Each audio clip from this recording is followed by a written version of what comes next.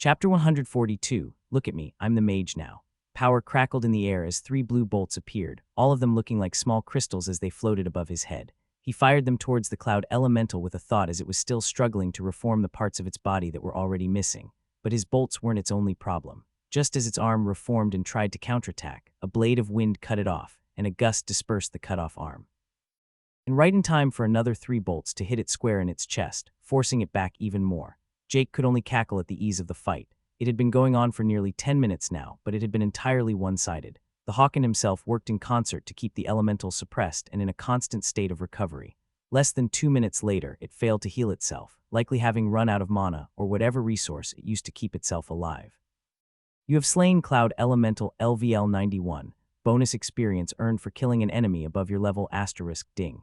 Class, Ambitious Hunter, has reached level 85 stat points allocated, plus 4 free points. Jake smiled at the level, happy to feel the sense of progression not just in his skill level but stats too. He was looking forward to his next skill selection for his class very much, his recent progress as a mage sure to be reflected. He wasn't the only one that leveled up. Hockey had also been blessed with a level at some point since their meeting a couple of days ago. Galesong Hawk LVL 91, you good to keep hunting? He asked, taking out a mana potion to chug down. The hawk glanced at him before motioning with its wing towards the now empty potion in his hand. Not sure which one it wanted, he just took out both a stamina and a mana potion. It selected the mana potion by blowing it out of his hand and into its talons like it did every time he fed it. I am beginning to suspect you just keep me around as a free potion dispenser. He laughed as he put the 2 now empty bottles away in his spatial storage, Hawkeye neither confirming nor denying his heinous accusation. The 2 of them quickly found their next target, this time not going for an elemental, but a group of birds hunting one. While it wasn't very honorable to interfere in a fight in progress, Jake had come to accept it as commonplace in a place like this. He and Hawkeye had been attacked plenty of times already in the middle of their fighting, and they were even considered pretty lucky, with their high levels scaring off most potential attackers, their ability to deter opportunistic beasts growing with Jake's proficiency in magic. It hadn't even been half a day since he killed his first elemental solo with his bolts. A few hours in, he questioned himself why he even formed them in his hands. With the help of his ever-present sphere of perception, he could easily see all around him and better observe the mana in the air. This also meant that he could easier form mana wherever he could see, so he began forming singular bolts of mana in the air, while at the same time making them in his hands. Over the course of the day, it became him only making free-flying bolts that he kept suspended above his head.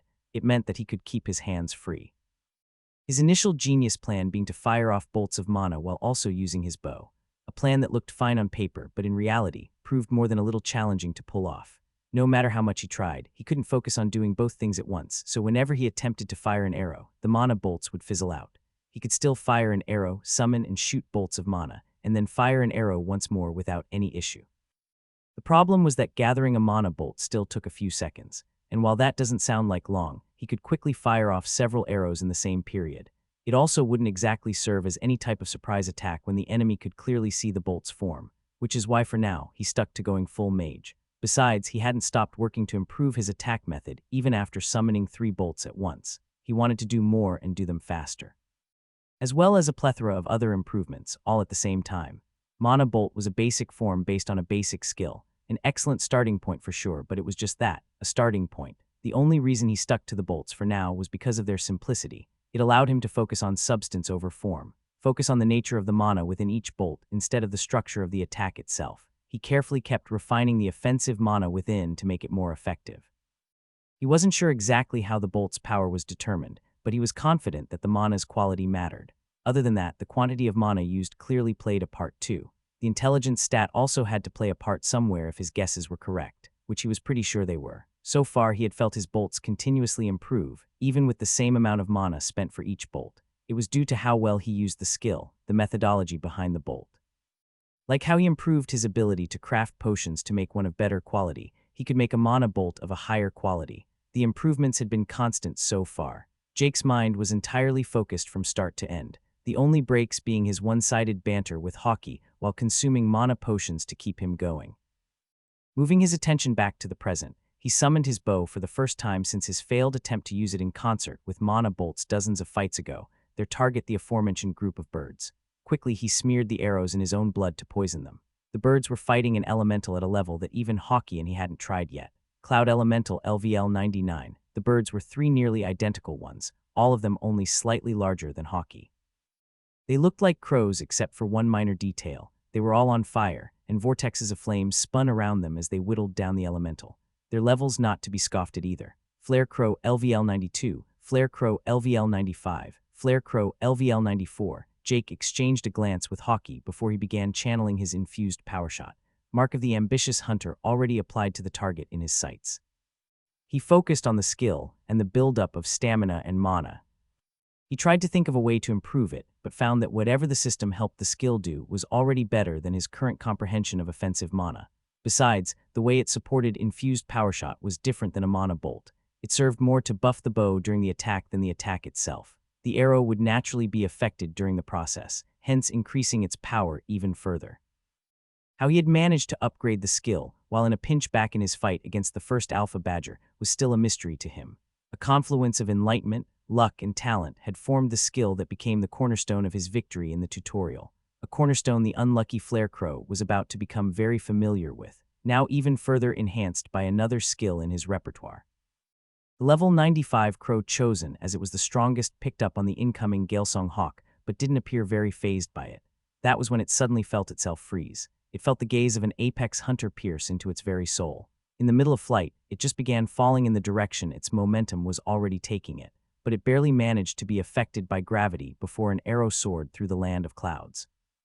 Jake stood surrounded by mist kicked up from when he released the arrow as it penetrated the crow. Its small size was only serving to worsen the damage. It pierced straight through its body, leaving a hole the size of an arm, which is to say nearly half of its body had just been obliterated. It fell down as Jake was already charging his second shot.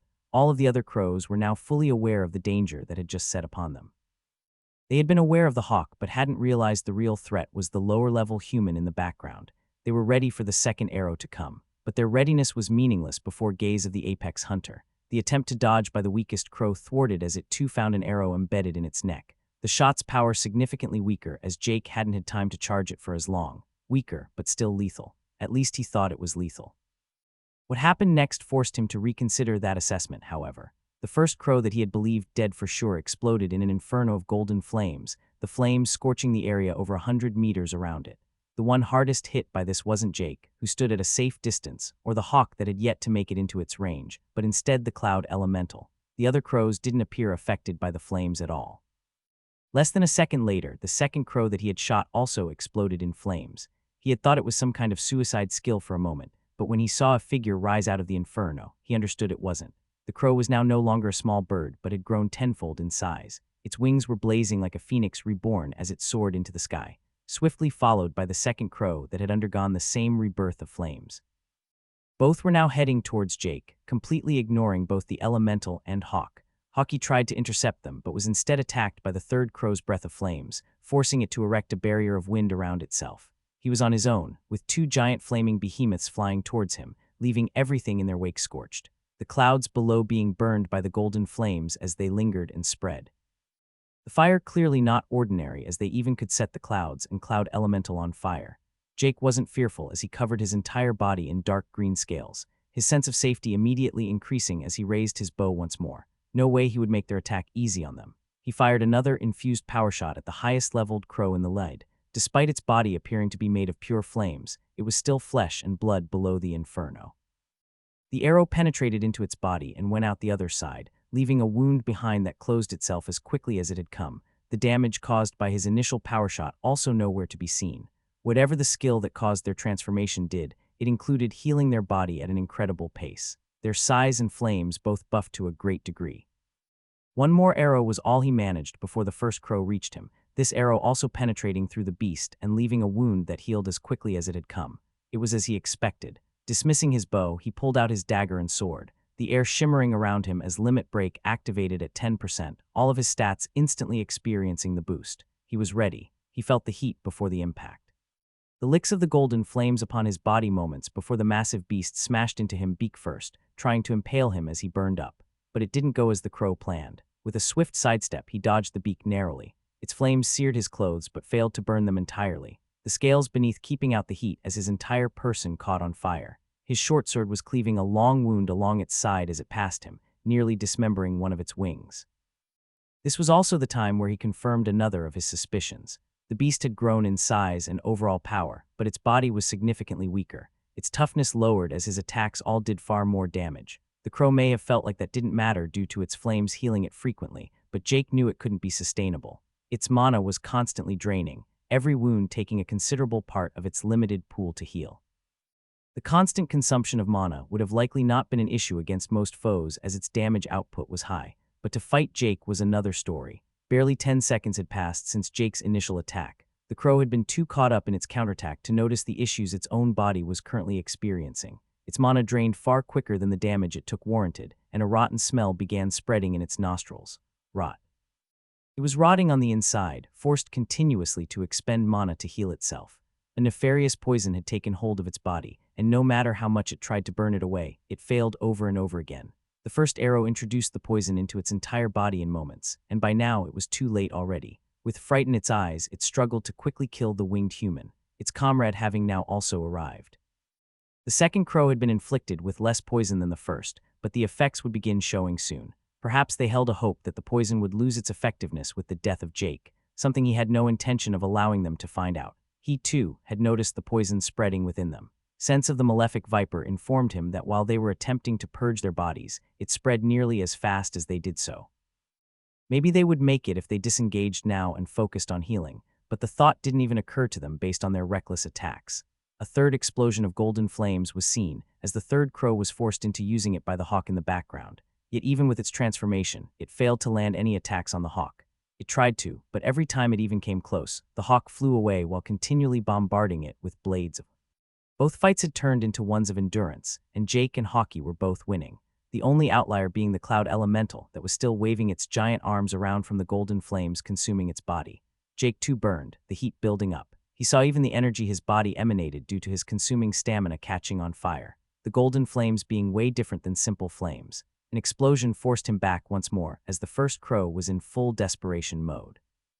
It consumed mana like crazy to make the inferno surrounding it larger and hotter. Upon landing on the cloud, Jake took another step backward, teleporting tens of meters out of the fire. He quickly took out his bow once more and fired another arrow, splitting into a dozen in midair. Being clumped up and massively grown in size, the two crows were both hit by a handful of arrows each. Only one of them carried even more poison, but all of them exacerbated their desperation. The two beasts retaliated, one with a breath of fire and the other a colossal fireball. Jake stepped to the side, tens of meters passed with a single footfall as he fired another splitting arrow. He had no intentions of facing them in melee any longer as he had enough issues dealing with the fire still lingering on his body. This kept up for a few minutes as the two crows desperately tried to lock him down and burn him up. He was repeatedly dodging and firing an arrow here and there. In the end, the second crow turned out to be the first to succumb to the poison. After a final attack that forced Jake to sacrifice one of his wings to block its attack, the crow died, the flames dying out with it.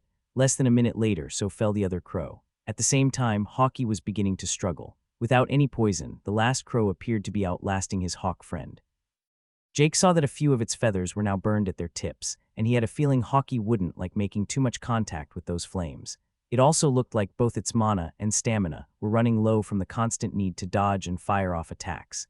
Jake came to the rescue with a fully charged infused power shot, freezing it with gaze of the Apexal Hunter to make sure the blow landed where he wanted it to. With the fight now a 2 versus 1, the last crow died in less than half a minute, Hawkeye using a skill to lock it down in a dome of wind as poisoned arrows pelted it to death. The only remaining enemy was a cloud elemental at death's door, the flames of all 3 crows having burned it during the fight after it was already severely weakened due to the fighting before he and the hawk interfered. It still took them a few minutes to finish it off, with Jake doing most of the damage using his mana bolts. Hawkeye was taking a breather, only occasionally firing a few blades of wind here and there to keep it down. After it all, they both took to the air and returned to the same small cloud island they had come from. Exhausted, Jake entered meditation as the hawk also closed its eyes to rest. Chapter 143, City Lord. Meditating on the small island of clouds sat Jake with the hawk lying beside him, wings out to its side. It hadn't even bothered to perch itself on the crystal tree behind them, too exhausted to care about its dignity. Jake had used Identify on it on their way to their little island and seen that their struggles had paid off for the bird. It had gained yet another level in only one fight. Galesong Hawk LVL 92, he too had gotten plenty of gains. not counting the sheer satisfaction he earned from the first excellent fight after exiting the tutorial, of course. By looking through the notifications, he had also managed to land himself another level. You have slain Flare Crow, LVL 92. Bonus experience earned for killing an enemy above your level. You have slain Flare Crow, LVL 95. Bonus experience earned for killing an enemy above your level. You have slain Flare Crow, LVL 94. Bonus experience earned for killing an enemy above your level. You have slain Cloud Elemental, LVL 99. Bonus experience earned for killing an enemy above your level. Asterisk, ding.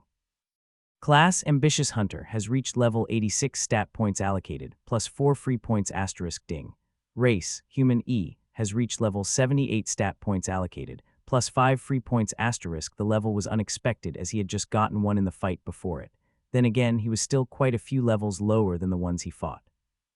Even if his experience was lessened due to fighting with the hawk and the damage the crows had already done to the elemental before they interfered. He also had to remember his mark of the ambitious hunter, increasing his experience when fighting enemies above his own level. As always, he used the skill almost instinctually on any target he faced. He felt a bit bad to admit it, but upon meeting Hawkeye for the first time, he had marked it. Closing the menus, he chose to focus on recovery for now. The flames were extinguished with the death of the crows, but his body was still a mess. He'd lost more health than he had thought, and his stamina and mana reserves were also severely drained.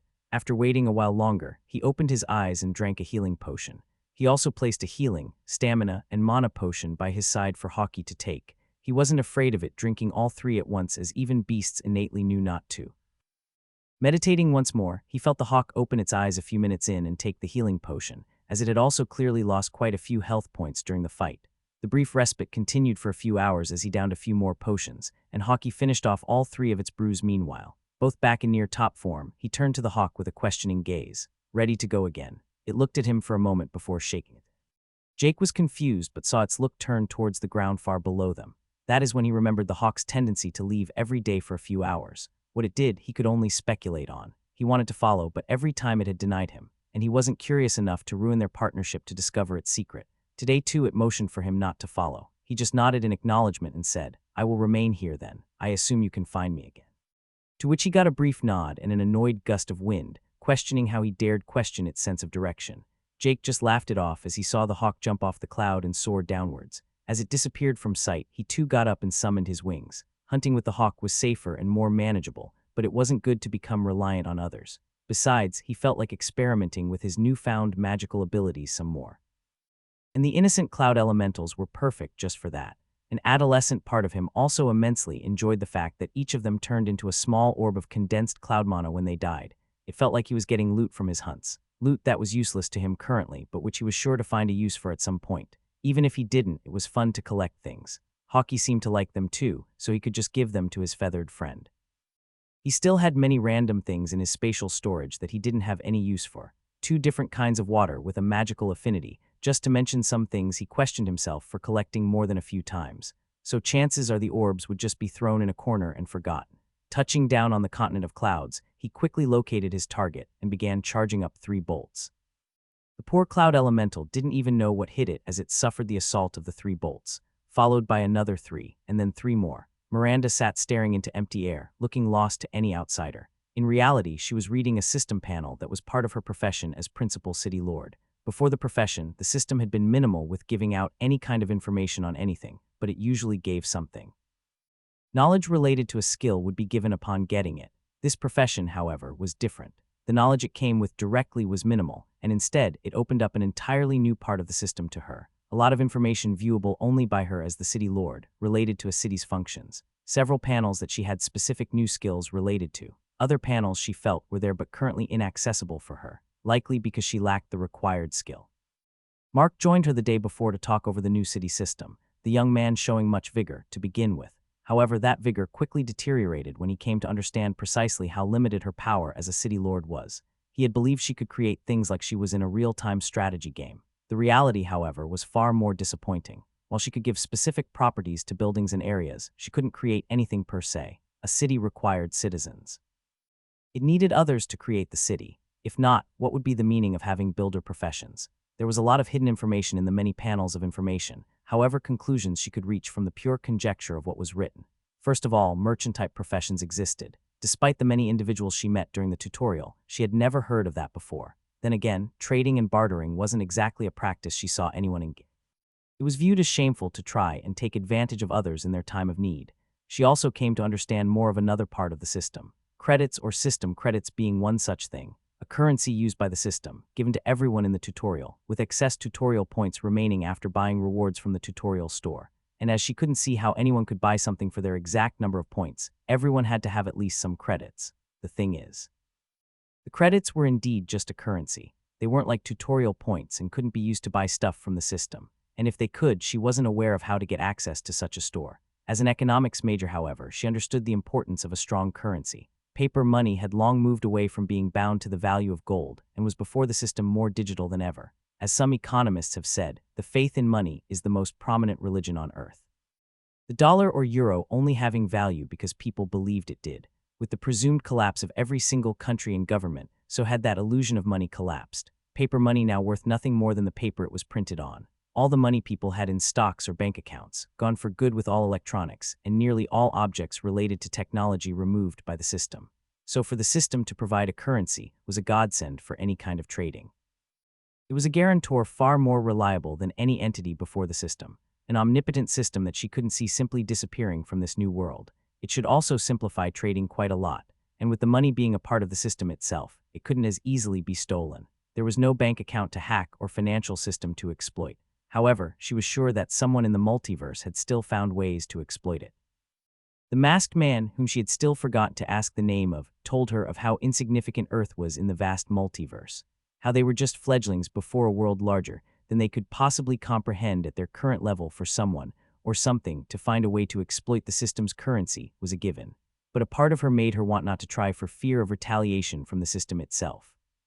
She still wasn't quite sure if it held any kind of ego or not, especially after meeting the humanoid entity in the introduction and tutorial store. Shaking her head, she returned her attention to the menu before her. It was describing the possibility of taxation in a city. Several types of taxation, none of which she had unlocked the ability to deploy yet. Not that she had any intention of doing so, though the thought was a bit funny. To tax a city consisting of one in-progress lodge, a bunch of trees and 2 chairs.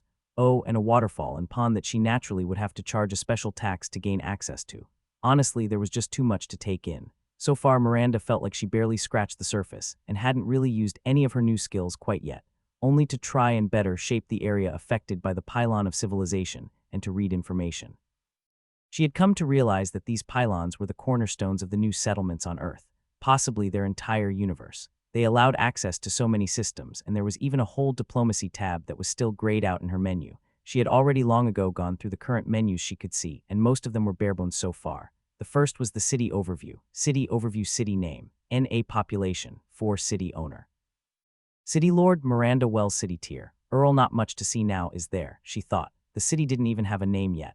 The population only showed 4 as for some reason the system didn't count the masked man. She knew he was the owner, but even the system didn't display his name there. It was rather useless so far, but she was sure it would expand. However, the part about city tier was at least a bit informative. From the owner, she received the title of nobility, Viscount.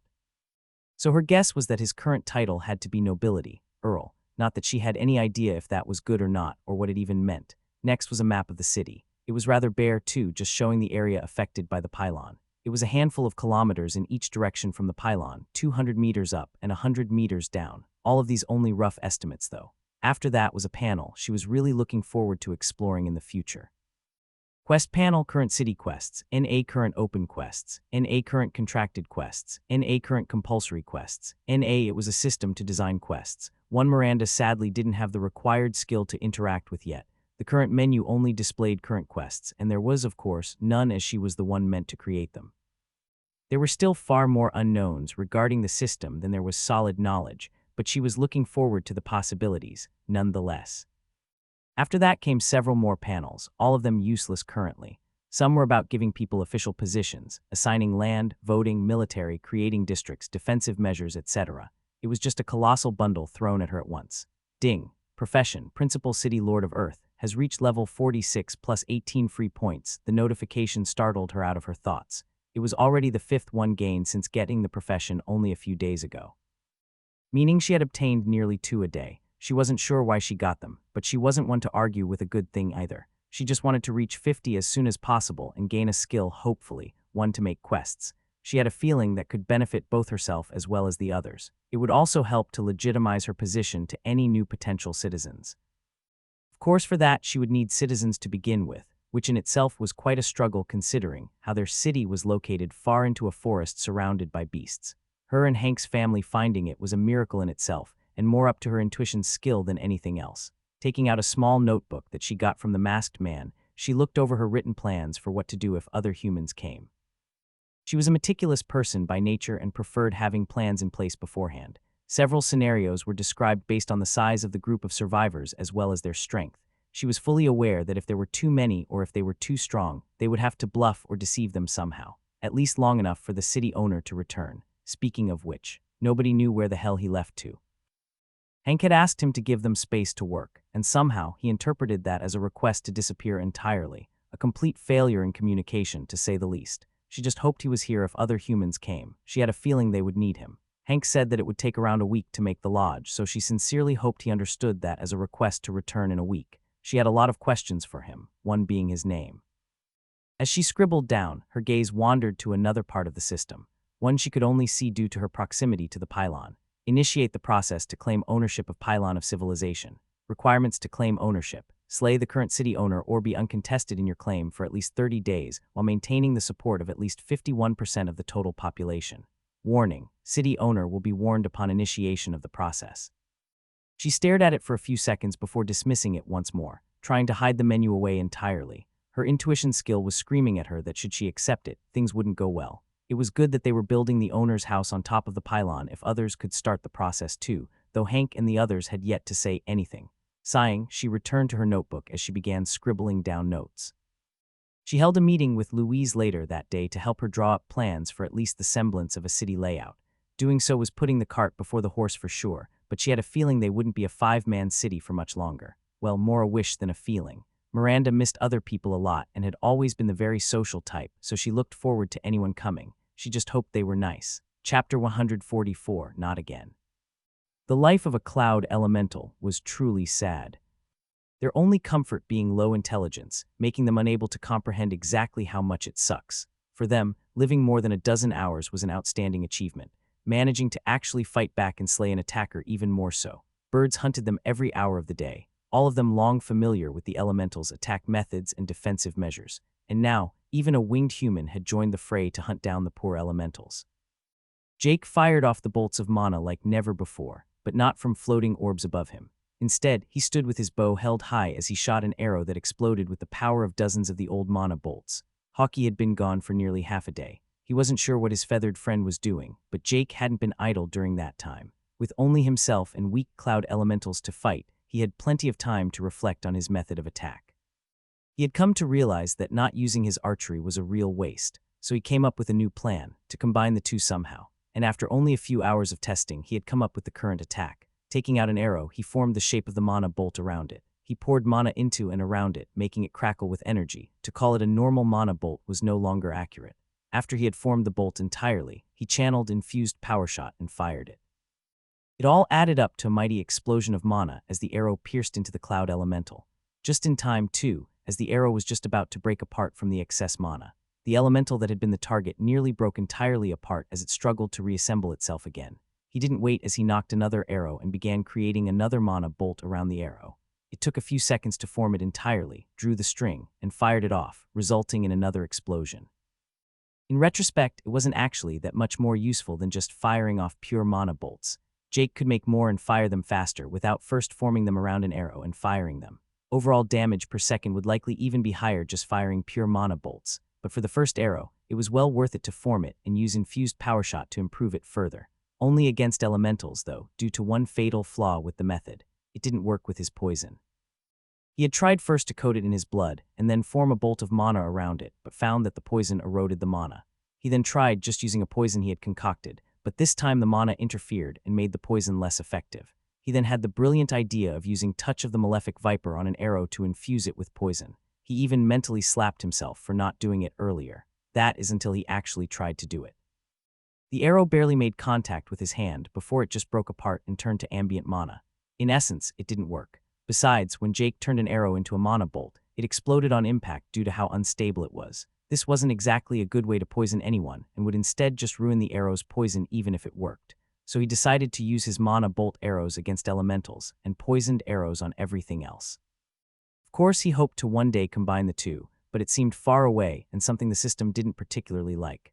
Maybe he could get a skill at 90. He felt a bit in a hurry to level up, but on the other hand, he wanted to keep pushing the still unexplored potential of his newfound proficiency in utilizing mana in combat, at least until his current rapid progression petered off. Also, he kind of didn't want to engage two powerful cloud elementals without Haki. He needed the bird to ensure he could actually kill them, considering his still lackluster damage output. He was an archer and not a mage, even with his mana bolts. It could get a bit dicey, and he had missed out on a few kills due to other birds swooping in and interfering.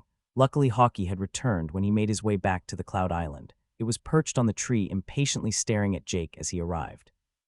With a slightly apologetic nod, he sat down and entered meditation to top himself off right away so they could return to their hunt. He didn't need more than half an hour to get back in top form once more, mainly because of the potion he drank, but excessive consumption of alchemical products was a hallmark of his recovery process by now.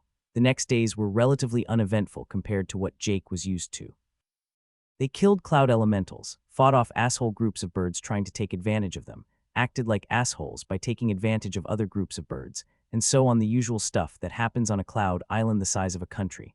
Every day Haki would leave for anywhere between a few hours to half a day. Jake spent this time either experimenting with mana or solo hunting a bit. He was lucky that he had stocked up on so many potions that he didn't have to brew any. His bolts of mana had improved hour by hour, and by now were far more potent than the ones he started with. Their shape now resembled small lightning bolts as they crackled with energy floating above him. Their killing did unavoidably result in a lot of experience earned. Jake ended up gaining another 3 levels even if he didn't find the fights that interesting. Ding. Class, Ambitious Hunter, has reached level 87 stat points allocated, plus 4 free point asterisk. Ding. Class, Ambitious Hunter, has reached level 89 stat points allocated, plus 4 free point asterisk. Ding. Race, Human E, has reached level 79 stat points allocated, plus 5 free point, just one more level, and he would unlock another skill. He was very expectant, of course. 2 days ago, his progress in the mana bolts significantly stagnated as he began to run out of ways to improve them. For now, it would just take hard work and time for further improvements. Compared to the first mana bolt he threw with his hand like a plebeian, he now shot off crackling bolts of pure unadulterated pain like a true mage. The only minor issue with them being their innate instability. He wasn't sure why they were like that. They just were. Perhaps it was due to his desire to continually pack more power and destructibility in them, or maybe it was due to his starting point with forming the bolts to begin with. It was the thought process of turning mana destructive after all. Jake always had more focus on improving destructibility over stability, not that he held any regrets towards that. That path felt more natural for him to begin with, the mana closer aligned to his so-called Jake affinity. He hadn't noticed the small purple wisps of energy that had begun appearing in his bolts. The same kind that emerged during the trial of myriad poisons when he sought to destroy and break down the poison in his body. Each of them far too minute for him or anyone, but the strongest of gods to detect.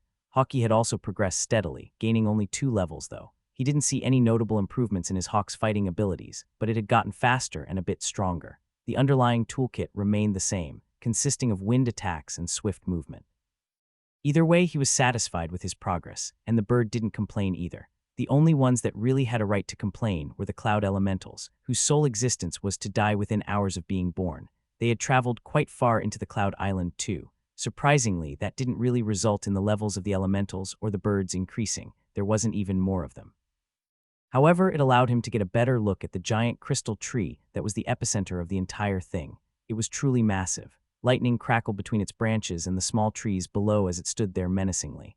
Using Identify on it didn't yield any result, meaning it likely wasn't a monster. It also felt far too big to be useful in alchemy. The pressure it gave off was enough for the two of them to keep a safe distance, though. Neither of them interested in getting hit by a wayward bolt of lightning. He was a bit surprised to see that some birds didn't have the same reservations, but upon further inspection, he came to understand why. They were monsters of the lightning affinity and thrived in an environment filled with volatile energy. This didn't mean that those birds were safe close to the tree, however. They faced powerful competition from other monsters trying to monopolize the powers found there. A few of these competitors making Jake and Haki retreat in a hurry, especially 2 that seemed exceptionally competitive. One was a giant bird, a commercial airliner size, a wingspan tens of meters wide. its body covered in feathers colored a deep black with small blue patterns here and there. Lightning crackled in its wake when it moved, as it kept away all other birds in the area by frying them completely. The pressure the giant bird gave off, making it clear it was a step ahead of all the other beasts. Thunder Rock, the second competitor, looked a lot like a cloud elemental, but instead of the fluffy white body, this one had a dark gray one with thunder crackling within. Its body flashed with electricity every few seconds as it sat on one of the tree's larger branches, absorbing the lightning mana as far as Jake could tell. In size, it dwarfed even the gigantic rock, a skyscraper of lightning and death. It too in the D tier, Storm Elemental. These two were what dominated the center of the Sky Island. Throughout the week, he had seen the two face off a few times, but they appeared unable to properly wound the other. Both were relying on lightning attacks while at the same time being mostly immune to it, so they had reached a semblance of balance as they kept to each side of the tree. Other birds and elementals were competing below, sometimes trying in vain to reach for the crown where most of the lightning mana was condensed. He couldn't help but throw Hawkeye a glance the first time they saw the two of them, hinting if they should give it a shot sometime soon, to which he got a bewildered look back as if he was the biggest idiot the hawk had ever seen. Not that he didn't understand why. The two of them were clearly far above their level. They should still both be in the early D tier, but of course, that didn't mean they were something the two of them could handle. As always, he couldn't help but compare them to the king of the forest. He imagined how the king would fare against these creatures. The version of the king before being stabbed by a tusk, weakened by the bead from the Nest Watcher, and blown up by the corrupted moonstone. And the conclusion he reached was the mental image of the rock being torn apart by the golden claw. The elemental ripped into countless pieces by telepathy as a shockwave of mental energy crushed both of their souls to nothingness. At least, that is what his intuition told him would have happened. He was perfectly aware that he had never truly seen the king in his prime. All the extraordinary items weakened him to a ridiculous degree. What he did remember, however, was his fully powered infused power shot being blocked like it was nothing. Returning to the real world, he was currently flying back towards their little cloud island once more for a round of meditation and drinking potions. Their daily routine became more and more habitual, as Hawkeye didn't even have to ask for a potion anymore. Just as he entered meditation, he was thrown out of it by a system message. Quest received. Contested Pylon of Civilization City Lord Miranda Wells has initiated the process to take control of the Pylon of Civilization. If left unchecked, you will lose ownership. Time remaining, 29 days, 23:59:59 quest reward, retain control of Pylon of Civilization. Penalty upon failure, loss of ownership of the Pylon of Civilization. Nobility, Earl downgraded to nobility. Viscount, he stared at it for a while, bewildered. What the hell? He was confused. But the confusion quickly turned to anger as he stood up abruptly, startling Hawkeye. But what startled Hawkeye more was the aura he currently gave off. Bloodlust filled the air in an almost tangible aura. His eyes were blazing with the yellow sheen from gaze of the apex hunter. To say that he was pissed was an understatement. He had been told to stay away for a week. 9 days had passed. 9 fucking days, and they had tried to pull a fast one on him. 2 days over their agreed-upon time was all they had bothered to wait. Only 2 scenarios were in his head. Either they believed he had died and had decided to claim the pylon for themselves. Fine, he could accept that. He was still going to kill them, but he could buy it. The second option was that they just didn't give a shit anymore, that they didn't care about Jake's rightful ownership of the pylon and had come to believe that he wasn't powerful enough to defend it from them. I have some shit to deal with. Be back later, he said as he leaped off the cloud island and began descending. He could feel the pylon and made a beeline for it. Hawkeye just sat there frozen, unable to respond to the sudden wave of bloodlust he was giving out. His anger was only growing further as he flapped his wings faster than ever before. He had believed in Miranda and his intuition that told him that he could trust her. He was angry at himself, but even more so angry at her. Even if she thought he was dead, did she have that little respect for him? That little trust? Even if he was dead, couldn't she be bothered to wait for a man a couple of days? He had given her a powerful profession, a title, a future in this new world. She had seemed genuinely thankful, and this was his thanks. He had saved all their damn lives not even 2 weeks ago. Not that he thought he owned them or anything, but he expected at least a modicum of respect from all 4 of them. It doesn't matter now, he thought as he sped up even more. Limit break active at 10% to go even faster. He had shown trust, and they had thrown it right back in his face. He wasn't some meek person who would just let that fly. They had chosen their own fates, his only regret being his own naivety. Hadn't he learned already? From Andrew and his first and only girlfriend, from Caroline and her betrayal in the tutorial. Every time he had chosen to trust someone, they had broken that trust. Descending like a meteor, his bloodlust grew as not a single beast dared get in his way. Chapter 145, Visitors. It had all started 4 days prior. The house's construction was pretty much done, and Hank was considering making some simple pieces of furniture. They also had a sit-down to talk about plans to make a few more buildings elsewhere for themselves. That is when Miranda got pinged by her skill that others had entered the pylon of civilization's area of influence, other humans. She was immediately filled with a paradoxical feeling of both concern and anticipation. Concern about how many they were, their intentions and their strength, and anticipation at the potential of having more citizens join the city, maybe begin to make it worthy of being called a city. She notified Hank and the kids as they talked over what to do. Louise and Mark should go hide in the cellar of the house, Hank started out with. At Miranda's request, the cellar was rather well hidden, and you wouldn't find its entrance without looking around for it. Which is to say they had put the pelt of an animal over the hatch. Not going to happen, Louise said adamantly. We both evolved too. If they want to fight, let's give them one. We should avoid fighting if we can, no matter how strong or how many there are. Miranda sighed as she tried to calm down the fired-up Louise. The system clearly hadn't fixed the illogical mind of the young woman. I don't want to hide either, Mark said a bit meekly. Hank chose to concede as they quite frankly didn't have time for the discussion right now. Fine, but no fighting unless absolutely necessary, and keep quiet. They spoke a bit more, all gathered around the house still, as they waited for the arrival of whoever was to come. The skill Miranda had that made her aware they were here did nothing more than that. It just gave her a vague feeling that someone had entered. Not how many, not how strong, or where they were now. Miranda wasn't even sure if she could feel it if they left the area again, so all they could do was to wait in trepidation. Luckily, or perhaps unluckily, they didn't have to wait long before someone arrived. A hooded figure was hiding at the entrance to the valley and peeked out from behind a rock. She saw the 4 people there in front of a wooden lodge. The large bearded man with an axe over his shoulder, a woman, a young man, and a young woman all wearing robes. 2 casters and a healer from what she could tell. A quick identify of all 4 showed that none of them were overly high-leveled while they were all E-grade, the woman and the man being the highest-leveled individuals at 33 and 34 respectively. She quickly retreated to her group, waiting a few hundred meters away at a small clearing within the forest. As she walked out from behind a tree exiting stealth, the group turned towards her, a young man in the lead. That was fast. Did you find anything? He asked with a slight smile. His face was pale, and his eyes seemed a bit listless despite his smile. He was wearing a robe with golden runes and a small chain around his neck, with the necklace itself hidden beneath his robes. But even with his weak appearance, she knew that he was by far the strongest in their party. They were a group of 5 that had met and survived the tutorial together from level 0 to where they were today without losing a single member. The party consisted of herself, Eleanor, the archer of the group. Next was their defender, Kristen, the only other woman on the team. She was currently sitting in a chainmail set resting against a log with their healer Silas tending to a large wound on her stomach, a particularly nasty one that was resisting his healing quite effectively. Then there was Levi, their weird magic swordsman who didn't quite fit into a role. He was initially a medium warrior, but began picking up more magic skills and eventually evolved into a hybrid class at 25. Last but not least was their leader Neil, the sole caster of their party and a weird one at that. He was specialized in kinetic magic, or more accurately recently, space magic. Displacement, teleportation, whatever the hell struck his fancy, he somehow figured out how to do, which is also how they had arrived where they were in their current state. I saw 4 humans. I didn't detect or see anyone else. They have constructed a lodge in the valley, and from the looks of it, know that we are here. At least they are on guard, she answered after a brief pause. Their levels, and were there any clue as to their classes or capabilities? Neil asked further. Strongest 2 at 33 and 34, with the one at 34 wielding an axe, and the other wore the standard caster robe from the tutorial. The last 2 looked like teenagers, one of them a healer and the other a caster. Both also E-grade, she explained. Neil looked a bit troubled at the answer. This doesn't make any sense. Why would we be taken here if they are so weak? Maybe it has something to do with the area. Have you noticed how we haven't encountered a single monster or beast since coming here? Levi theorized. Perhaps we are within a protective barrier of some kind. Wouldn't it be easier just to ask those 4?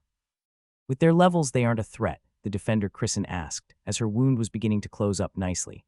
At this point, I don't think we have much choice. Even if there is truly nothing here, we should have created a lot of distance between them and us, Neil said, a bit resigned. They had teleported there with the help of Neil and a particular item in his possession.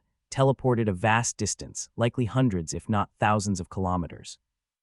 This wasn't the first teleport either, but one of many they had been forced to perform ever since returning from the tutorial.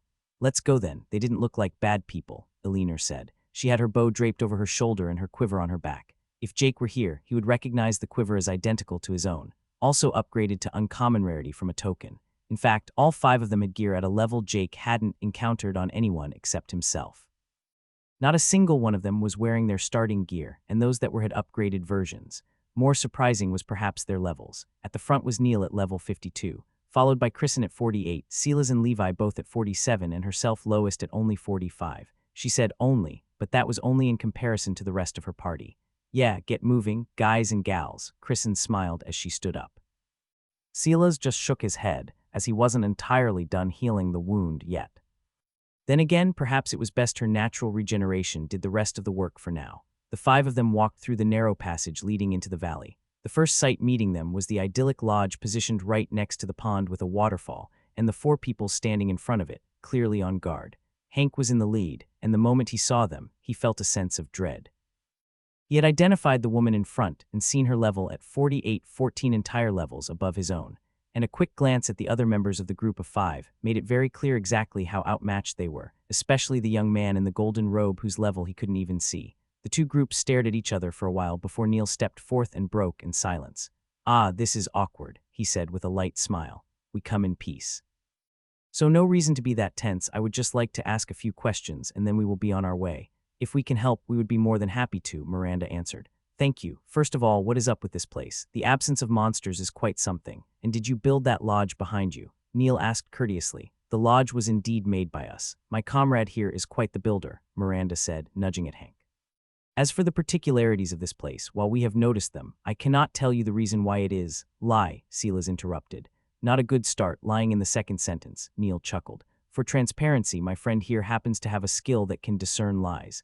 Miranda felt a cold shiver run down her spine. If that was true, it threw off 90% of her plans for this interaction. That is already calculating, in the fact that they were at a level of power far beyond them. Damage control, she thought. "I am sorry, I mean that I don't know exactly why this area is as it is, only that it is related to the owner of this land. The lodge behind me is also built for him, and this entire valley was already his home when we found it," she explained. If lies didn't work, she would have to use truths only, a bit creatively, perhaps. "The owner, you say. Who might this owner be?" Neil continued. "I do not know. Not even his name is known to me," she answered, praising the fact that she had forgotten to ask his name time and time again. "What I do know is that he is powerful and, from what I could tell, human." "From what you could tell, what makes you think this mysterious owner isn't human?" "I strongly suspect he is human, but since identify does not work on him, I couldn't confirm. His level of power also making me doubtful of his humanity to begin with," she said, expanding on her prior explanation, deciding to let the mysteriousness of the masked man play to her advantage. "Doesn't work?" Neil asked, a bit confused. "As in not at all?" "No, not at all. It just returned a single question mark," Hank said, cutting in. Neil frowned his brows. He had only encountered that phenomenon once. It was the entity that had rewarded him the object leading to their current precarious situation, the same entity that was the namesake of his class. He would have to get to the bottom of this. "Where is this person now?" "He left 4 days back or so. We don't know to where, but I believe he will return within the next 3 to 4 days due to it being the deadline set for finishing his new lodge," Miranda said. She very purposefully tried to make her answers fulfilling to avoid too many follow-up questions. She wanted to, at all cost, avoid any mention of the pylon. Luckily, she was the only one aware of it. "I see. Exactly how strong would you reckon this individual is?" Neil asked as he looked to be in deep thought. "Strong enough to make me not tell you out of fear he will retaliate when he returns," Hank cut in once more, giving an answer way better than Miranda had thought up. "We understand," Neil answered with a smile after throwing a glance at Silas, getting a nod in confirmation that neither Miranda nor Hank had lied since the first part. What ensued next was a few moments of staring at each other, only interrupted when Kristen winced a bit and grabbed her stomach in pain. It was rather subtle, but Miranda and Hank both noticed it. "Are you injured?" Miranda asked, with a bit of genuine concern, far from enough to overcome her wariness, however. Neil looked at Kristen for a bit, getting a small nod. "We ran into some trouble coming here. A particularly nasty curse happens to have inflicted her, and it takes some time to heal." Miranda nodded in acknowledgement. It wasn't like the woman's injury was any kind of chance for them. If a fight broke out, they would lose for sure. Just 1 or 2 of the 5 could very likely wipe them out. The only positive thing currently was that she didn't feel like they intended to. "Anything that will come to bite us in the ass later?" Hank asked, not so courteously. "Hopefully not," Neil dismissively said before turning to Miranda once more. "As this area is the safest we have come across so far in our journey, I would like to ask permission to stay here. As the owner isn't around, would you be able to allow us to stay?" Miranda began, quickly remembering the living lie detector. She could allow them to stay, so. "The final decision is up to the owner, but I am unable to stop you from staying if you wish to." "Great," Neil laughed after Silas said nothing. Do not hesitate to ask us for anything. We truly do not come with any ill intent. I believe working together would be of interest to both parties. I agree that working together is preferable to standing in opposition to one another. Miranda smiled in return. She reached down and took a small satchel out from beneath her robes. One everyone recognized as the one that contained potions at the beginning of the tutorials. Take this as a proof of goodwill, she said, tossing the satchel to Neil. Neil didn't catch it per se, but instead stopped it a meter or so from his body, making it float in midair, clearly still cautious despite how friendly he had acted. With a thought, he opened the satchel and saw a handful of similarly familiar bottles within. He chuckled a bit internally at the gesture. The potions were excellent back then, but he wasn't sure how much they would really do with everyone well into the E-grade. The only interesting thing was how the hell they had managed to save the potions throughout the tutorial. That is until he tried identifying a few of them almost on instinct and noticed something was off. One of each type was of common rarity. I would feel bad accepting your reward from the tutorial like that, Neil said.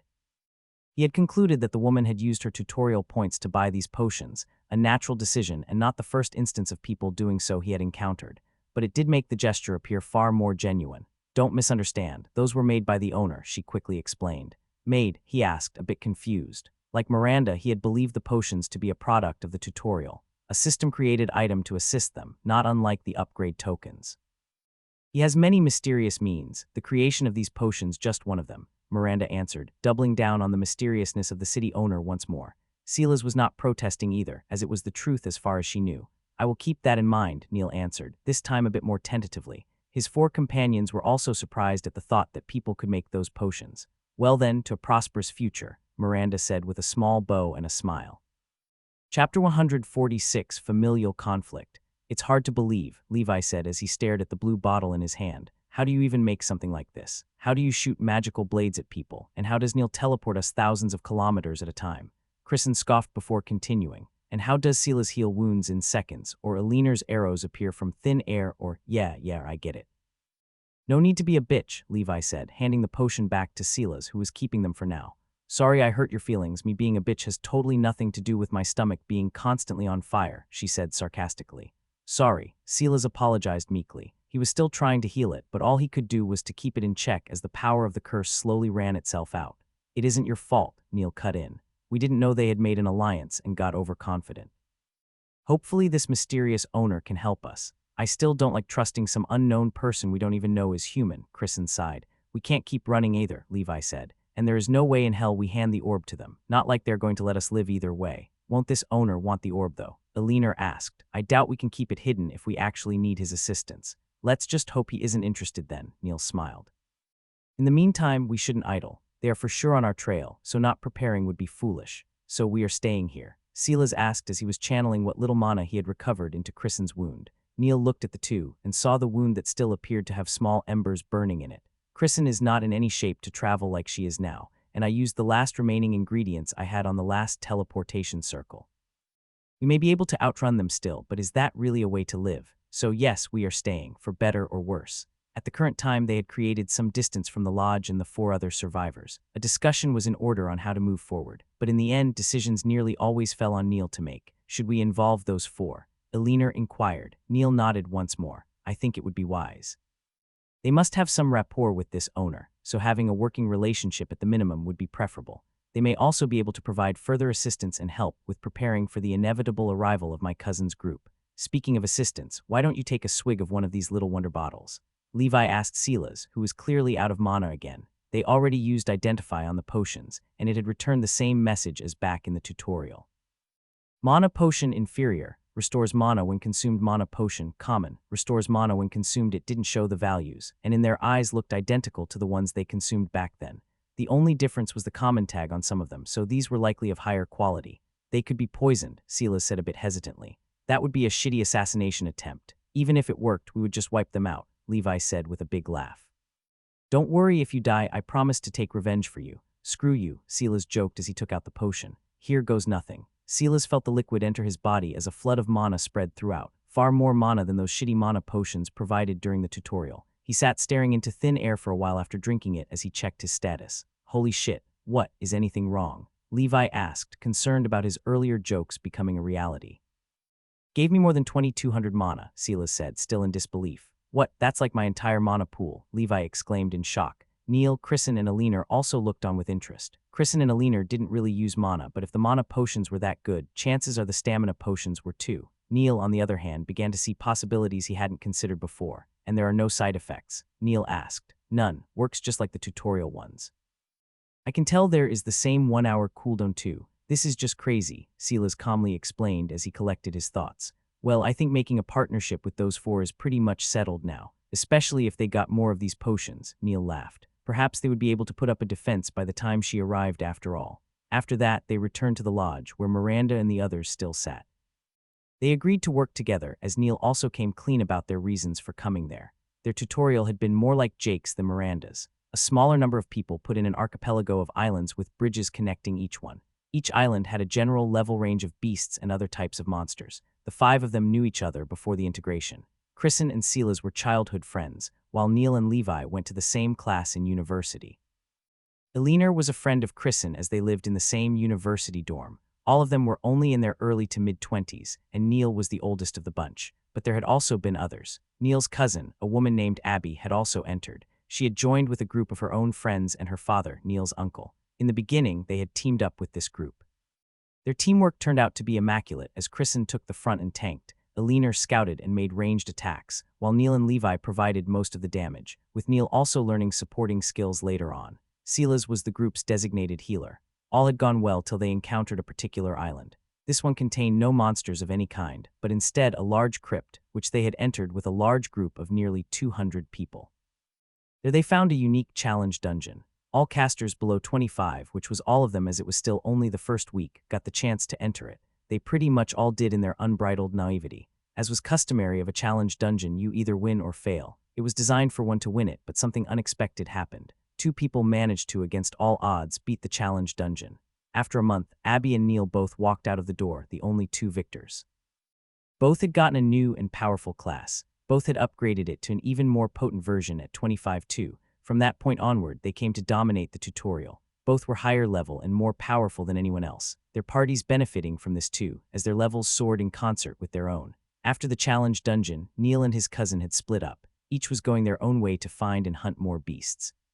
By some miracle, or perhaps by design, they reached the final island simultaneously, when only a single day of the tutorial remained. There they had entered a new area together. Within, Abby and Neil, as well as their respective companions, encountered the final boss. The disciple of the one who had given them the legacy in the challenge dungeon. The one who had given them their class was long dead, with only this one disciple remaining behind as an honor to his old master. The disciple had been D-grade, more potent than they could possibly handle. Luckily, he wasn't there to fight them. He offered them yet another trial, one they could try with their parties of 5. Abby at this time had come with a group of several hundred people, an entire army she had at her command. Of course, she protested at the limitation of only 5 people, but the disciple insisted, and even the headstrong Abby didn't dare cross the D-grade disciple. Once more, Abby and Neil had competed, which was when the disparity between the two became apparent, not in their personal skill, but the skill of their party. Neil had only ever been with his party of 5, be it luck or fate that they had decided on that from the start, which meant that he had an immense advantage throughout the trial. Their party even cleared 2 dungeons prior, and all managed to get good equipment. On the other hand, Abby had put herself and her father before everyone else. In personal power, she was above Neil. Her father was also slightly stronger than any of Neil's party members, but that was it. The rest who followed her were far from powerful individuals. This resulted in Neil winning in the end. Abby was walking out with only her and her father surviving. As a reward, Neil was granted the Orb of Calax, named after the one they had inherited their class from, the item that would come to be the reason for their current predicament. And upon sharing its properties, Miranda and Hank understood why. Orb of Calax, legendary, an orb made by the space mage Calax in his final days, left to his disciple to grant to any worthy inheritor of his path. The orb was made by condensing a microcosm to physical form in the shape of an orb. It is nigh indestructible by any being below B tier. Due to the very life of Calax being consumed in its crafting process, it contains insights into his understanding of the concept of space.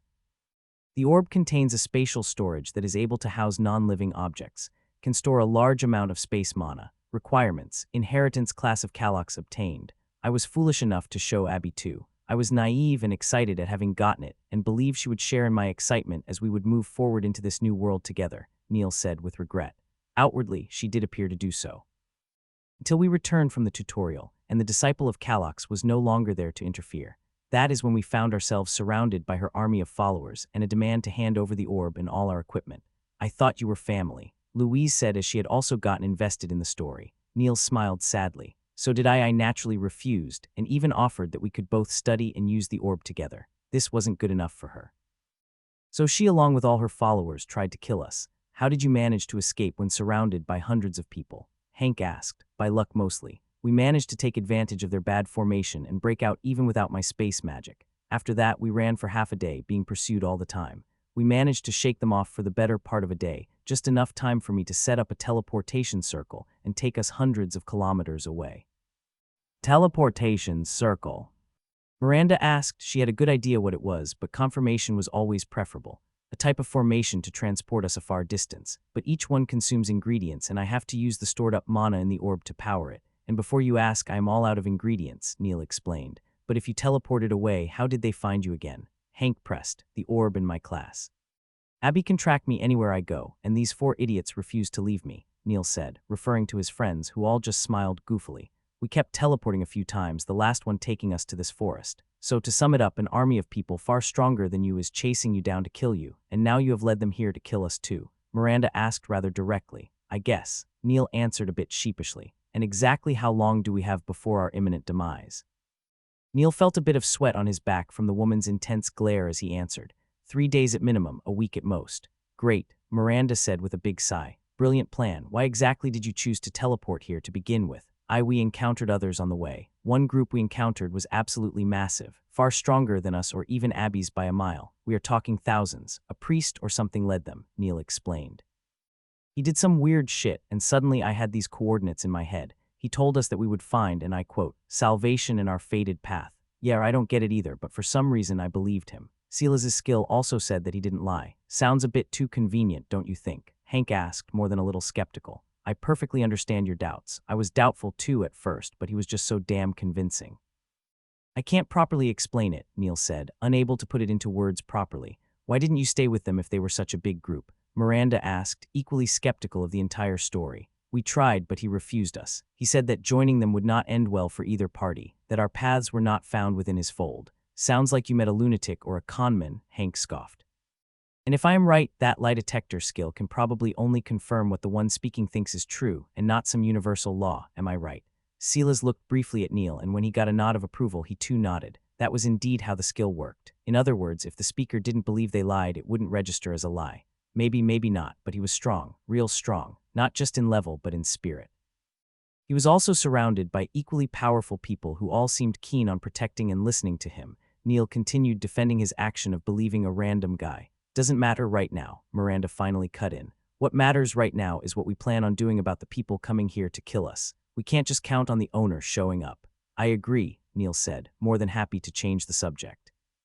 He proceeded to explain a few of his plans, but it was clearly something that would take more time to plan properly. It also quickly became apparent that every single member of the 5-man party had evolved professions. So, who was this guy? Hank asked, bringing the topic back to the mysterious guide. I never got a name, Neil confessed, but everyone referred to him as the Augur. Chapter 147, Unbalanced. Miranda sat on the small stairs leading up to the lodge.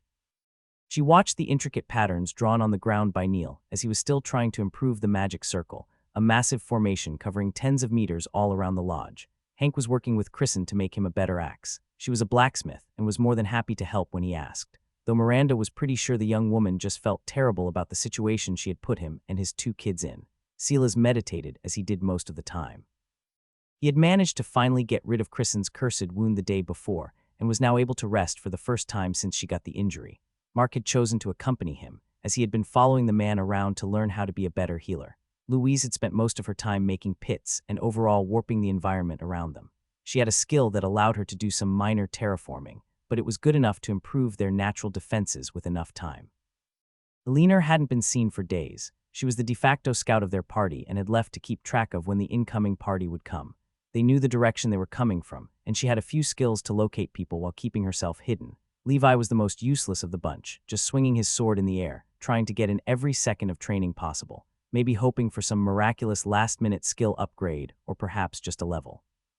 Whatever the case, the sense of urgency and desperation was tangible. It was the 4th day since they arrived. The enemies could come at any point now. The time had been fruitfully spent overall, as they had more or less prepared as well as they could in this time. Especially Neil, who had put down the large formation to defend them, had made many preparations. The lodge was to be their final stand. The building was constructed by Hank, and his skills enhanced it. It was far more durable than regular wood and could perhaps offer some form of protection from weaker attacks. They knew the other side had many people, so hopefully it could block some of their ranged attacks at least. Miranda hadn't yet shared her role as a city lord, nor even mentioned the existence of the pylon. It wasn't her place to do so, and she still didn't entirely trust the party of five. Their cooperation was forced due to the circumstances. But if their claims proved to be accurate, then maybe doubling the city population was possible. She had already gotten 3 more levels in the profession and reached 60. This had earned her a few glances, as they were surprised her race level had gone up by 2 so fast. They hadn't asked her, though. Likely they were too focused on trying not to die. Upon leveling, she had also earned another skill. She had been offered the one related to creating quests, but had decided to go with one that was a bit more immediate. Its functions were pretty simple. It was a purely defensive skill that allowed her to create a barrier in a small area. She had chosen to share the functionality of this skill with Neil. Neil's barrier was meant to do basically the same, but his used space magic, while hers used pure mana. But from what she had gathered, hers was borderline impenetrable on its own already. As long as it held, that was, and it could only be used around the pylon. So they had 2 defensive barriers and a lodge created by an evolved builder. Bunkering down did seem like a possible tactic if all they had to do was buy time. The problem was they weren't sure if buying time would lead to anything. The city owner hadn't appeared for several days. In fact, it had now been 9 whole days since any of them saw him. Miranda knew that he still lived, as he was listed as the city owner. Well, with a question mark, but still, all they could do was hope he returned in time. Time slowly ticked by as they trucked on with their final preparations. Miranda had a weird feeling of both wanting them to come and get the torturous wait over with, and for them to be as delayed as possible. Somewhere, deep in her heart, she still hoped that they could negotiate. It didn't sit right with her to hand over Neil and his party, but if that is what she had to do to protect Hank and his children, she was willing to do so. Reluctant, but willing. She had made a promise to help keep them safe to Hank's wife, and she had never fancied herself a liar. Her wish for the wait to be over came true not long after. Elinor dashed into the camp, yelling, "They are coming," as all the tension that had built up came fully to the forefront. Kristen immediately stopped the hammer and threw it to the ground. She hadn't taken off her armor once since the wound had healed and was already ready to fight. Neil stood up from his kneeling position, as he was also mentally preparing himself for what was to come. Silas exited the lodge with a worried expression, while Levi simply stopped swinging his sword and turned towards where Elinor had come from. His gaze was showing that he was ready. Hank, Louise, and Mark all went to the house as they had planned beforehand. Louise had been given the task of pouring mana into some runes Neil had placed inside the house to strengthen it further, while Mark was their backup healer. Hank himself exited soon after with his axe over his shoulder, concern apparent on his face. "They already have eyes on us," Neil said as he stood beside Miranda in front of the lodge, all the others behind them. "I can feel it," she said, and she could. She had felt that people had entered the area of the pylon earlier. Soon more pings came from her skill, signifying several more people entering. With Neil's group, she wasn't able to distinguish how many they were. She still couldn't, but the fact that several pings came once must mean that several groups had entered, or one massive group too big for even her vague skill to recognize it as one. They heard them before they saw them. Several voices were heard, as well as the sound of marching, making it clear they didn't even put up the facade of trying to hide. Their scouts, without a doubt, already having relayed that only 9 people resided in the valley. From one of the entrances, Miranda finally saw them. In front was a relatively small woman, or teenager. She didn't look any older than 18 or 19, but the system had made telling age quite a bit harder. Beside her walked a man with a shaved head and black beard. His appearance was very similar to the girl at his side. She, like Neil, wore an embroidered robe of excellent quality. She also wore several pieces of jewelry and appeared to float a few centimeters off the ground. Overall, she gave off an immense sense of danger, and it wasn't hard for Miranda to recognize her as the infamous Abby. "Nice place you found yourself, cuz," she said, with a big smile as she looked at Neil and the idyllic waterfall and pond behind the lodge. "Would be a waste to ruin it, wouldn't you agree?" Neil fired back with a similar smile. However, Miranda could feel his anxiousness. "I don't know about that," Abby said, her smile instantly gone. "Where is the orb?" "With me as always," he said, taking it out from beneath his robe. It was a small black marble that at first glance was utterly unimpressive. He had fixed it on a chain to wear it around his neck, though it wasn't recognized as a necklace by the system. As they spoke, Miranda couldn't avoid noticing the other people also appearing all around them. She saw quite a few standing on the cliffs above looking down on them, while others jumped down to surround the lodge. She counted more than 100. "So you aren't going to run this time?" she asked, her gaze still cold. My offer still stands. Give me the orb and all of your equipment. The same goes for your comrades too, of course. At this point, Miranda was tired of being ignored as she cut in. Excuse me, miss, while I don't mean to cut into your family dispute, I would like to point out that you stand on another's land. Shut the fuck up, you fucking whore, before I rip your head off, she roared at Miranda entirely out of nowhere, before just as swiftly returning to having the smile she had before. I am speaking to my dear cousin here and not you. Miranda was utterly taken aback, and so was Hank and the others observing from the house too. Neil's party, on the other hand, didn't appear that fazed. She's speaking the truth, though. This land and lodge are owned by someone else, Neil said calmly. They had already discussed earlier to try and drag out time as much as possible, not that they knew it would help anything. Miranda still had a slight hope that the city owner would feel it when so many intruded upon the area. Oh, really? So where is this owner of yours? Abby sneered, clearly not taking him seriously. Just cut the bullshit. Orb and all your stuff in a pile on the ground within the next minute. The same goes for your new friends, too. Neil hesitated at this sudden ultimatum. The plan of buying time was not working at all. Miranda was completely unable to string together any semblance of a plan, the other party far too hostile and unstable to argue with. You just want all of us to strip, and then what? Kristen cut in, clearly annoyed. Her stomach was still aching slightly even after the wound was healed. Got the curse fixed, it looks like. Dad can be a bit heavy-handed, Abby laughed. And well, you strip naked, and then if I feel like it, I will let you live. I am sure that a couple of the guys would be inclined to let you keep your head. Abby, don't joke like that, her father said in a playful tone. Oh, shut up, old man, you can have her.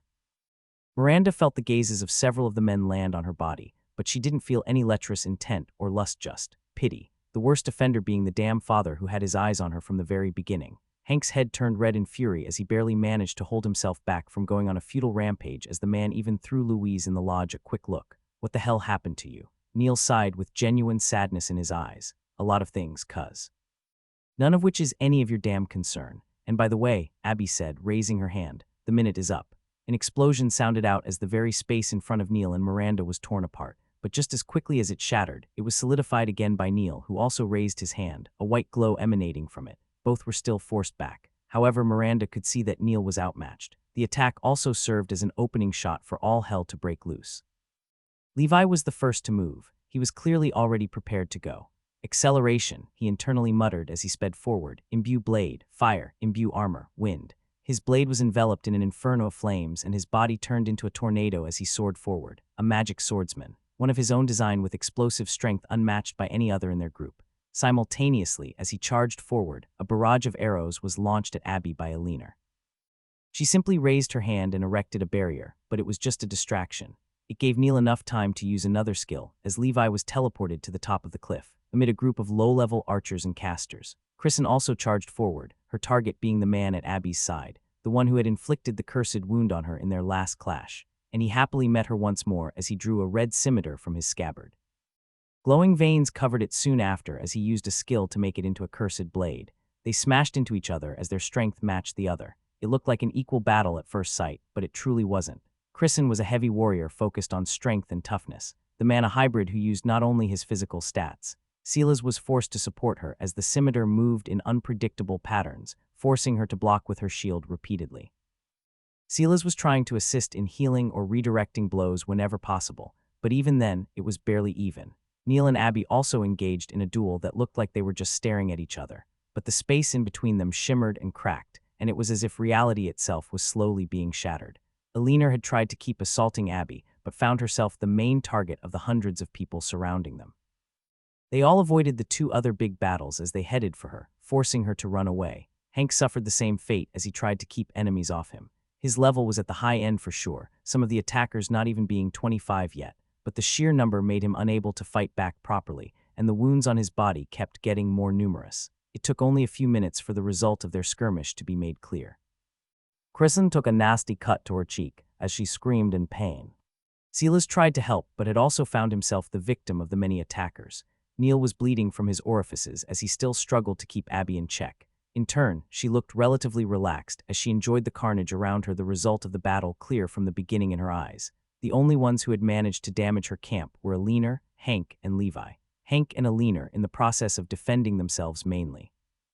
Levi was the only one who had done any real damage, having killed nearly a dozen people before his many enhancements ran out of power, and he also found himself overwhelmed.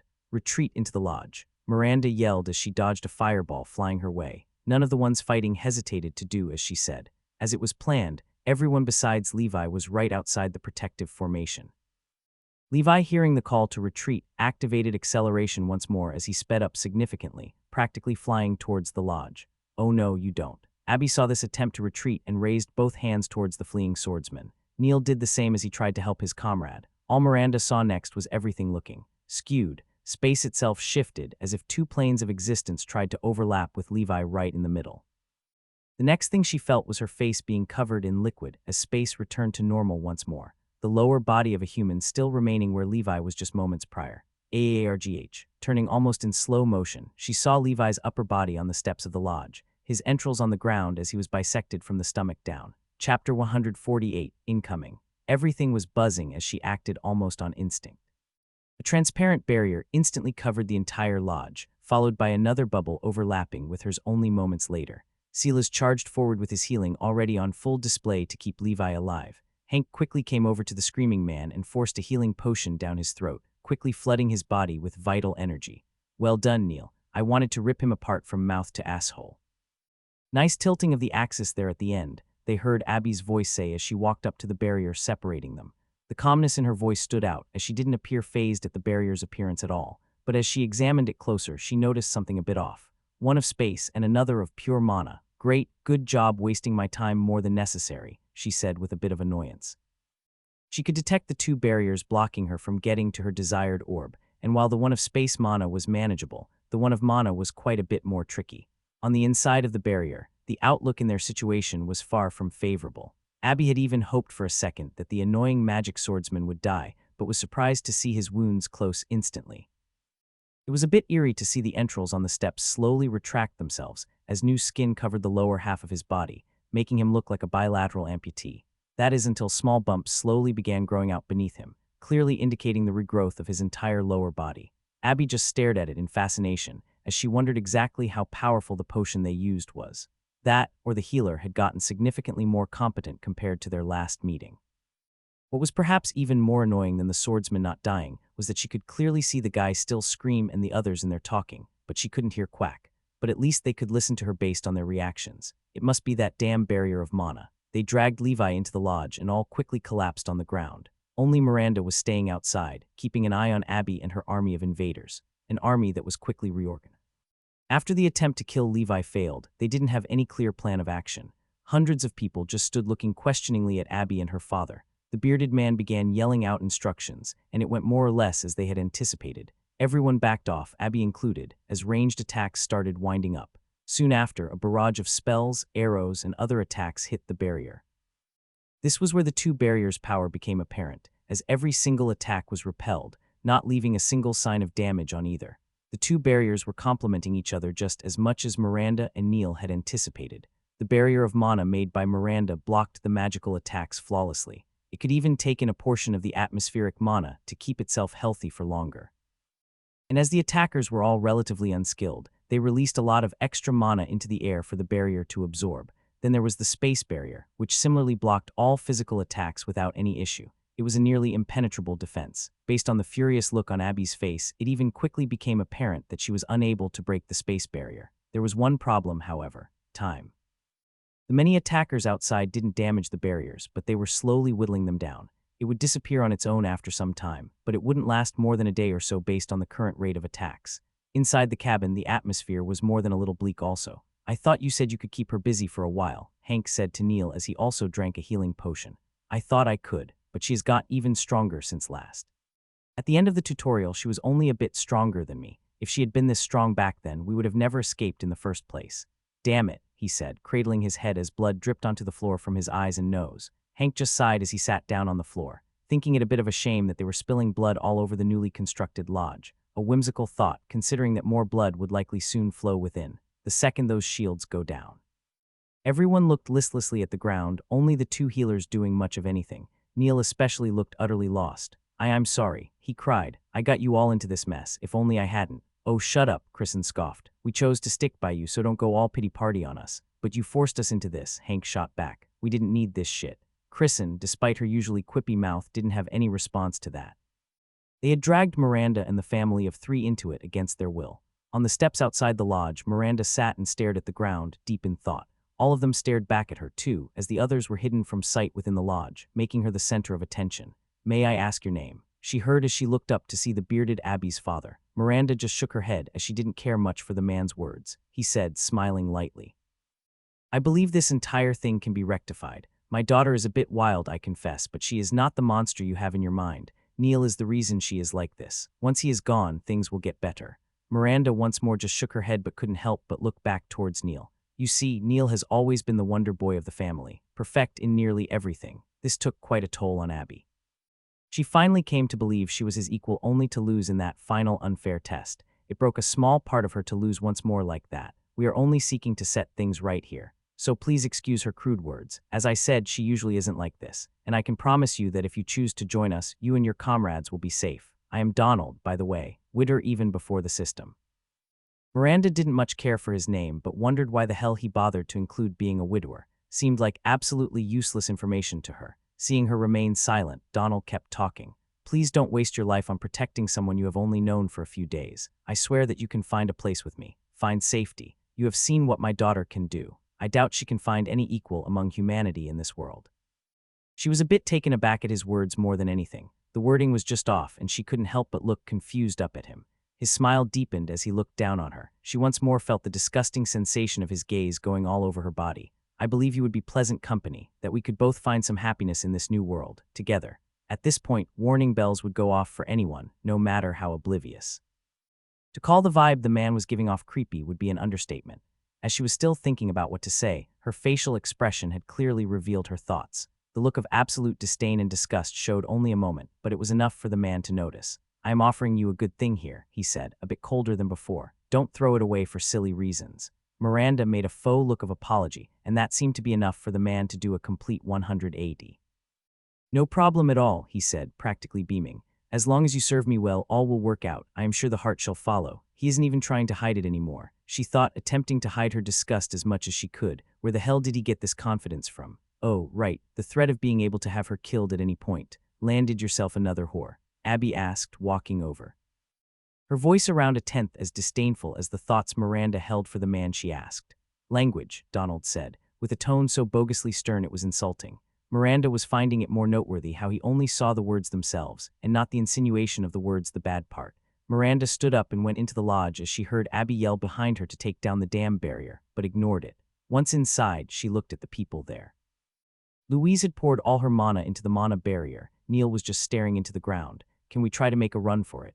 Alina finally asked, breaking the silence. "How far will we get? And if you haven't noticed, we aren't exactly in a state to run. One of us even less than the others," Kristen sneered, instantly feeling bad afterward for getting mad at her friend. "Sorry, I know." Alina smiled sadly. "Kristen, Silas, and Alina," Neil said, looking up. "Try to escape.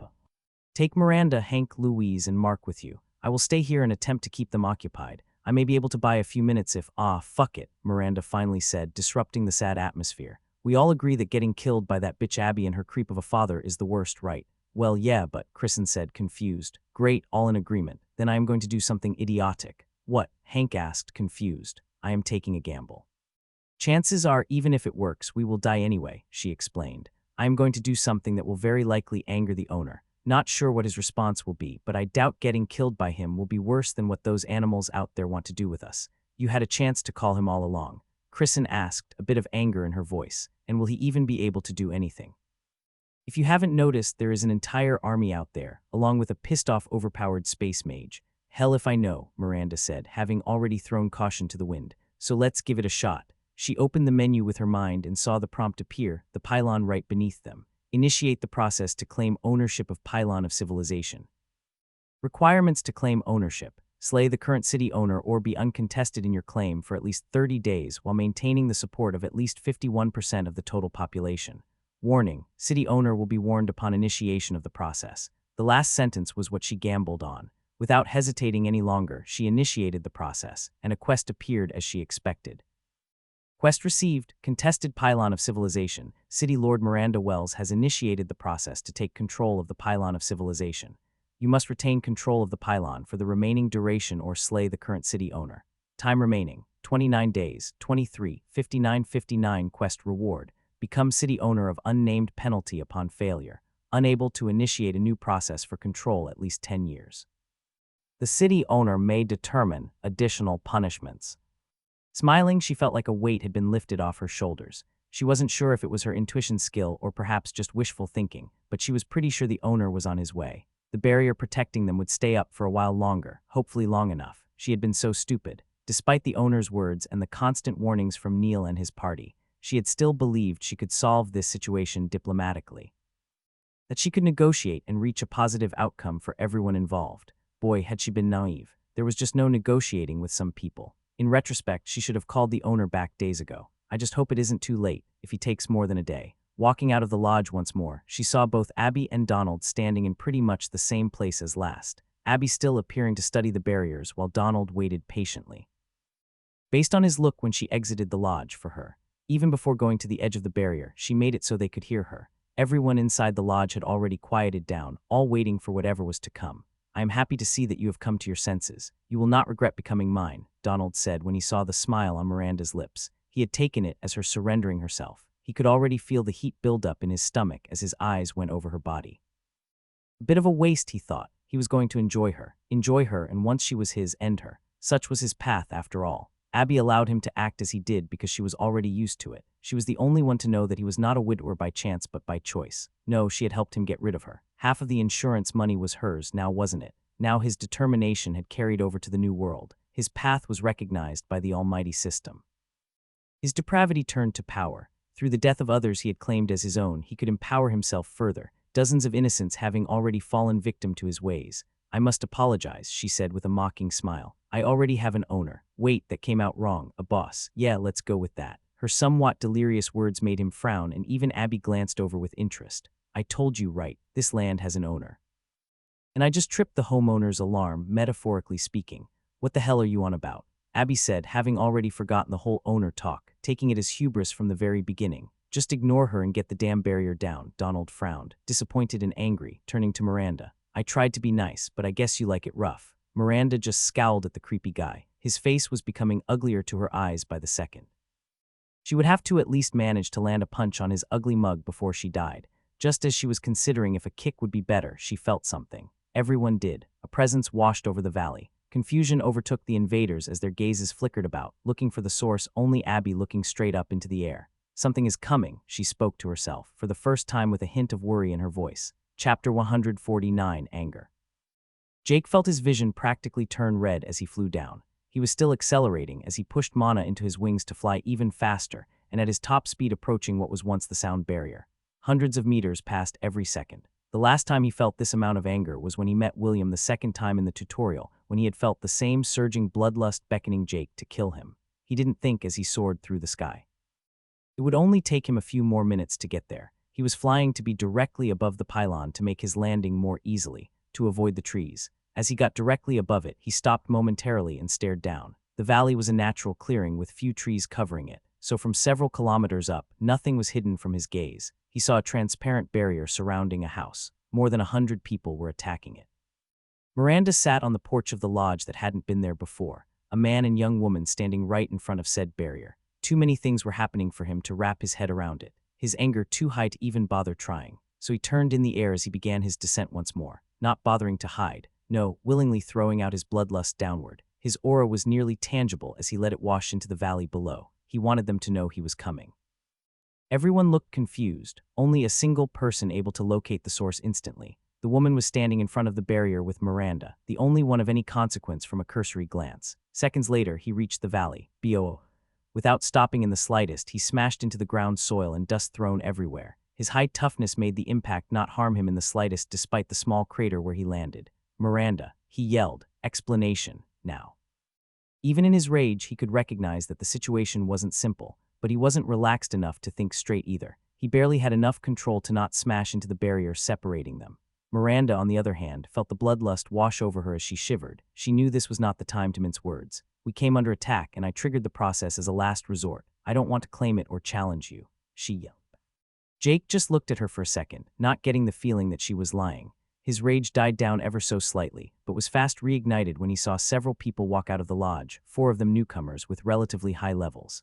And they are, he asked coldly, Was this really just some elaborate trap? He felt the gazes of all the people around him upon him. It reminded him of the time Caroline betrayed him in his meeting with Jacob. Didn't help his anger management situation. It was the same. Surrounded, lured in by people he naively thought he could trust. This was different. He was different. He wasn't going to be naive like then and nearly lose his life. Even if surrounded, he was confident in his ability to at least escape. And not just escape, but make sure not a single fucking one of them was going to make it away. Don't misunderstand. They are just hiding here as we did, Miranda tried to explain. His level of anger far higher than she expected. It is them who have come to kill us. She didn't hesitate to point out the man with the bloody scimitar and the young woman in an obnoxious robe who were standing there, likely also trying to grasp the situation. A masked human with wings had suddenly crashed down and started yelling at the woman, throwing them a bit of a curveball. His yellow eyes finally shifted to them, especially the woman who had the highest level besides him, sitting at 59, by far the most potent human he had ever encountered so far. Your turn, explain. Hey, I get the whole mysterious masked man persona you're going for, but I am not particularly fond of that shtick, the woman said, having got her bearings. She had to recognize that the man in front of her was strong, but he was surrounded. And the others were too weak to pose a real threat too. While he was an unknown element, she didn't for a second believe he wasn't one she couldn't handle. This is why what happened next came as a surprise. With a step forward, Jake disappeared, only to appear right in front of her. While Jake wasn't overly tall, she was on the small side herself, meaning she suddenly found herself staring up at a figure 1.5 heads taller than herself. Jake had to hold himself back from just shoving his dagger into her throat. The minor slight of not taking him seriously was enough for him to want to murder her. He barely managed to remain rational, a small voice in the back of his head keeping him back from doing something he may come to regret. However, his action of teleporting into her personal space spooking her far too much to even hear his question, as she quickly blasted herself backward and proceeded to teleport in midair and land a good 15 meters away, her eyes wide. For the first time, she appeared to begin to believe that perhaps antagonizing him further wasn't necessarily the best course of action. Look, we don't care much for that woman Miranda or her friends. We just want that guy in the white and gold robe and his companions. The moment we get him, we will be on our merry way, and hopefully we will never meet again, she said after calming herself down. Jake looked at her and back to the man standing with Miranda. Bloodstains were clearly showing that he had recently bled from his eyes, nose, and mouth, the results of a fight they had just before he got here by his estimate. Upon further inspection of his surroundings, he saw even more signs of a fight having taken place. It was also at this point that Jake truly realized that something was seriously wrong. Not with the situation, it actually seemed pretty damn straightforward, but with his own head. He had been forced to actually think when he began talking to them. His rational mind was starting to do some work to analyze the situation. Why had he been so mad, to the point of nearly going entirely out of control? His initial anger and surprise were justified when he saw the quest pop up, but a few seconds of thinking should have led him to several possible reasons that didn't include a grand betrayal of his trust. Thinking on it, this really wasn't the first time either. It really was like with William. Back then, he had completely lost control of himself. He had felt like he wasn't in control of his body at all. In his mind, he had easily written it up as just being a heat-of-the-moment thing, a one-time occurrence. But now it had nearly repeated itself. He feared what he could have done if a barrier didn't separate him and Miranda. He may have even just killed her outright before getting any understanding of the situation. I will have to figure out what the fuck is wrong with me, he thought. But first, I need to figure out this mess. The others around him also noticed his silence as they all felt the bloodlust in the air disappear like it was never there, to begin with, and his entire demeanor calmed down as he made a big sigh and let out a big breath. All right, from the beginning. Miranda, if you will, he said, trying to sound as calm as he could. At the same time, he dismissed his two wings to appear more human. Also, they were a bit distracting, and if a fight truly broke out, he predicted they would create more problems than advantages.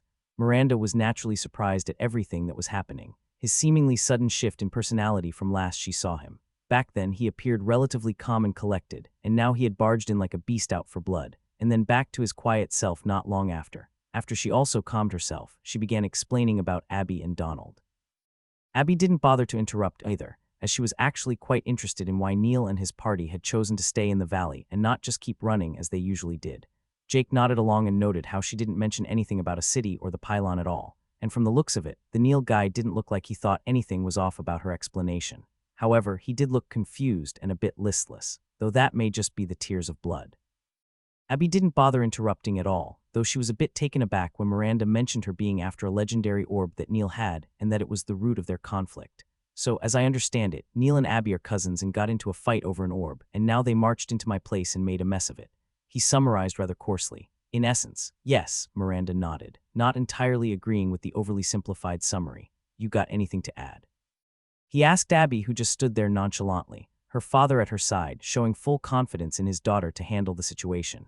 Not really, she shrugged. It is bullshit Neil got the orb to begin with. Nothing wrong with reclaiming what is rightfully mine. Having also heard a bit about the circumstances of Neil, Jake understood what had gone down, and he didn't really care much. But there was one part of the entire thing he didn't really agree with.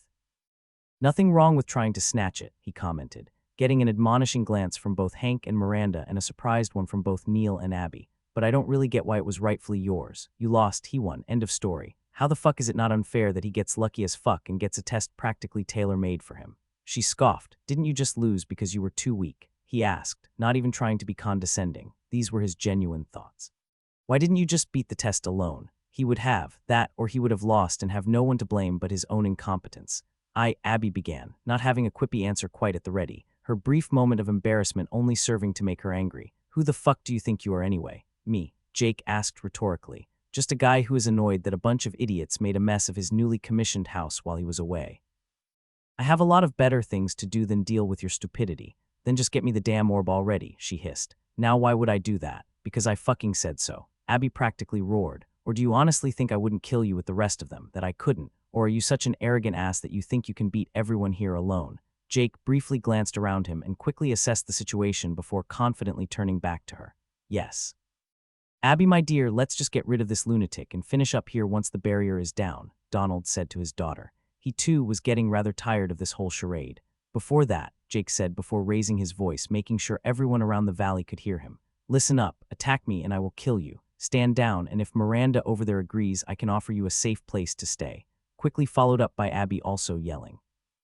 If you fuckers don't do your job, I will personally displace every single limb away from your body after this shit is over. Your head last. Pretty sure the head can't be considered a limb, Jake very accurately interjected, a correction that she evidently didn't find endearing or welcome in the slightest. Last chance, leave now, Abby warned a final time. No matter how much she was grandstanding, she truly wanted to avoid a fight if she could. But more so than avoiding a conflict, she wanted the orb. While the barrier was up more precisely, the space barrier made by Neil nobody would be able to enter or leave, and she wanted to be rid of the new element, aka Jake, before that happened to avoid having to face him and Neil together. The next move is yours, Jake just said. Attack, leave, or negotiate.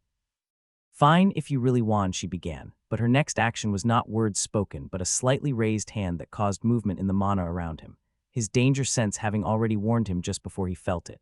She made her choice, he thought as he stepped forward, teleporting once more. The place where he stood moments earlier exploded behind him. His step didn't take him all the way to her, as she was already flying backward the same second she attacked. Likely predicting that her sneak attack wouldn't succeed in ending the fight, but she was surprised that the near-instantaneous attack failed to even touch him. Behind the barrier, all of them were highly invested in the fight, partly because they wanted to see what the mysterious masked owner was capable of, but primarily because him losing would mean them all dying. Neil was shocked when he saw Jake move.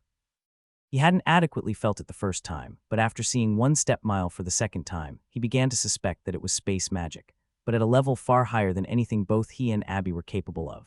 It was far from as complicated as what they did, but the quality. Jake thought for a moment as he saw the woman retreat. The bearded man called Donald, charging towards him with a red glowing scimitar, a type of energy emanating from it he didn't immediately recognize.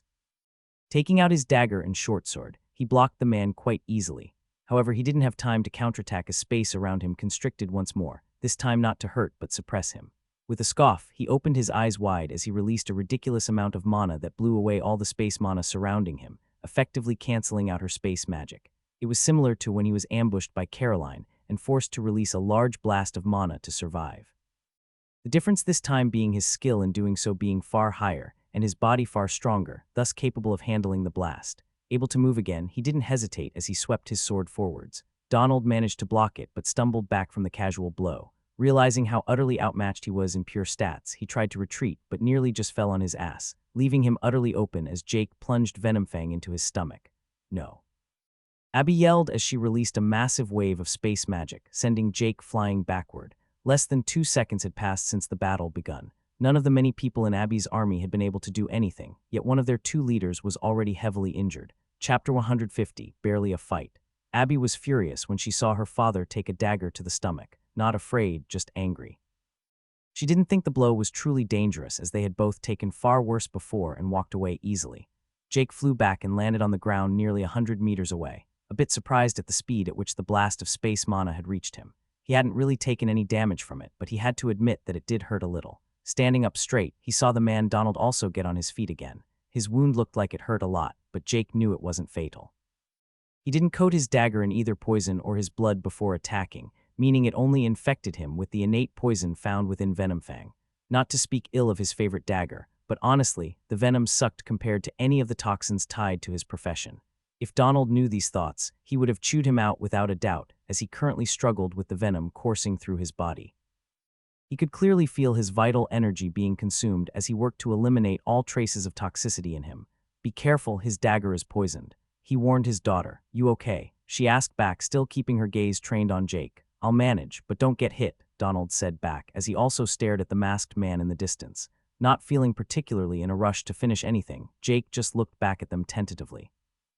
In his sphere, he had already felt several presences behind him, some of Abby's goons, trying to launch an ambush without a doubt. It very likely wouldn't work on anyone at his level of power, but Jake was an especially lousy opponent to try and do that to. He counted 3, which was very fitting. It just happened to be the limit of how many mana bolts he could summon at a time.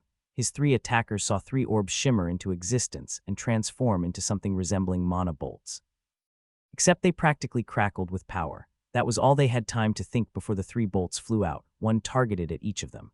None of them managed to even put up any semblance of defense before they got hit. Jake stood there unfazed as 3 explosions sounded out behind him, his eyes never leaving Donald and Abby. For some reason, Jake hoped that killing those 3 off would warn the others. Evidently, that was very wrong of him. He soon found himself bombarded with arrows and spells from all directions as Abby's followers attacked. Their levels were low, the ones he had killed not even above 30. Many hadn't even reached E-grade yet, but he had already made it clear what the consequences would be for attacking, so he retaliated. He didn't want to use any more destructive skills or spells than necessary. This was his valley, after all. Why destroy the scenery for no good reason when he had a skill capable of killing without any blood or destruction? His eyes landed on the ones above firing spells at him, both of them glowing a piercing yellow color as Gaze of the Apex Hunter activated. On the cliff, 7 people stood, 2 archers and 5 casters. They had just fired off an attack each when suddenly they felt his gaze, followed by a sudden spike of pain before eternal darkness claimed them. Like puppets with their strings cut, all 7 fell to the ground dead. Sadly for his opponents, only a few had seen what he had done, and those that did see didn't release a second wave of attacks. Abby and Donald, on the other hand, had seen it as clear as day, and both felt a cold shiver run down their spine. They had heard the term "if looks could kill," but had never imagined someone who could make that literal. Their fear only got worse as he did it a second time, then a third, and a fourth. Small groups of people fell to the ground one after another. They noticed that with some of them there would be a survivor or 2 who were just standing there, shivering, absolutely terrified. It only took 30 or so people to die before they stopped attacking. Many were either just standing there frozen or hiding. A few even turned their tails and ran the hell out of there. "What the fuck are you?" Abby asked with her eyes wide open in shock. "I believe we've already had this conversation once already," Jake just said while rubbing some dust off his cloak. He had taken a few hits from the small fry, but nothing that could do anything against his armor and high toughness. "Okay, you fucking win, we'll leave," she finally said.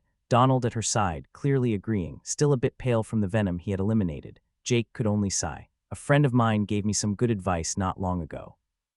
That leaving a live one whom you have sown bad karma with is stupid. I swear that we will never come and seek trouble with you and your people again," Donald said in an almost pleading voice. "Fine, let's make it easy," Jake said, turning towards the lodge. "Hey Mark, you have seen everything. Are these 2 trouble or not?" Mark, completely flabbergasted by being addressed so suddenly, wasn't quite sure what to say. It didn't help that this was the first time the masked man had talked to him. Even less so when he had literally stared people to death just a few minutes prior. I don't know," Mark hesitated, looking desperately at his father and Miranda for any kind of support. Maybe not the best to put him on the spot like that, Jake thought before asking someone else. "Okay, a bit much to put it on you. Miranda, your take." "If you hadn't come, they would have killed us without a doubt," she said, and then pointed directly to Donald. "And that bastard would have done even worse." Jake wasn't quite sure what she meant for a second, but saw the small shiver as she held her arms around her. While he wasn't the most socially adept at reading people, he got that part at least. It should be pretty clear that Jake wasn't some moral beacon of any kind, especially not after the system. He had developed a likely too lighthearted relationship with the concept of murder, and he was most likely far too quick to adopt violence to solve a situation. And while he didn't know about the moral stances of the multiverse as a whole, his own moral compass made that shit sit right at the top of the list of things that still wasn't fucking okay. Stepping forward, he appeared right in front of a random group of goons. The guy at the front nearly pissed himself as Jake grabbed him by the neck and lifted him. "Is this true?" Before he could answer, one of the guys behind him yelled out loudly, "Yes." Jake saw a rather scrawny-looking young man staring back at him, deep green eyes that were far calmer than Jake expected. He had noted this guy due to his relatively higher level than the others, but even more so as he was one of the few people that hadn't attacked him. "Name, Chris," he yelled back with the same vigor as the yes before, and he didn't even require Jake to inquire further. He took my sister, used her, killed her." Through his mask, he saw the young man holding back tears, without a doubt drawing out some painful memories. Jake let the guy he was holding up go, making him fall on his ass. "I guess that settles it," he said, turning his attention back to Abby and Donald. "Death it is. Fine, fuck you and fuck this." Abby screeched as the air shimmered around her. Jake instantly felt her aura take a spike as she grew in power. If he had to guess, he would say she was using some kind of boosting skill akin to his own limit break. Donald, too, no longer held back, fully realizing that this was not the time.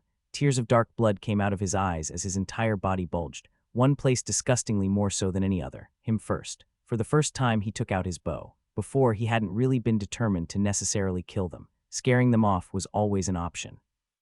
But now that he had made his decision, he was no longer going to restrain himself. Jumping back, he avoided an attack as the space in front of him exploded. Donald made a swiping motion with his scimitar as he sent out a red wave of energy, but this too was easily avoided as Jake knocked an arrow, making sure to cut his own hand with it first. Pulling back the string of his bow, he felt space around him constrict once more. He knew it would collapse around him in mere moments, so he once more released a massive blast of mana. The space mana was once more dispersed, but it also served to hide his channeling of infused power shot. It wasn't a long channel, but it was enough. He released the arrow in an explosion of mana and inner energy, sending it straight for the head of Donald. The man tried to use a skill to avoid it, but suddenly felt himself freeze up as he felt the gaze of an apex hunter pierce into his soul. Just before the arrow hit, a slate of some kind appeared before him, a slate with a disgusting mural depicting dozens of naked women suffering, and a figure with a remarkable semblance to Donald standing above them. Luckily for everyone but the disgusting man, the arrow smashed into the mural, shattering it entirely. But somehow, it had been powerful enough to negate the attack altogether. Donald stumbled back as he coughed up black blood. He raised his head only to see another arrow already coming straight for him. Abby stepped in and blocked it while simultaneously releasing another barrier of some kind, heading straight for Jake. It was like he got a pane of glass thrown at him. Like one does when confronted with a big piece of glass, he kicked it hard, shattering it. Could he have dodged? Sure, but he didn't feel like it. His focus currently was to kill the lunatic of a man in front of him. He once more released a barrage of arrows with splitting arrow, trying to make it harder for Abby to block it. She blocked it once more, allowing Donald enough time to get back in the game. Gritting his teeth, he summoned a specter of a wailing girl, looking no older than 16. It tried to run, but he grabbed it with his hand and forced it down into the sword, amplifying its glow and the mana it emanated. Time to end this, Jake thought as he lifted his bow once more and channeled an infused power shot. Once more, a wave of crimson light was sent after him, along with another metaphorical pane of glass. Instantly, he released the infused power shot, at the final moment shifting the target to Abby. It broke straight through the pane of glass and forced her on the back foot as she summoned a defensive barrier to block it. Before she even blocked it, he was already channeling another power shot. The wave of crimson light was still heading for him, but this one he didn't fear at all. Before it hit, he covered his entire body in dark green scales. The wave hit him, and he saw a few scales sizzle with energy as it passed through him, a very faint sliver of the power invading his body. But it completely opened up the man who fired it as he had expected Jake to evade or maybe block it. He hadn't expected him to ignore it. Donald tried to retreat as he felt something was off but found himself freeze up again, which was the exact moment Jake released his arrow. In the back, Abby quickly tried to muster up some kind of defense for her father, but at the most critical time felt herself also freeze up as two yellow eyes landed upon her. The arrow flew true, this time not meeting any obstacle before it hit Donald's head, which didn't stop it either. It didn't just pierce through, but shaved off his entire head and upper body as it was obliterated in the wave of power that was his infused power shot. "NOO," Abby yelled as she saw his headless body fly backward from the momentum of the arrow. Her feelings swiftly shifted from sorrow to absolute fury. "I will fucking kill you." Once more, she exploded in power, as Jake felt a massive wave of space mana heading towards him, leveling the ground in between them. Several of her own men were also getting hit in the process as they were standing too close. The wave destroyed anything it hit, but upon hitting the barrier surrounding the lodge didn't manage to do jack shit. The only other place where it failed to do anything was upon hitting Jake, who simply tanked it with his scales still active. He felt a few of the scales chip and break, but nothing a bit of mana wouldn't fix. However, what they couldn't fix was the floating mass of space mana she was collecting above her. Fucking die, she yelled as she threw it at him, blood flowing from every one of her orifices, ears included, showing it was a skill she couldn't use easily at all. This one Jake didn't plan on blocking, but as he tried to dodge, he felt the space around him constrict more than ever before, like he found himself stuck in a moat, with a giant, unstable sphere headed straight for him. Luck was not on her side, because while Jake could barely move, he could still manage to take a step forward. 1 step mile was utterly unaffected as he phased through space and appeared a few dozen meters away. A pillar of shattered space exploded behind him, sending stone and gravel flying into the air. It was nearly 10 meters in diameter and left behind a hole perfectly circular, with no bottom in sight. Abby once more found herself completely flabbergasted. Her ace was nullified by the man simply taking a step forward. It was a complete joke that her strongest space magic skill was countered by a guy who had unlocked a skill, utilizing the concept of space at a far higher level than anything she could do. Yet she refused to give up as she released yet another skill. 2 bolts that looked a lot like Jake's own bolts of mana appeared as she fired them after him. Space mana bolts, space bolts, he asked himself as he easily dodged them. She threw out a few more as Jake began walking towards her. He had already dismissed his bow, it no longer being necessary. Her attacks had waned in strength after the sphere, and she was now just throwing out things in desperation. Finally, she stopped as Jake fired a single set of mana bolts at her. Her space mana now so weak it shattered and made her fall. She was apparently unable to even summon a new one. Jake kept walking as she crawled backward, fear in her eyes as she pleaded. Don't. I'll do anything. I can work for you. Please. I can be your whore, do whatever you want, just let me live. He heard the words but cared more about what he felt. Very subtly, he felt a sensation around his neck as space mana gathered. Her attempt was just pathetic, he said as he swung his head to the side just as a small ring of space mana collapsed where his neck had been milliseconds earlier, a failed attempt at cutting off his head without a doubt. Please, I didn't mean it, you win. I will serve you, IWMGMH. Jake swept his hand down and held it over her mouth, muffling her. Tired of her shit, it was barely a fight, he didn't even have to use limit break. The last thing Abby saw was 2 apathetic yellow eyes staring down at her as touch of the malefic viper delivered her death. Her screams muffled for a few seconds before she went silent. Chapter 151, a bit of self-reflection. Jake let go and looked at the corpse on the ground. Her bloodshot eyes still wide open, staring back up at him, with black veins extending from her face and unto her entire body. Sighing, he turned his attention to the stunned observers around him. Many of them were still getting back up from the blast Abby had released not long ago, some of whom would never get up ever again. In an oddly ironic series of events, Abby had ended up killing even more of her own men than Jake had. He had finished off 30 or so, while her blast had killed nearly 50, which meant that around half of the people that had invaded the valley were now dead. Another third of the survivors had already run off once he started glaring people to death. He had only killed those who kept attacking, while he didn't bother with those who ran. Jake dismissed his scales as he deposited Abby's corpse into his spatial storage. She was bound to have had a lot of useful items. Next, he went and did the same to Donald's. He didn't care about any of the others, as he frankly doubted they had much he needed. With that taken care of, he turned his attention towards the big barrier still covering his lodge. It was undamaged, and in a fortunate turn of events, had also protected the pond and waterfall behind it. However, the rest of the valley was a bit of a mess, primarily caused by the blast of space mana earlier. Behind said barrier were Neil and his group. Neil's mouth was hanging wide open. On several occasions, he had expected Jake to die, but he had effortlessly thwarted the two's efforts every single time. The 2 people he and his group had failed to even fight for more than a few minutes had been dominated and killed in less than a minute. The most overwhelming part was the sheer number of attacks he used. At first, he thought the masked man some kind of melee fighter, an evolved light warrior variant or something. Then he launched powerful spells, both the disruptive mana blast and the mana bolts impressive in their own right. Then finally, he had taken out a bow and fired off arrows that each had enough power to shatter Abby's space barriers. Is he really human? All of that was discounting the scariest thing, the masked man's ability to kill people out of nowhere, his ability to make people freeze up and become defenseless. He wasn't even mentioning the fact that he could grow wings, summon scales, or how he had killed Abby in seconds with some kind of powerful melee skill that only required touch from the looks of it. He couldn't help but shift his eyes to Miranda. She had mentioned this owner several times, but she mentioned she had never truly seen him fight. Neil had doubted his capabilities, but he would be a fool to do so now. He also couldn't help but question if coming here was indeed a good idea.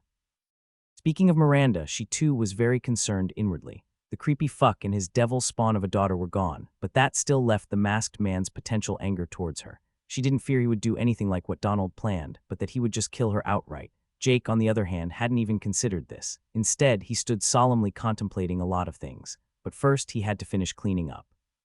"Everyone gather over here in front of the barrier," he yelled out to the still stunned people all around him.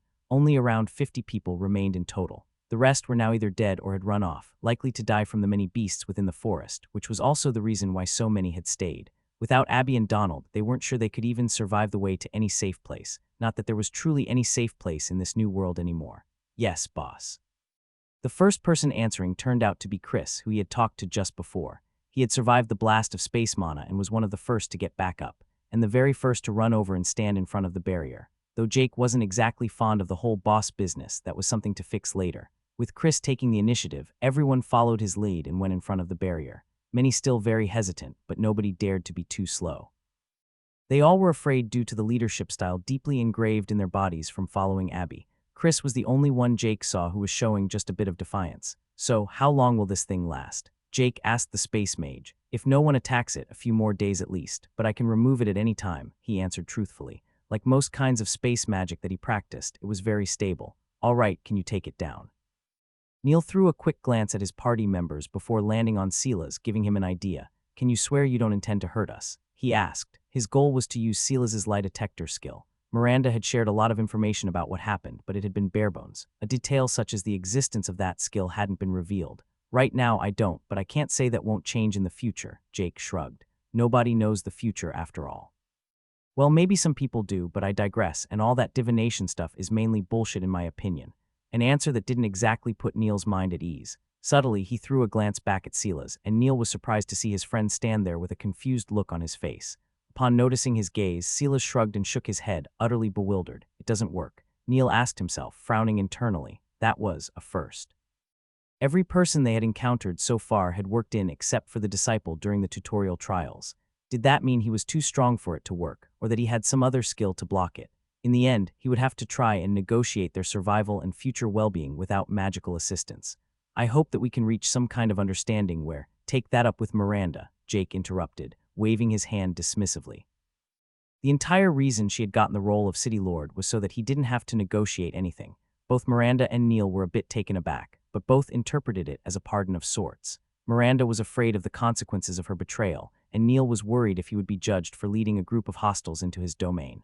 "All right then," the space mage tentatively said as he placed his hand on the ground and closed his eyes. A few seconds later, the space barrier shimmered out of existence, leaving only Miranda's behind, and Jake had already analyzed that long ago. Without waiting, he stepped forward and walked straight into it. His foot was not blocked by it at all as he phased through it uneventfully, once more surprising everyone there. "What?" Jake asked before explaining. "This barrier is made of pure mana from the environment. Activated by Miranda by channeling the core, and as the owner of the city, it naturally doesn't affect me." It felt pretty good to stun the people within the lodge with his deep understanding of mana, and totally not the other weird words he threw out. City, core, perhaps forgetting that the whole city business hadn't been mentioned to any of them yet. "Miranda, you handle that too," he quickly delegated, "and find out what to do with those followers of Abby's that remain behind. Don't bother hiding anything unimportant for now." "Yes," Miranda nodded enthusiastically. "Oh, and one last thing, I need a word with you in private, so could the rest of you leave this bubble?" "All right," she agreed. "Hank, can you begin figuring out the situation outside? And Neil, can you guys act as support in case it gets violent?" "Sure, okay." The two answered as they began gathering their things, one of those things being Levi on the ground, who had been unconscious the entire time. He looked a bit weird with growths coming out of his lower body, forming his preliminary legs. Walking out, some of them threw a worried glance at Miranda, who gave them a reaffirming nod in return. She then proceeded to reactivate the effect of the barrier that isolated sound so they could talk peace. After they were gone, Jake sat down on the ground and let out a big sigh before speaking. "Sorry about before." She blurted out, confused. "My outburst earlier. I have some bad experiences with betrayal, and as much as I hate to admit it, I have shitty control over my own emotions at times. I thought the worst despite knowing nothing. So I apologize," he said genuinely. I was the one who broke your trust first. It is reasonable enough to think that I may have tried a coup d'etat. Speaking of which, how do we get rid of the quest?" "Oh yeah, that," Jake remembered as he rechecked the quest. Thinking for a bit, he asked casually, "Do you surrender?" Sure," she answered, bewildered. "Quest: Contested Pylon of Civilization has been completed. Quest reward: Retain control of Pylon of Civilization. City Lord cannot initiate an attempt to claim Pylon of Civilization for 10 years. Ability to further punish the City Lord granted." "Would you like to add further punishment?" "I just completed my quest," Jake said with a smile. "And I failed mine," she added. "Did you receive any punishment besides being locked out of betraying me again?" He asked a bit jokingly. "No, just that," she affirmed. Jake looked at the ability to add further punishment for a while, and while just looking at it, the system made him aware of what he could do and there was quite literally no limit. Jake intuitively knew that he could add anything, and she would be forced to do it or lose her profession and City Lord role. The thought itself was disturbing. Jake could add a punishment that forced her to step dance 14 hours a day or only walk on her hands for eternity if he wanted, even directly remove her as City Lord. If he was cruel, he could do far worse. The only things he couldn't do was add to the durations she couldn't initiate the takeover process for, or anything else that was impossible, like make her punishment to instantly get a level or something.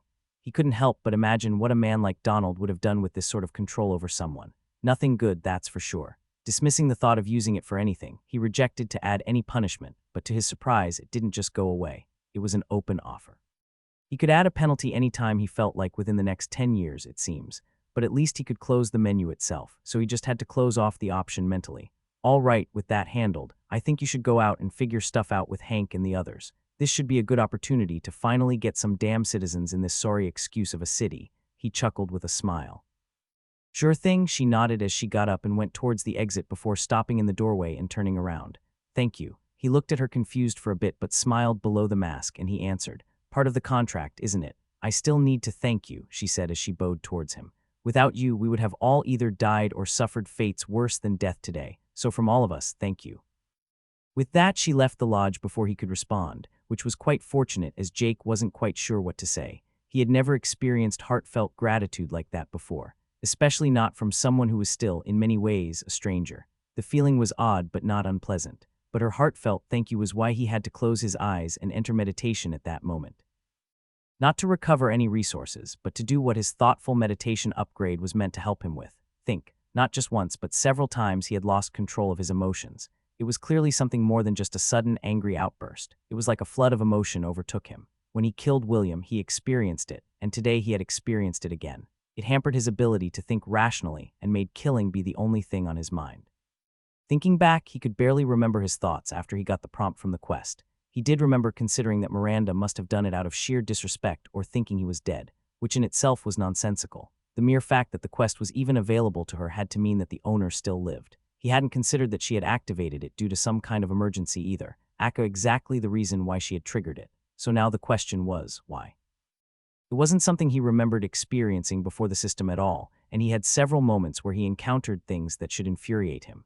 Heck, he found his then-girlfriend and best friend in bed together, and he had managed not to kill either of them. He felt himself grow angry just at the thought of them, but quickly took a deep breath to calm himself. This was officially bad.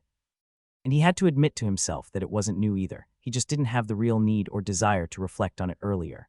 Had his emotions somehow been amplified? No, that wasn't it. His other feelings were clearly still the same. In fact, on the scale of being a beacon of emotion and a wasteland of apathy, he would put himself far closer to indifference. Today was a good example. Jake hadn't really felt strongly about anything but Miranda's betrayal.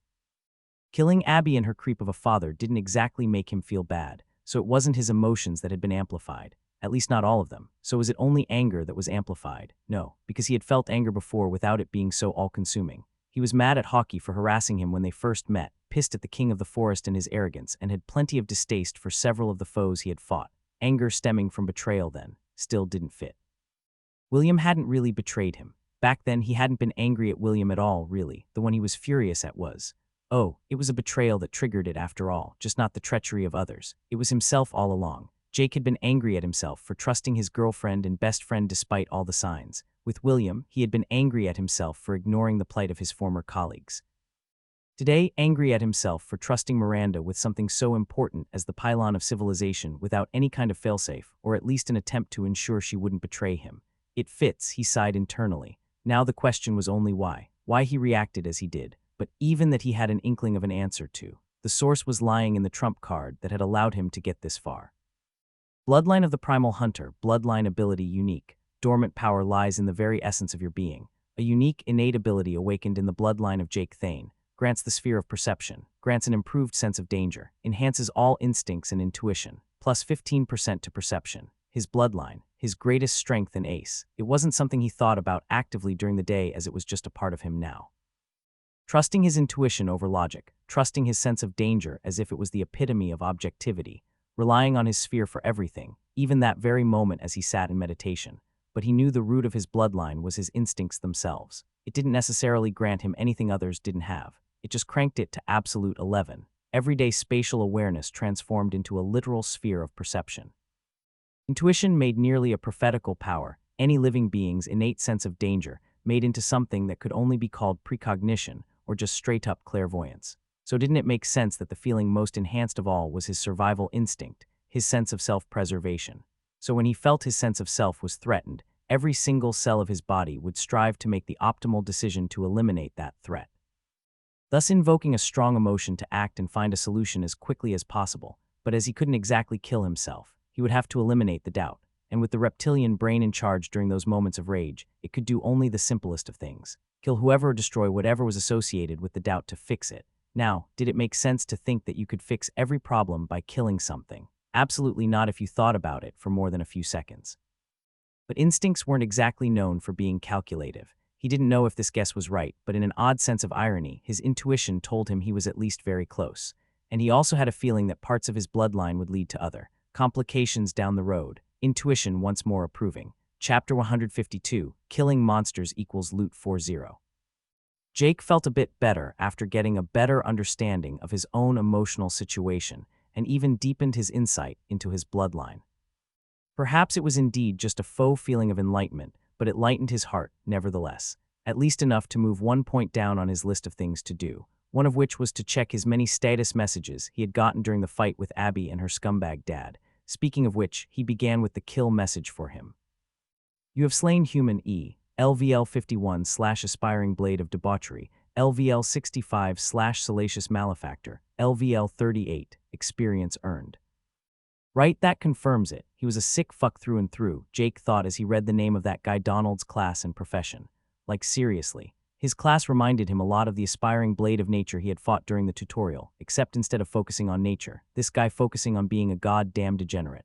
Even the profession was fucked up. Did the dude seriously have a profession related to sexually assaulting people? Was that seriously a thing? He hadn't seen many examples of classes and professions, and it quite honestly shouldn't have come as a surprise to him, but nevertheless he found himself dumbstruck. He knew the system was boundless and that it allowed one to walk pretty much any path to power. The Viper had mentioned that time and time again, but in some hopeful and naive corner of his mind, he had hoped that people like this guy wouldn't know, couldn't exist. Seriously, salacious malefactor. It used colored language and fancy terms, but it basically could be read as lustful rapist. The guy had to make a conscious choice to pick that profession during his profession evolution too. He had chosen to be that. The only positive thing he could say about the guy was that he was now dead. Moving on, he went to the sick fuck's daughter, Abby. You have slain human E, LVL 59/disciple of Kalox, LVL 77/authoritarian leader, LVL 41, experience earned. Her class and profession were both a lot more typical. The class was clearly related to that Kalox fellow mentioned. Jake did wonder exactly how strong he was, but the guy didn't appear that impressive from what little he had heard. Then again, Jake's view was pretty skewed. He had already learned that most humans didn't even know about the existence of literal gods, and even more believed them to be some mythical entities that didn't really exist in any tangible sense. Her profession was also relatively tame, a social-type profession that he hadn't seen before, and likely a big part of the reason why she kept her merry band of followers around. As to what it actually did, he of course had no way of knowing. Next, he went on to something he would actually enjoy. Well, not the first part, but hopefully the one after that. He summoned Abby and Donald's corpses and threw them on the ground in front of him. In retrospect, a pretty bad idea as it ended up getting even more blood on the floorboards, but what one doesn't do for loot. The act of stripping down the two was a bit much, but Jake really felt like it was a waste not to. However, he did have the decency to leave Abby still in her robe. He could have the other people take that robe later if they wanted it. As for Donald, yeah, fuck that guy. Jake had already noticed that the rings usually merged with their bodies had reappeared on their fingers after their deaths. The same was true for the two necklaces. Taking off everything of value took a while, and most of it was of no use to him, the ones from Abby especially. They were either for casters or had space mana requirements or even being bound to someone with relation to the Kalox guy. The descriptions even said he was the creator. I guess I can bribe that Neil guy with them. He did find some things of use, though: a ring from Abby and 2 items of interest on Donald. Ring of Brilliance rare, a ring with a rare gem crafted by a very skilled jeweler. The high quality of the mana in the gem grants the user increased mental stats. Enchantments, plus 50 intelligence, plus 50 wisdom, plus 35 willpower. Requirements, LVL 45 plus in any humanoid race. The ring had the same name as one he had found back pretty early in the tutorial. Or maybe found was the wrong term, as he had also looted that ring off the corpse of a female caster he had killed. Disregarding that, this one was 2 rarities higher and offered many more stats while also holding a higher level requirement. Now he already had 2 rings, and more than that didn't work. System rules and all that. The one he planned on replacing being the worst of them. Naturally, Ring of the Jade-Eye Tiger, uncommon. A ring created by embedding the crystallized eye of a Jade-Eye Tiger into a band. The records of the tiger powers the enchant, granting some of the beast's might to its wearer. Enchantments, plus 20 perception, plus 15 agility, plus 15 strength. Requirements, LVL 30 plus in any humanoid race. His other ring had the exact same stats, though as a higher amount and different distribution. Ring of the Ruby-Eye Tiger, uncommon. A ring created by embedding the crystallized eye of a Ruby-Eye Tiger into a band. The records of the tiger powers the enchant, granting some of the beast's might to its wearer. Enchantments, plus 30 strength, plus 20 agility, plus 20 perception. Requirements, LVL 40 plus in any humanoid race. Of course, it wasn't a contest which one to replace. Jake's only regret was that he would lose stats he actually used and needed. Well used and needed more.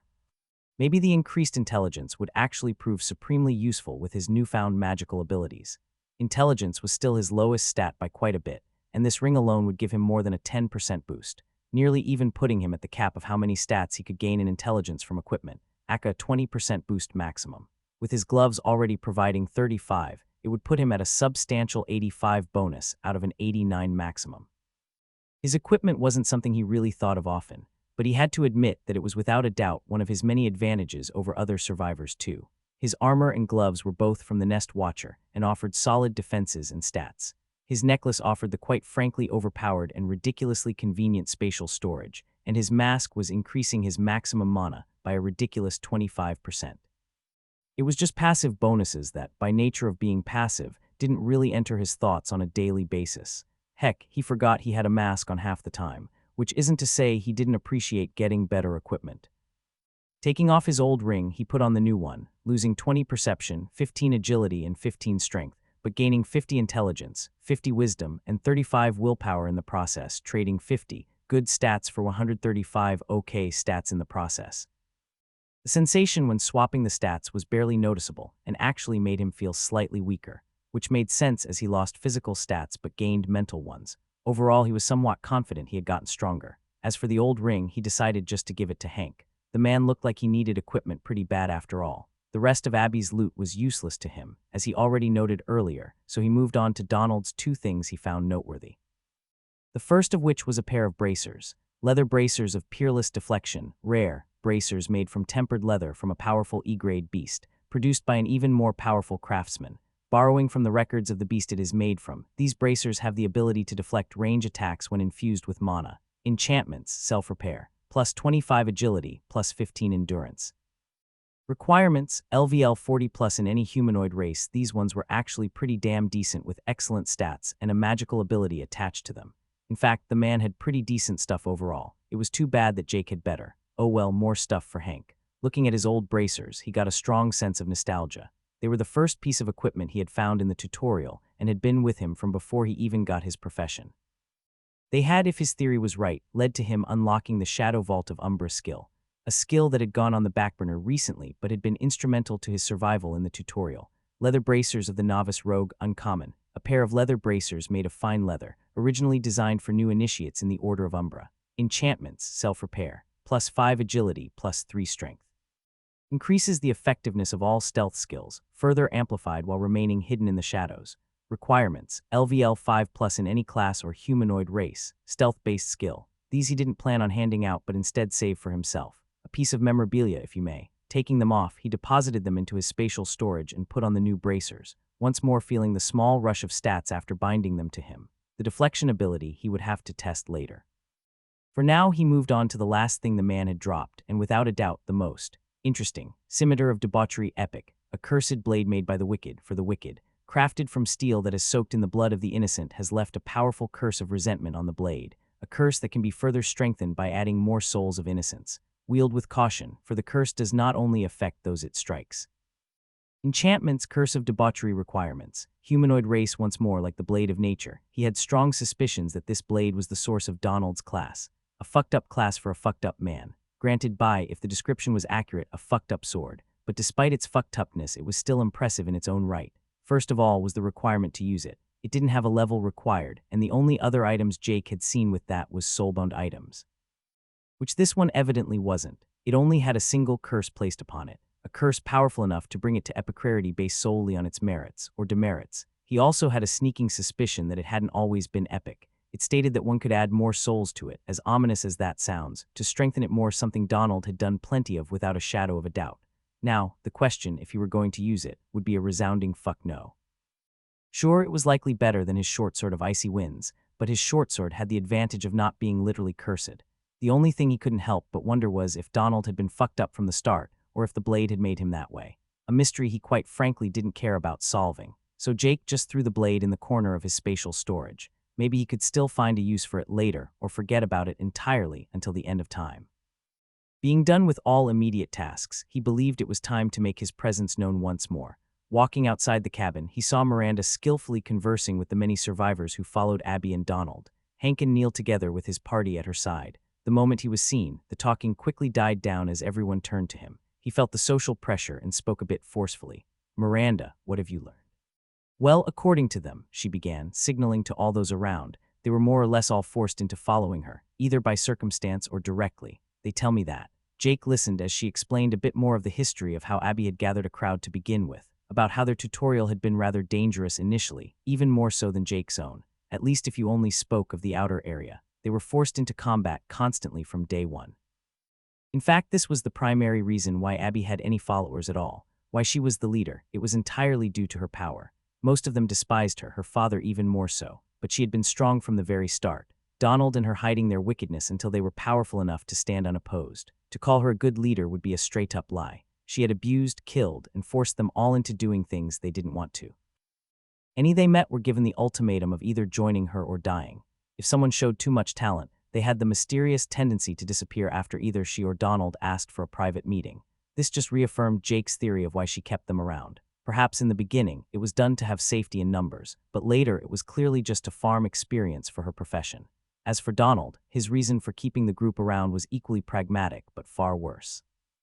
He had already noticed it before, but their group only had 3 women remaining. In other words, of the more than 100 that had been in Abby's group, less than 1/20th were female. 2 of them were old in their 70s or maybe even 80s. The last woman was young, but she was scarred, something Jake learned she had done herself. She had taken a knife and cut off her hair, cut her own face and body all over. The scars were not healing, likely due to her own wish for them not to. She was also the sole survivor of the massacre that had taken place earlier, the 2 elderly women dying from the space mana explosion. As for the rest of the women in their group, he could only imagine their fates. Actually, scratch that, he wasn't going to imagine it. So, are they staying? He asked after hearing her long explanation and summary of what she had learned, while Jake had an existential crisis in the lodge. They had already learned of her profession as a city lord and the fact that the area was free of beasts. She had credited that to him as the owner of the land without providing further specifics about why or how. "Yes, all of them are," Miranda nodded. She had already added them as official citizens and registered them in her interface. "How about you guys?" Jake asked, turning to Neil and his folk. Contrary to everyone here, those 5 had the ability to leave this place relatively safely. "After Levi was healed, that is. We have agreed to stay too, to pay you back for what you and Miranda have done for us. Also, we have wandered enough. To have a place to call home is a valuable thing. It would be foolish for us to reject the offer," he answered, his party members nodding in agreement before adding, "As long as you allow us, of course. As I said before, that is entirely up to Miranda. She is the city lord here, not me. But I do have one task for all of you," he said, smiling a bit deviously. "Go clean up my lodge." Chapter 153, An Agreement with the Incompetents. The next few hours were relatively peaceful as everyone worked together to clean up the valley. Neil and his party were in the lodge scrubbing the floorboards like their lives depended on it, while all the others went around and gathered up the corpses of their former comrades. Nobody judged others for looting them either. All the equipment was sacked, and to Jake's surprise, offered in a big pile to him and Miranda without any prompt, showing once more why both Donald and Abby had pretty good gear for their level. They had hoarded everything. Jake, of course, didn't care for it and told Miranda to handle that too. Damn, it felt good just to delegate all his responsibilities away. He also found time to drag Hank to the side and hand him the stuff from Donald, which Hank, much to Jake's surprise, rejected adamantly, not because of the former owner, but because he didn't see any need for it. During Jake's absence, he and Miranda had plenty of conversations about the future, and Hank had decided to focus nearly entirely on his profession moving forward, to lead the building initiative. With their number of citizens increasing nearly tenfold, there was naturally a need for new housing, which he would take charge of. In other words, he was now the de facto leader responsible for infrastructure in his city. Nice, which left Jake with a bunch of stuff he didn't want, but on the other hand, didn't want to throw away. After going over the loot situation, he entered his lodge once more, and for the first time got a good look at it. It was more spacious than he had first anticipated. However, that may just be the lack of furniture. The cellar was well hidden as they had agreed, and there was even a lovely small door leading onto a porch overlooking the pond and waterfall. It was better in every way than he expected, and damn impressive they had managed to make it in less than a week. His entrance caused quite the disturbance for the 4 people cleaning it. Jake looked at them and noticed how they were all cleaning it without using magical abilities at all. Between them, they had to have a skill that could somehow help, wouldn't they? Then again, the best he would be able to do was to. Actually, he could probably use Alchemist's Purification to get rid of it. Yeah, let's try that. He hadn't really used the skill before besides purifying water. He extended a tendril of mana as he deployed the Purification skill. At first, it didn't quite work, likely because the floorboards weren't considered an alchemical ingredient, but after a bit of a push, all the blood just suddenly evaporated. Neil just stared dumbstruck at him. Could you do that all along? Seems so, Jake just shrugged, ignoring the glances he got from Silas, Alina, and Chrisen, especially Chrisen. Now that you are free, I think we should talk. With those words, he sat down on the floor and crossed his legs, motioning for the 4 of them to do the same. Levi was unsurprisingly still out cold, but he should be back up within the day. He had chugged down one of Jake's own health potions after all. After they were all sitting comfortably, or as comfortably as they could with a masked man who could kill them staring them down, Jake spoke. Since you want to stay, I guess we should discuss what exactly that will mean. The reason behind it was straightforward. Except for himself, the party of 5 was the most powerful by a landslide. They could easily wipe out everyone else if they so desired. What do you mean? Neil asked. He had an idea very much in the same vein as Jake's, but wanted confirmation nevertheless. I won't be around all the time, which means someone will have to handle things when I am not here. Things that require strength, so we won't have a repeat of what happened today. And as the most powerful people besides myself, that falls on you guys, Jake spoke candidly. So we are to act as guards or what? Chrisen asked, clearly not approving. Nah, shouldn't really be necessary. We got a good bunch of people now, and I doubt they would dare cause trouble anytime soon. I just need you to back up Miranda's decisions. To be the tough hand that forces things through if her soft approaches fail to work, he explained. I think we can figure something out, Neil said after thinking a bit. But won't we also need to keep improving our strength? I fear we will fall behind and be unable to perform that role if we just sit around. Jake had naturally already considered that. Once again, you won't be guards, and while there aren't any beasts in the city area, there are plenty right outside. We are still in the outskirts of the forest, and from what I have seen flying over it, you should be able to encounter several beasts of significant power further in. I would even expect quite a few degrades in the deepest parts. Degrade, Neil frowned. Aren't we in danger of one of them coming here? I doubt it, Jake shrugged. They have very little reason to hunt us actively. We won't give them worthwhile experience. It also isn't a permanent problem, as I will hunt them down before long. Neil sat there a bit, waiting for the punchline, but nothing came. This is degrades, could it be? Have you ever met any degrades before? Neil asked, because he and his party had. The disciple of Kalox in their tutorial had been degrade, only in the early stages, but degrade nevertheless, and he had been overwhelming. Of course I have.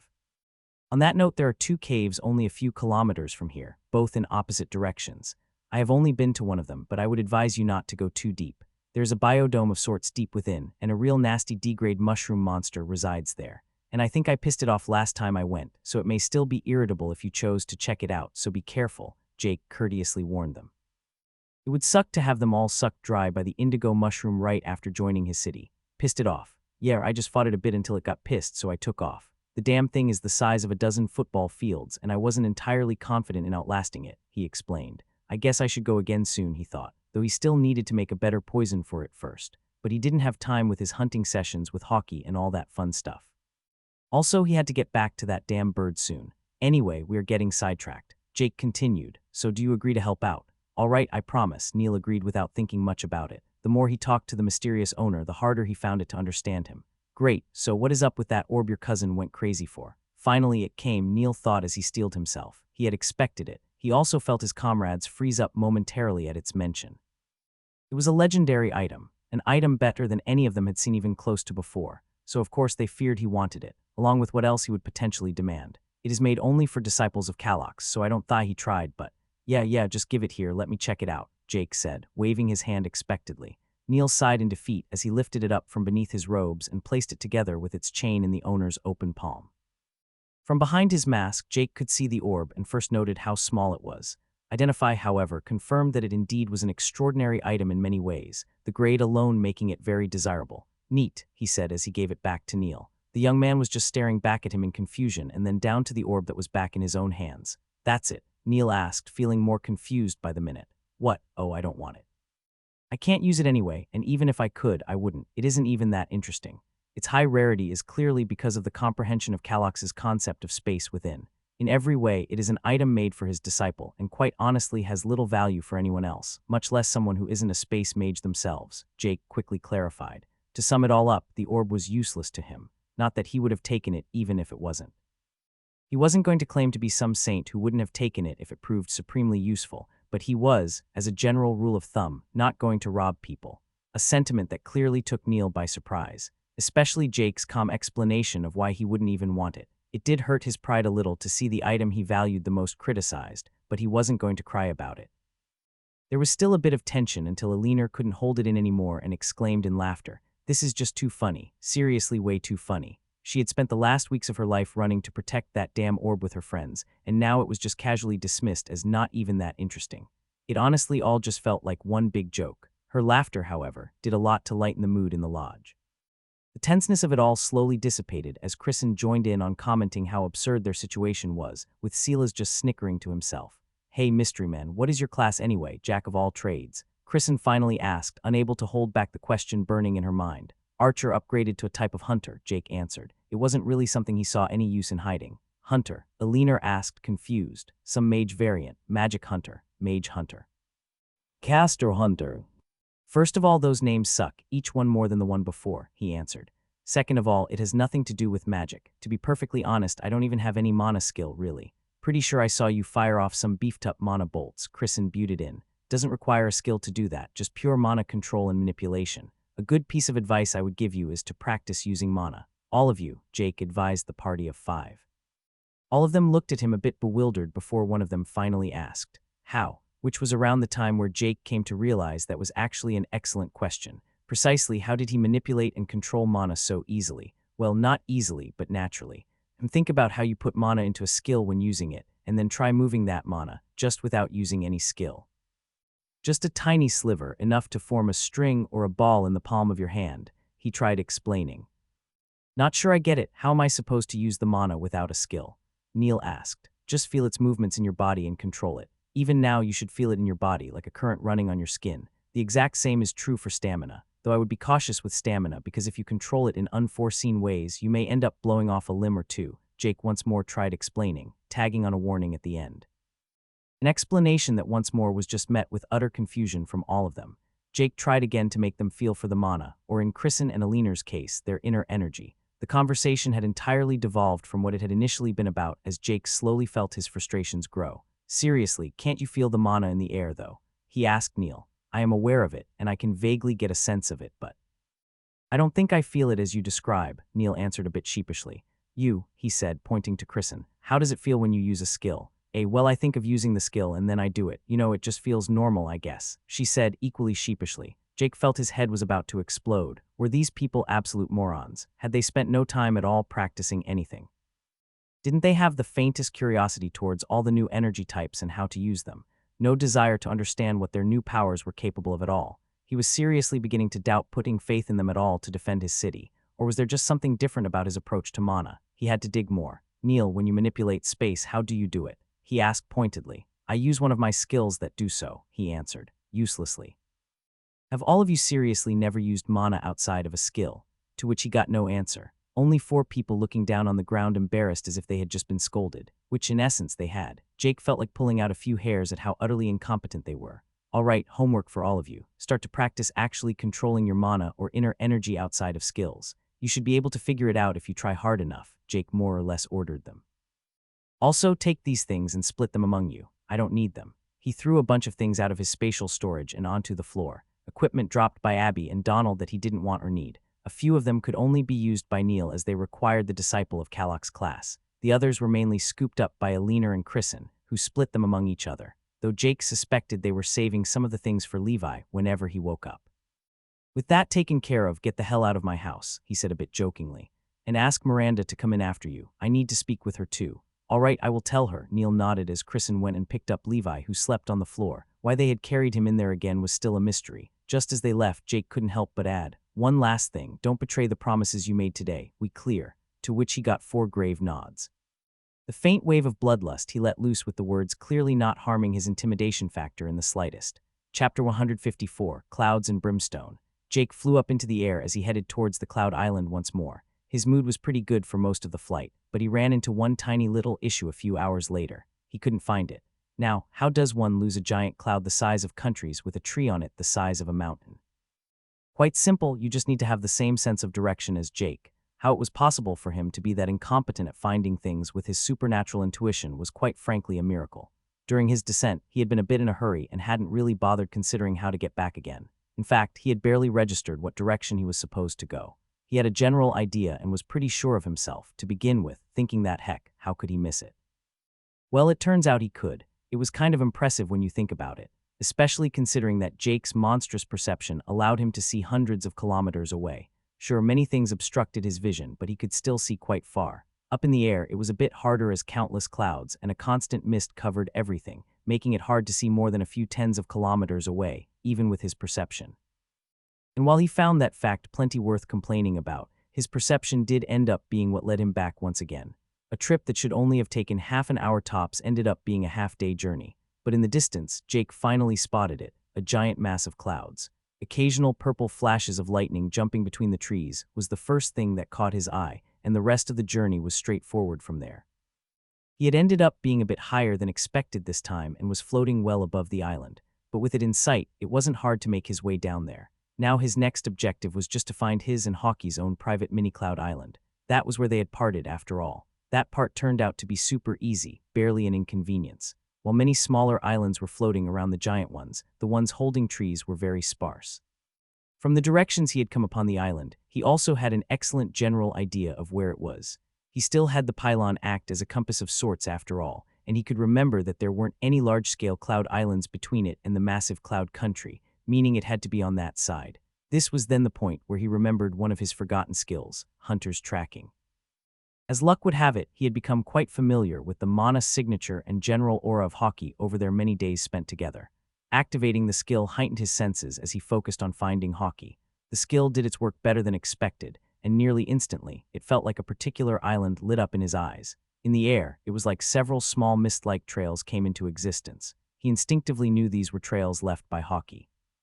Flying to the island, he found it deserted. It was kind of expected, but still a little disappointing. In retrospect, however, it was likely for the best. He needed to meditate and refill his dwindling mana and stamina reserve anyway. Sitting down with his legs crossed, he entered meditation as he thought back to his last talks with Miranda back at the city. The plan moving forward was relatively simple. They now had more than 50 people and would begin construction of a place to actually live. The valley had been designated as a no-go zone, with the barrier around the lodge remaining indefinitely. As long as it wasn't attacked, it would sustain itself solely from atmospheric mana. Jake and Miranda were the only ones who could walk through it by default, so it would serve as a great way to ensure no one getting close to the pylon. To make things better, Miranda had figured out how to ping him with a bit of an exploit. She could offer another to take up the position of City Lord, but to do so would require an acceptance from Jake, meaning he would get a system prompt. In other words, she could offer it to Hank, Jake would get a prompt, and Hank could then just decline it with Jake notified. The only issue was that she couldn't offer it to the same person within a period, but that shouldn't be an issue. She was also only to call him in case of emergencies. With Neil and his party staying, a modicum of safety was also ensured anyway. Jake would guess that the 5 of them were pretty far up the Earthlings' power ladder. They also had the advantage of working well together and being a somewhat balanced team. Their lack of understanding of basic energy manipulation was a big problem, but he hoped they could learn it quickly. Before he left, he also gave Miranda a few things. Some equipment he knew he would never get to use, some books with general knowledge, and the notebook Jacob had given him. Jake had skimmed it through already, and it mostly contained basic knowledge of the system as well as the man's own thoughts. But he also discovered that it contained knowledge of how a pylon of civilization worked and the role of a city lord. Needless to say, it was beneficial for her. As to how Jacob knew Jake would get a pylon. Well, it was pretty obvious, as the Viper had told Jake, that him being a progenitor wasn't exactly a secret, and the only way to become a progenitor would be to kill a D-grade boss and hence be able to claim a pylon. It was a simple deduction, so no divination bullshit involved with that one. He also gave her a bunch of potions, which meant it was also time for him to begin making some more. He had spent 2 entire weeks just making potion after potion upon first returning from the tutorial, and now less than 2 weeks later, he already felt like he needed more. It put his mind at ease, however, to have given them out. Many of them were for Neil and them to use during their leveling sessions, with the rest being saved for emergencies. He had also more or less ordered her actually to spend some time training and getting her class upgrade. On that note, he had also remembered an old item he still had in this spatial storage. Akashic Tome of the Lucenti Mage, unique, allows the user to acquire the class Lucenti Mage if compatible. Requirements: LVL 2499 in any class, compatible user. He had thought of offering it to her, but after a bit of questioning, he was pretty sure she wasn't compatible. And even if she was, she didn't have any light magic yet, making him suspect that even if she could technically use it, her affinity towards the Lucenti Scroll of Magic wasn't very high. He did consider giving it to her anyway and finding someone who could use it among the survivors. That thought he also threw away, more due to selfish reasons than anything else. He had a solid feeling the class would be powerful, much like Neil and Abby's disciple of Kalox.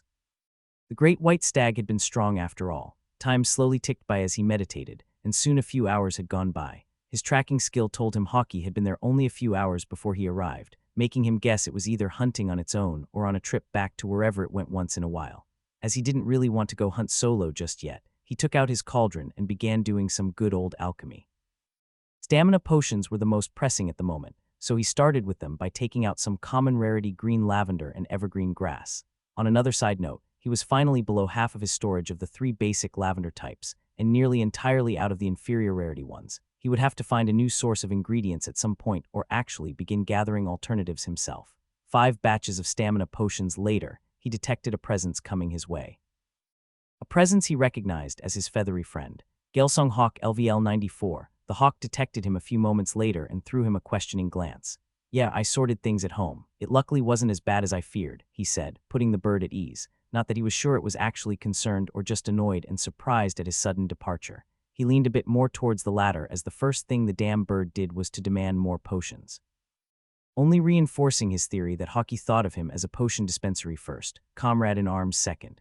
"You're lucky I am slightly apologetic I just bilaid on you like that," he grumbled inwardly as he coughed up a potion. After drinking it up and resting on its branch a while, Hockey threw him the "let's go kill things" look, which he could only agree to. The fight with Abby and Donald could barely be called a fight. They were far too weak to truly pose any threat towards him unless he literally just stood there and let them go at him. Jumping off the cloud with Hockey at his side, he felt far more in his element than in the city down far below. The Viper's plan had been set in motion. The warnings went out and the surrounding factions were made aware of his return. Now a week had passed and the promised day arrived. Most forces had presented themselves and sworn loyalty in the allotted time. Others, mainly those with roots elsewhere, chose to leave. A real storm had been going through an area containing the millions of planets surrounding the Malefic Order. Among the factions that pledged loyalty or proposed to vassalize themselves were also many gods and the factions they either served or ruled. The only remaining hall of the Malefic Order was placed in the first universe in the area around where the Viper was born and had risen to power. The planet he had made a desolate wasteland on his path to power was seen as a holy land for pilgrims, members, and those who came just to pay respect. But over the years, many factions appeared in the area he once ruled with an iron fist, the order confined to only a few thousand life planets in total. The only remaining hall found on the only great planet in the area. Great planets were without a doubt one of the most wondrous existences in the multiverse, a planet larger than thought possible, one that dwarfed any celestial object in any pre-system universe. It was of such unimaginable size that it could contain entire galaxies within. Great planets were rare, even in the vastness of space itself. To make them even more impressive, the mana density in some areas was large enough for even monsters with the power of gods to spawn naturally. This particular planet went by the name of Primordial 4, the name posing no specific meaning besides being named. That was because it was the closest great planet to the rise of a primordial, a planet the Viper had wandered during his ascension and fought many powerful foes on. In fact, some rumors even claimed it was where he became a deity. It wouldn't be out of the ordinary. All knew the Holy Mother had ascended on the planet now known as Primordial 1, a similar great planet, of course. All the planets surrounding this great planet had surrendered or left, none of the factions large or powerful enough to dare stand against the Order and the Lord Protector that guarded it, much less the Primordial himself. But one force refused to leave. The Brimstone Conglomerate was a faction of the 11th universe that had risen to be one of the premier forces of the multiverse, named after the Brimstone Hegemon, their headstrong and powerful leader. A man who had risen by leaving a mountain of corpses behind. It was precisely the type of entity the Viper hoped would reject him. He couldn't help but chuckle as he heard the name. Powerful, influential, just enough to believe the Malefic Order wouldn't be stupid enough to actually attack them. It would mean war with an organization with roots in several universes. Too large to strike down for the Order that was confined to such a small area, many would think. But as with all organizations, even the mighty Holy Church or Malefic Order, it had one fatal flaw. Its namesake, the Brimstone Hegemon himself. If the Holy Mother or the Malefic Viper perished, so would their organizations. If the Brimstone Hegemon were to fall, so would his conglomerate. This wasn't a fear for them, however, for in the same vein, then as long as the Hegemon lived, so would the organization persist. And currently the Brimstone Hegemon sat upon his throne within his divine realm, a throne made of the hearts of thousands of stars, in a land forever burning with the heat that would make even the center of the sun feel chilly in comparison. Not a shred of fear was evident on his face. The threat from the Malefic Order but a farce in his eyes, a power play to bring them to the negotiation table for better terms. Even if the Primordial decided to make good on his threats, it wouldn't matter. Within a divine realm, a god was far more powerful than anywhere else. It was their world, after all, created from their very essence. The mana within was theirs, every single speck of energy theirs to command. It was an insurmountable home field advantage that made invading the divine realms of other gods either an act of futility or just straight-up suicide. This is exactly why what happened next surprised the Hegemon so much. The god felt a presence forcefully enter his room. When he didn't have to look long for, as a figure appeared floating before him, for a primordial to come personally, should I be honored or offended? The Brimstone Hegemon's voice echoed out in his entire realm as he stared at the scaled man before him, the Hegemon the size of a mountain, with the Viper staying in his human-sized form. Honored, of course. Few have had the privilege, the Malefic Viper answered casually. A privilege I most certainly could do without, Brimstone answered in a joking manner. His mind was working on overtime to figure out the intentions of the Malefic one, the thought of him coming for a fight never crossing him. For if there was one thing harder than fighting a god in their realm, it was killing them. For as long as the realm held energy, the god would be able to siphon it off to sustain themselves. And the Viper wasn't exactly what he once was. Now, is there anything I can offer such an esteemed guest? He asked, continuing from earlier. Maybe this could even be an opportunity to create closer ties with the Malefic Order, but more importantly, the Primordial himself. True, he had been in isolation for oh so long, but he still had contacts. He was still respected. While his personal power had without a doubt waned, the mere fact that he carried the title of Primordial would bring great benefits. I have actually come for 2 reasons, the Viper said with a smile. First of all, I would like to extend my thanks to you. Oh, what have I done to warrant the gratitude of the Malefic one? The Hegemon asked with genuine confusion. I have been gone for a long time, the scaled god answered as he continued. Many have either forgotten or become complacent towards me, towards my order. I have made it my personal quest to change that, to return my order and my name to what it is meant to be. What I want to thank you and the Brimstone Conglomerate for is your help in accomplishing just that. May I dare ask how we are meant to assist you in this endeavor? Brimstone asked with furrowed brows. Was he truly looking for a partnership? Well, that is where my second reason for being here comes in, the Viper answered, still smiling casually like before. I have come to kill you. The Hegemon was taken aback and could only ask, confused. Pardon, I said I have come to kill you. So yeah, I thank you for offering your life to help restore my order to glory. Nothing has ever worked better than a big show of force, you know, and you fit the requirements to be the supporting character in this play, the Viper laughed. Don't jest, Brimstone scoffed. What do you truly want? See, this is exactly what I am talking about, the Viper said, this time with a trace of annoyance in his voice. Had this been back in the day, you would have already started running. The Brimstone Hegemon had had enough of the foreign god by now.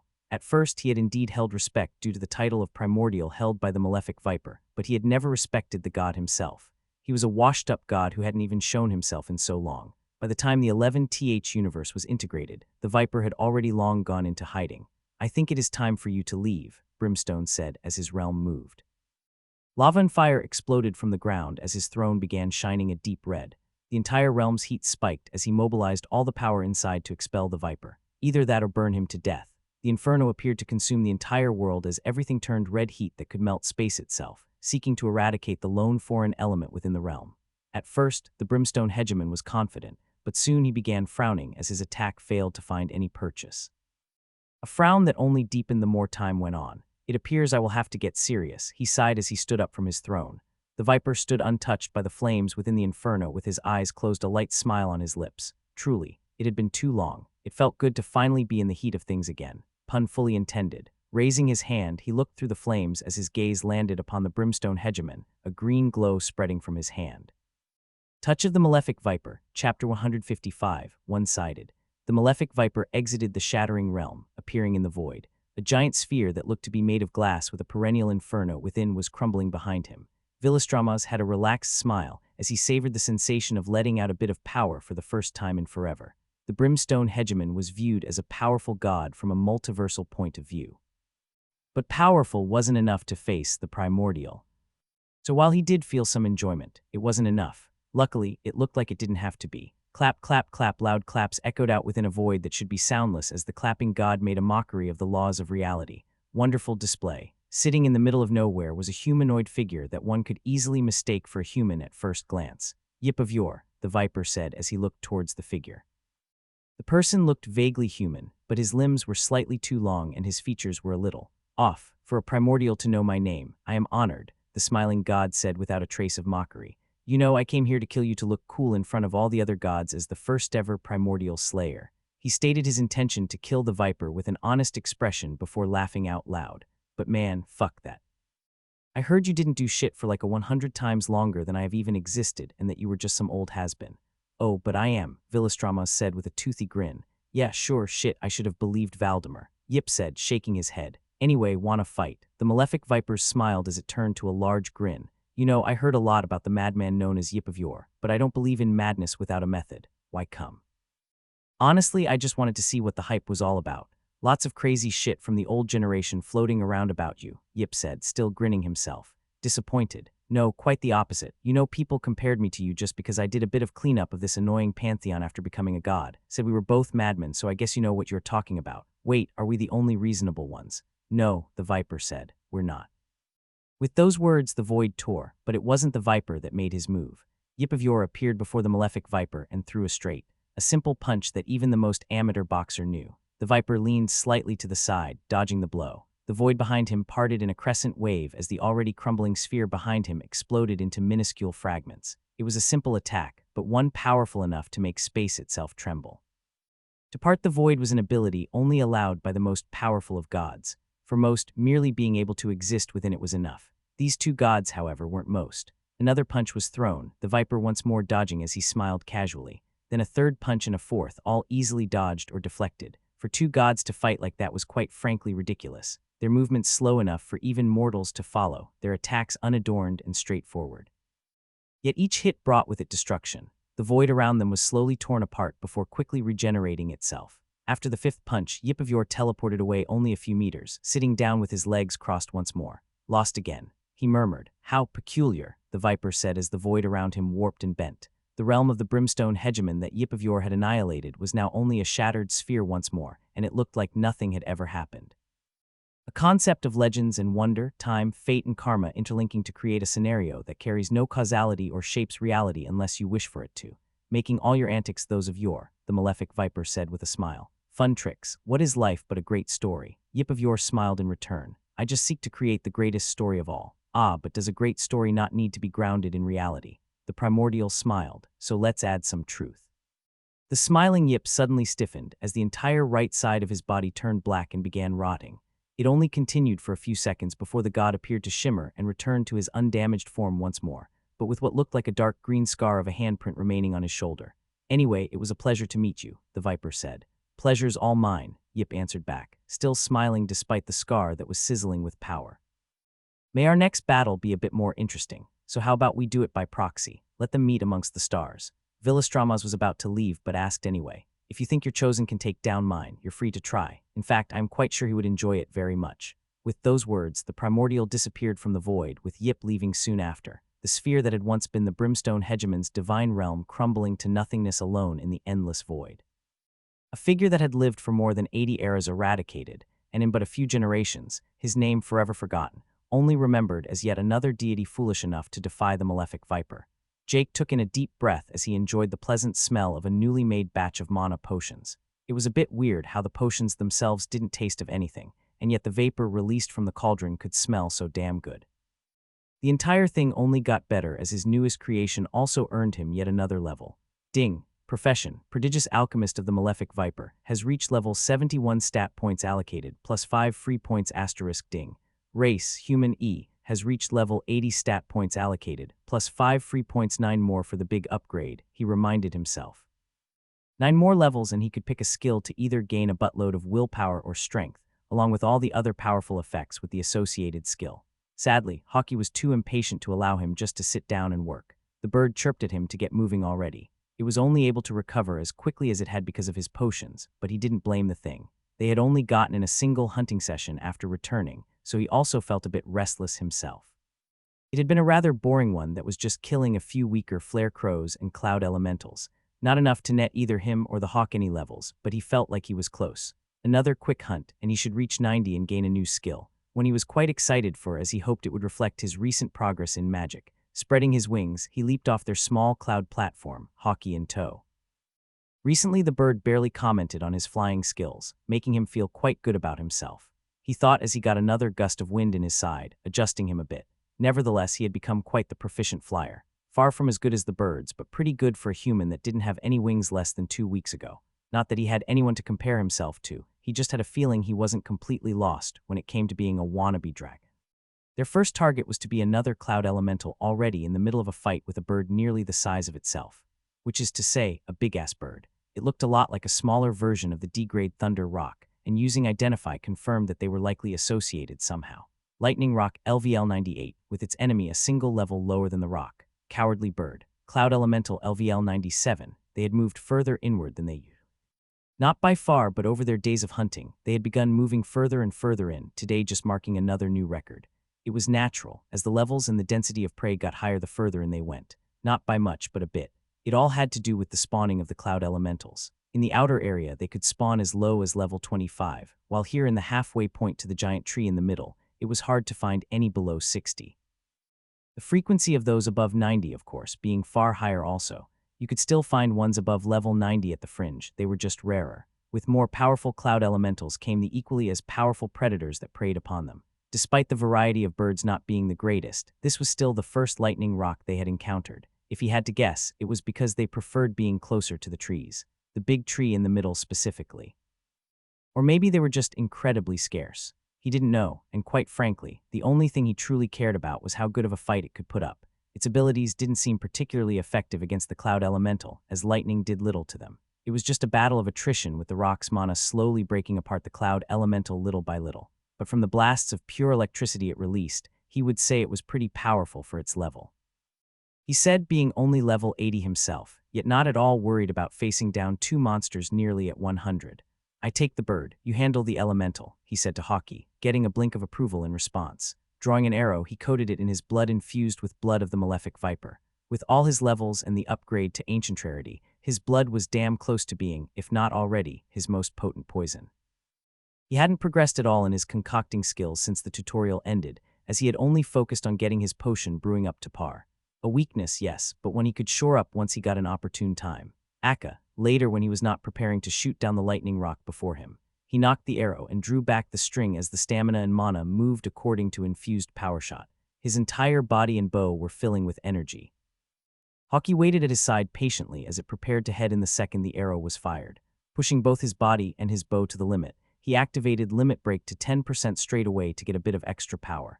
It gave him another second of channel time before he was forced to release it in a mighty explosion of energy and scattered clouds. His attack had gone unnoticed by the lightning rock and elemental both up to this moment. Partly because of the distance between them and partly because they were engaged in combat. Well, the elemental was dumb as a rock, so it wouldn't notice anything unless you were right below it. The rock and the arrow's target noticed the approaching attack far too late to react. The arrow pierced its stomach and didn't stop there as it flew straight through. Feathers and blood were flying everywhere as it screeched out in pain. But it didn't have time to wallow, as it had to quickly try and adjust before the next arrow. One Jake was already channeling. Lightning crackled across its body as runes lit up on some of its feathers. Its speed immediately spiked as it disengaged from the cloud elemental and flew out into the open fields of clouds. Jake didn't wait any longer as he released his second arrow. Weaker than the first, but still channeled to a point where it was hard to dodge even in the rock's accelerated state. He tried to avoid the arrow, but was affected by gaze of the apex hunter and failed the moment it did. It had managed to barely move its wing in front of it, which resulted in it being pierced and more blood and feathers sent flying. Its only advantage was its massive size that made the damage appear to be far less. A barrel-sized hole looked like a normal arrow wound on a regular large bird, which is, of course, where the poison comes. Insidiously, it had already begun spreading through its veins, causing destruction. In its haste to avoid the second arrow, it hadn't noticed and failed to counteract it right away. Not that Jake had any intentions of letting it work on recuperating. He attacked again with another arrow, once more making it freeze up right before it hit. The effect diminished significantly with consecutive uses, but it got the job done as its already damaged wing was hit once more. The rock now had two choices: run and try and survive the poison, or kill the one who had inflicted it. As a beast, it didn't properly understand that ending Jake wouldn't result in it being cured of the poison, though in this case it was actually right, as without him, the blood would stop being poisonous. If he had used a concocted poison, though, his life or death wouldn't matter. Not that Jake had any intentions of dying. In fact, if he could keep up his current approach of just slowly ending the bird at several kilometers distance, he wouldn't complain. Sure, it was a bit boring, but he had already reconciled that getting a good fight from anything below D tier was hard. Hawkeye and the Cloud Elemental were also now deeply embroiled in their bout. The hawk, using its tried and tested tactic of slowly whittling the big elemental away with powerful blades of wind and the occasional explosion of wind to tear out large segments of its body before scattering the clouds with a powerful gust. It was a long fight, but it was somewhat safe for Hawkeye with its insane speed.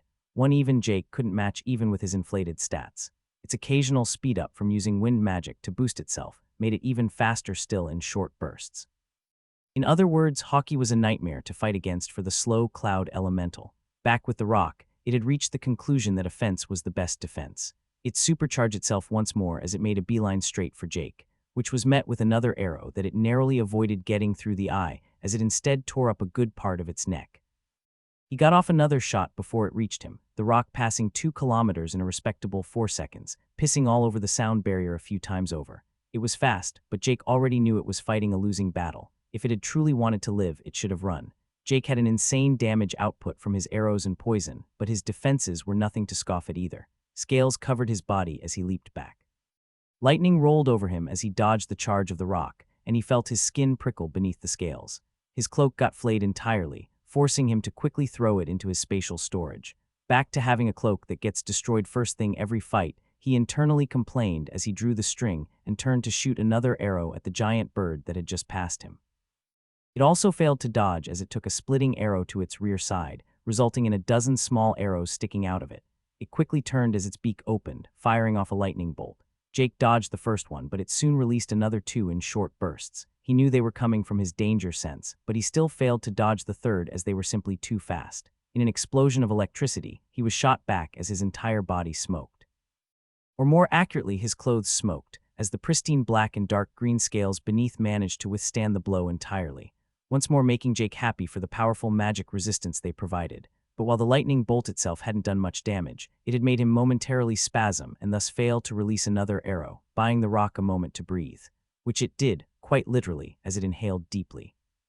Parts of the Cloud Island itself got inhaled as the beast took in more and more. Jake momentarily failed to attack as he wondered what it was doing, something he soon found out. Opening its beak once more, it released a stream of dark clouds with thunder crackling within a new attack, but not one that Jake found particularly impressive. That was his initial reaction, at least. That is until several seconds passed, and it kept releasing dark clouds. By now, it was entirely surrounded by the thunderclouds. The area 100 meters around it were covered in dark clouds obscuring the giant rock's figure. At first, Jake thought it a new attack, but soon noticed it was quite the opposite. Within the cloud, the lightning kept hitting its body, but instead of leaving wounds, the electricity instead nurtured it. It likely believed him unable to see it as it stopped exhaling. The cloud now nearly 200 meters in diameter, completely covering it. The lightning rock also tried to reduce its size as much as possible as it landed on the Cloud Island. Jake didn't have any intentions of letting it try and recuperate. He took out an arrow and began charging yet another infused power shot. It appeared that the beast had learned a little, though, as the thundercloud released lightning towards him in an attempt to interrupt his channeling. Just before he was hit, he released a massive burst of mana, scattering the lightning completely. He had been forced to halt his charging but soon began once more. Another lightning strike was released towards him, but it was okay. He had channeled enough. The arrow was released and flew straight for the stationary bird within the thundercloud. It was off to the side of it, smart enough to not linger in the obvious middle, but to Jake it didn't matter. He could see it clear as day with his insane perception coupled with the extra bonus from his gaze of the apex hunter. Not that it would matter anyway, as Mark of the ambitious hunter was also present. The bird had no escape. Startled that the human was aware of where it was hiding, the lightning rock tried to dodge but failed as it froze up from the gaze of its soon-to-be killer looking upon it. This arrow was striking it straight in its head, as it only managed to sway slightly right at the final moment. It had managed to avoid getting an arrow through the eye, but it wasn't that much luckier. Its lower beak was hit as it completely shattered from the impact, sending blood and pieces of beak flying everywhere, followed by a distorted screech of pain from the rock. It tried to move once more, desperate to survive, but was hit by another arrow soon after. It barely managed to exit its thundercloud as it was hit in its already damaged wing, sending it spiraling towards the cloud island below. The entire wing severed from another infused power shot. Crashing down, it struggled for a few more moments. The thundercloud had already dispersed the moment the rock exited it, and it clearly had no gas left in its tank. A final arrow penetrating its skull ended its life. Jake felt the notification of the kill followed by the warm glow of a level up, which meant another skill, but that would have to wait till the fight was truly over. Hawkeye had made good progress with the Cloud Elemental, but there was a long way to go. Alone it would take the Hawk close to an hour to kill a Cloud Elemental a few levels above its own if it did so in a safe manner. With Jake joining in, however, it was over fast. Bolts of mana hit the Elemental over and over again as it struggled with having yet another opponent. Jake had plenty of mana to spare and didn't hold back at all. Hawkeye also found way more space to be offensive in its approach, making its own damage output increase. This all resulted in the Elemental dispersing only a few minutes later. Killing the lightning rock had taken Jake less than 5 minutes, so the entire battle in total had only been around 15 minutes. While the two would typically go looking for their next prey, Jake motioned to return to the island. It was skill selection time. Chapter 156, Skills and Pylons. Landing on the Cloud Island with Hawkeye at his side, Jake sat down in meditation instantly.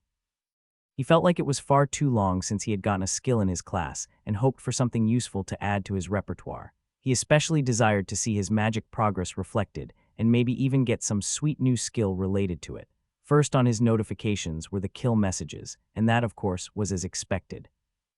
You have slain Lightning Rock, LVL 98. Bonus experience earned for killing an enemy above your level. You have slain Cloud Elemental, LVL 97. Bonus experience earned for killing an enemy above your level. What he cared more about was the ones right below it. Ding. Class, Ambitious Hunter, has reached level 90 stat points allocated, plus 4 free points. Ambitious Hunter class skills available with great anticipation. He accepted the prompt. He nearly didn't dare look, but of course he had to. He still vividly remembered his disappointment at 80. His first reaction was a sigh of relief as he saw 5 new options available he could choose from. The maximum. So far, so good. Without further ado, he dove straight into it. Doing as you do, he started from the first option, instantly getting a bit miffed at the common rarity. Weak telekinesis, common, move the world only with your mind. Grants the hunter basic telekinetic powers, able to move objects within a certain range using only mana. The cost of the skill is dependent on the weight and resistance of the entity you attempt to move. The weight limit and power of weak telekinesis is based on intelligence and wisdom. Okay, at least telekinesis is cool, he thought to himself, the common rarity tag being a bit sore on his eyes. The name alone pretty much described the skill entirely. It was just telekinesis and apparently a weak version of it. It was one of the many things he could already do without a skill, albeit not as elegantly as a skill would likely make it, but he could do it nonetheless, which was without a doubt the reason why he had unlocked it. No way it was a skill related to his class after all. Telekinesis and a hunter aiming for strong prey didn't exactly go hand in hand. So while it was a skill he liked and even wanted due to pure vanity, every reasonable part of him made him skip over it. Better to just train himself to be able to do telekinesis without a skill. If one day he was offered a legendary super telekinesis skill, he may pick it, but weak telekinesis was just too, well, weak, hence he moved on. Superior mana bolt, uncommon. Sometimes, the simplest applications of mana can be the most effective. A philosophy you have followed as you refine the most basic of spells. Allows the hunter to summon bolts of mana to defeat your foes. Adds a small bonus to the effect of intelligence when using superior mana bolt. The mana bolt, but far from as simple as the ones he had seen during his first days of the tutorial. The basic mana bolt skill was only inferior rarity, making it truly the lowest of offensive magic skills, and now he had upgraded it twice over at least, it appeared. While he wouldn't pick it, it did show that Jake's mana practice hadn't been a waste of time. If he had actually chosen to be a caster back during the tutorial, he would have likely improved it even further. It always felt good to get some positive affirmation that his work had gotten results. The next skill was very much the same story. Infuse Arrow, uncommon. Magic and archery combined to form a new way to damage your foes. Infuse a spell construct of uncommon rarity and below into an arrow. The spell will activate upon impact. Note that not all spells can be bound, and the effect varies based on the spell used and the arrow infused. Adds a minor bonus to the effect of the infused spell based on intelligence. It was the result of the magic practice, where he attempted to create proper magic arrows. While it had turned out to be less effective than just throwing mana bolts repeatedly, he had learned something from it. Though of course, the skill was, in good old English, absolutely worthless. That limit of only spell constructs of uncommon rarity, and below sitting there ruining everything. But it also inadvertently explained a lot. The system recognized the level of his mana bolts as being of uncommon rarity, which was why he would so easily infuse those into arrows, as it was his limit. Or maybe it was his limit because it was based on his practice of using the mana bolt as the base. When he tried it with Touch of the Malefic Viper, however, it failed every time. Touch being a skill of epicrarity, of course, so he hoped that with practice, he could make arrows infused with Touch. Damn, that would be good. Death on the outside with coated poison and death on the inside from Touch. The double whammy. That was something for the future, though.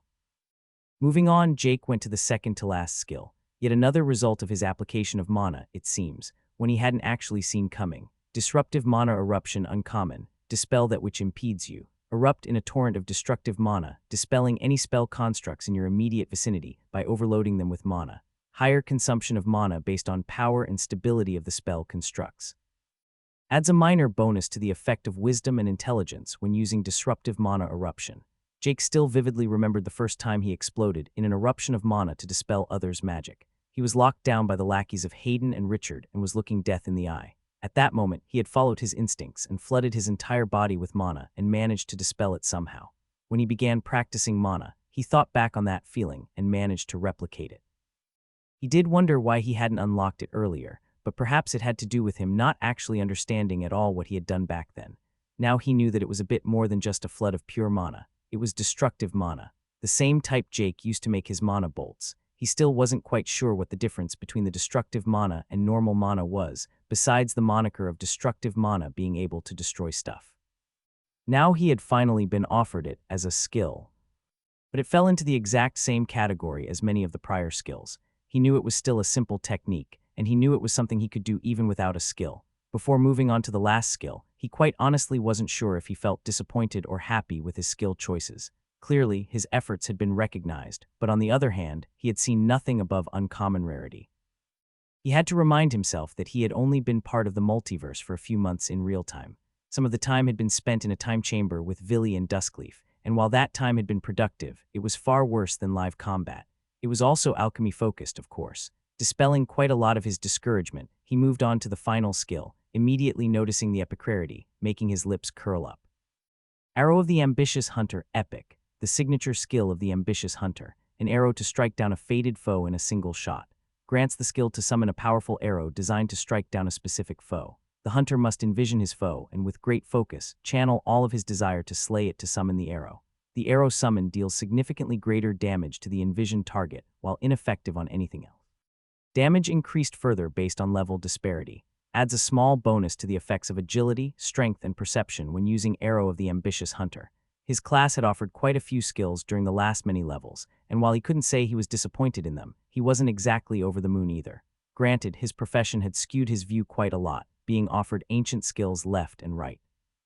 Big Game Hunter and Mark of the Ambitious Hunter were the only ones really worth mentioning.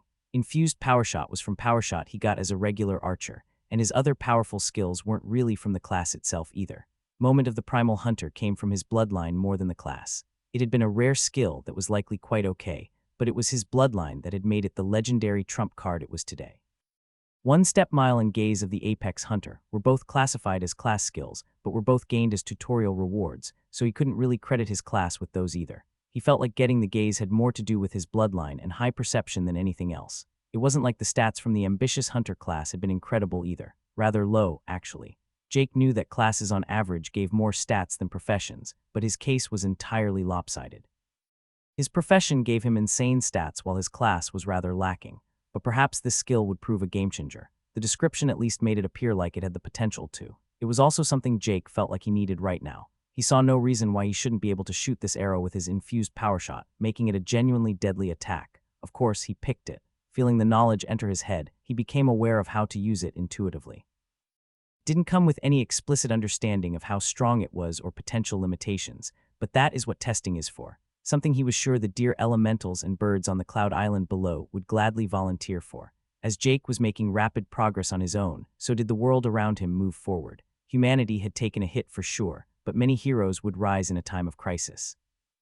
In several places, the bubbles that were leftovers from the tutorials were surrounded, studied, and a few brave souls even entered to try and claim whatever rewards lay within.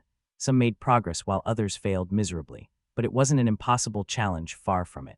A being like the king of the forest was indeed an outlier. While the final bosses of these tutorial zones were indeed all D-grade, they were only just D-grade. The king had been level 136. All grades are naturally split into several stages. Early, mid, late, and peak was the most often used terms. For an E-grade like Jake, being between level 25-50 was the early stage, 50-75 mid, 75-95 late, and 95-99 peak. In the same way, then in D-grade 100-130 was the early stage, 130-160 mid, 160-190 late, and 190-199 peak.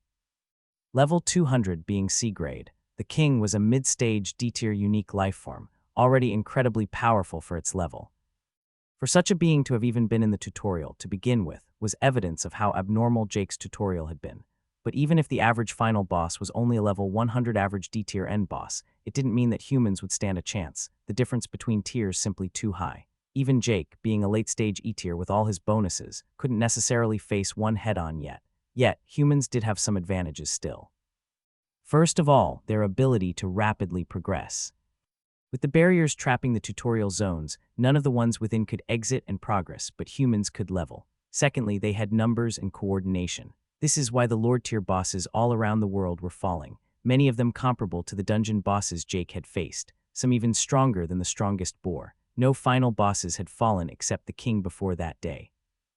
Very few had even managed to kill any of the lords during the tutorials, so to defeat a D-grade was a tall order. Most didn't even know these lords and final bosses existed. But some factions were very special, some places the front line of humanity's progress. In one such place, even special among the many factions battling the tutorial zones, stood an old man in a blue robe, surrounded by several other humans who all followed him without question. During the tutorial, he had killed the strongest lord in single combat. His name was Noboru Miyamoto, and today was the day. Now he had come for the general, the final boss. But surprisingly, this wasn't even their first bout. 2 days prior, he had been there too to fight. He and his fellow warriors had been forced to retreat, but today he held no such intentions. Behind him stood his family, all of them powerhouses in their own right, the most influential members of their large family.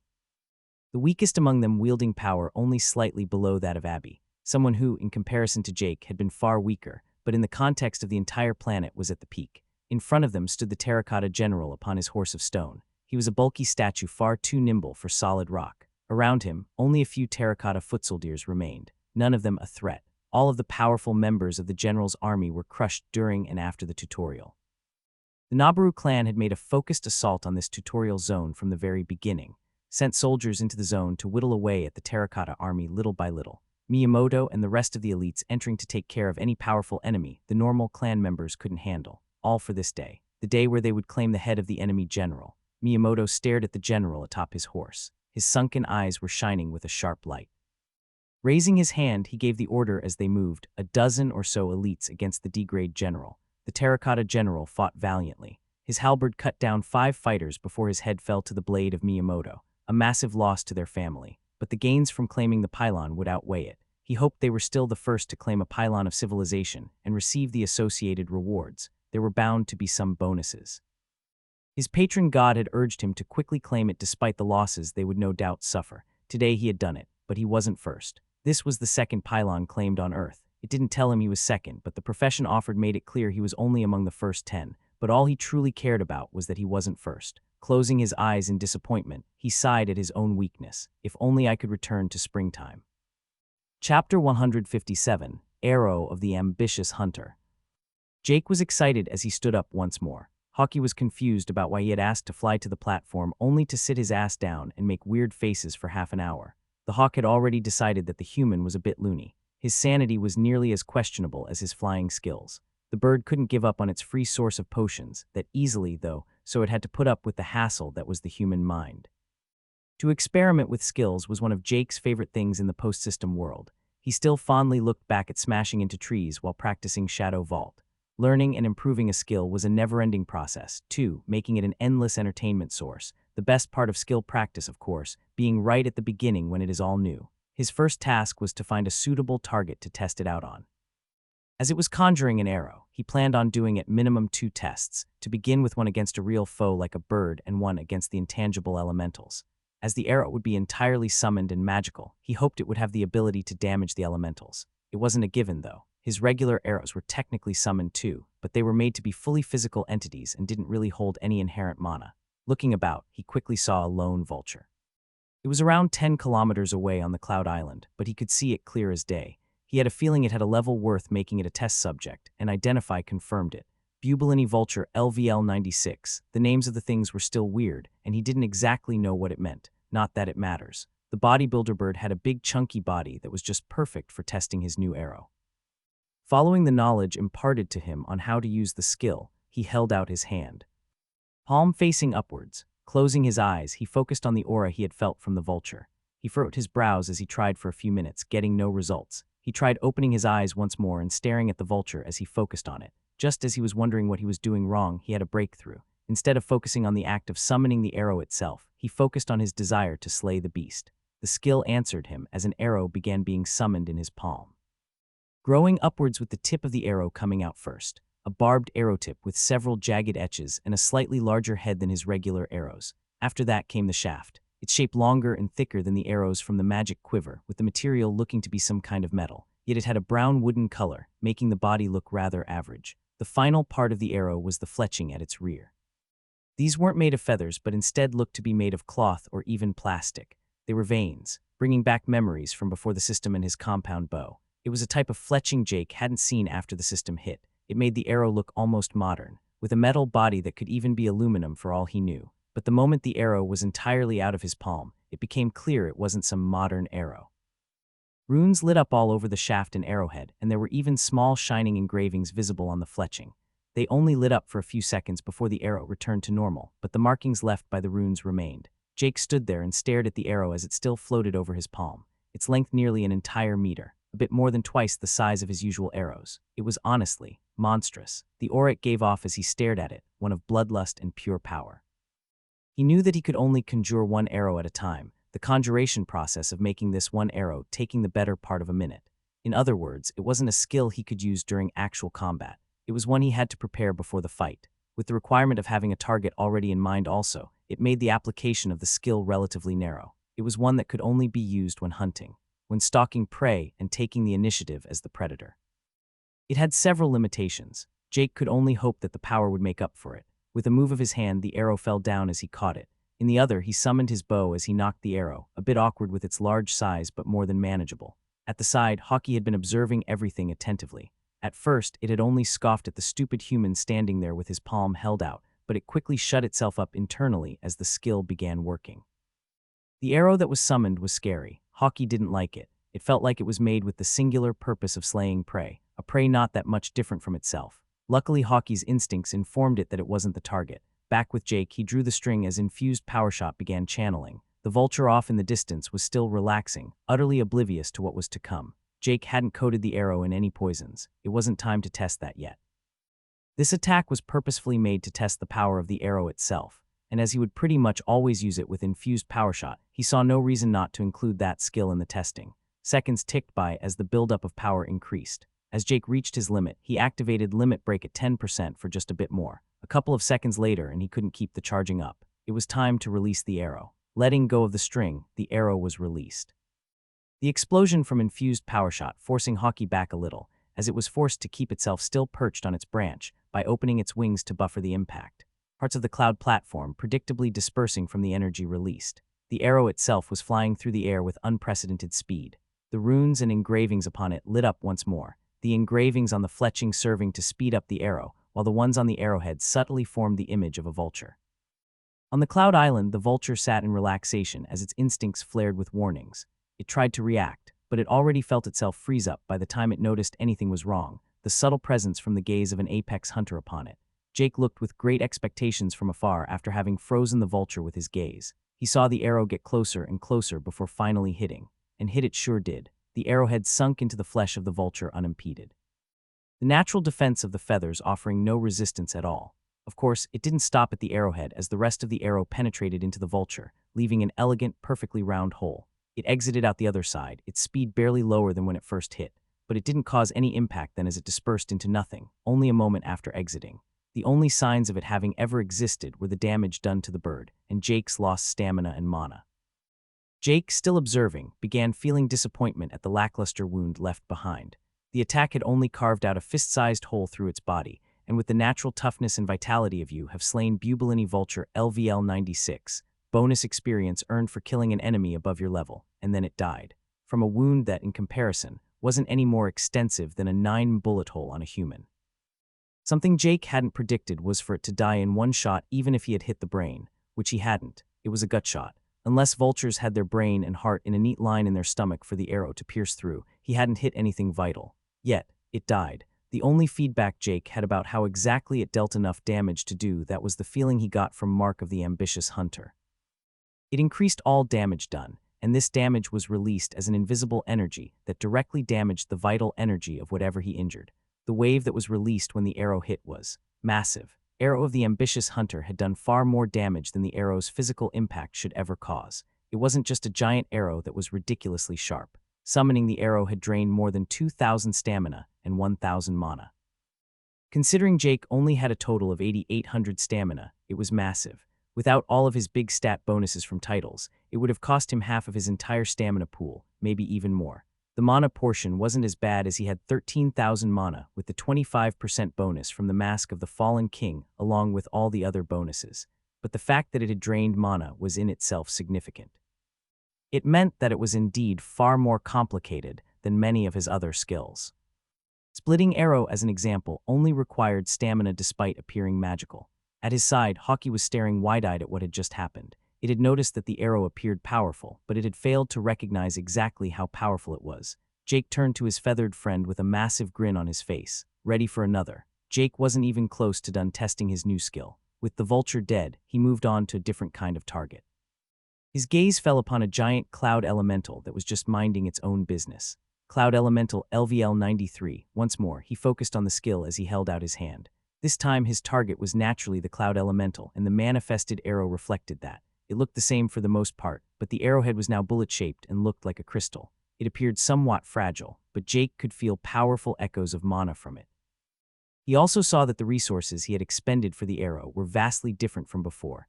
This one had cost him 2,500 mana and only 500 stamina. Knocking the giant arrow, he took aim at the massive Cloud Elemental. With a deep breath, he began charging another power shot. Once more, an arrow of unparalleled might was loosed. Like a giant spear of destruction, it flew towards the giant elemental that was just doing elemental things. It reacted less than a millisecond before the arrow struck.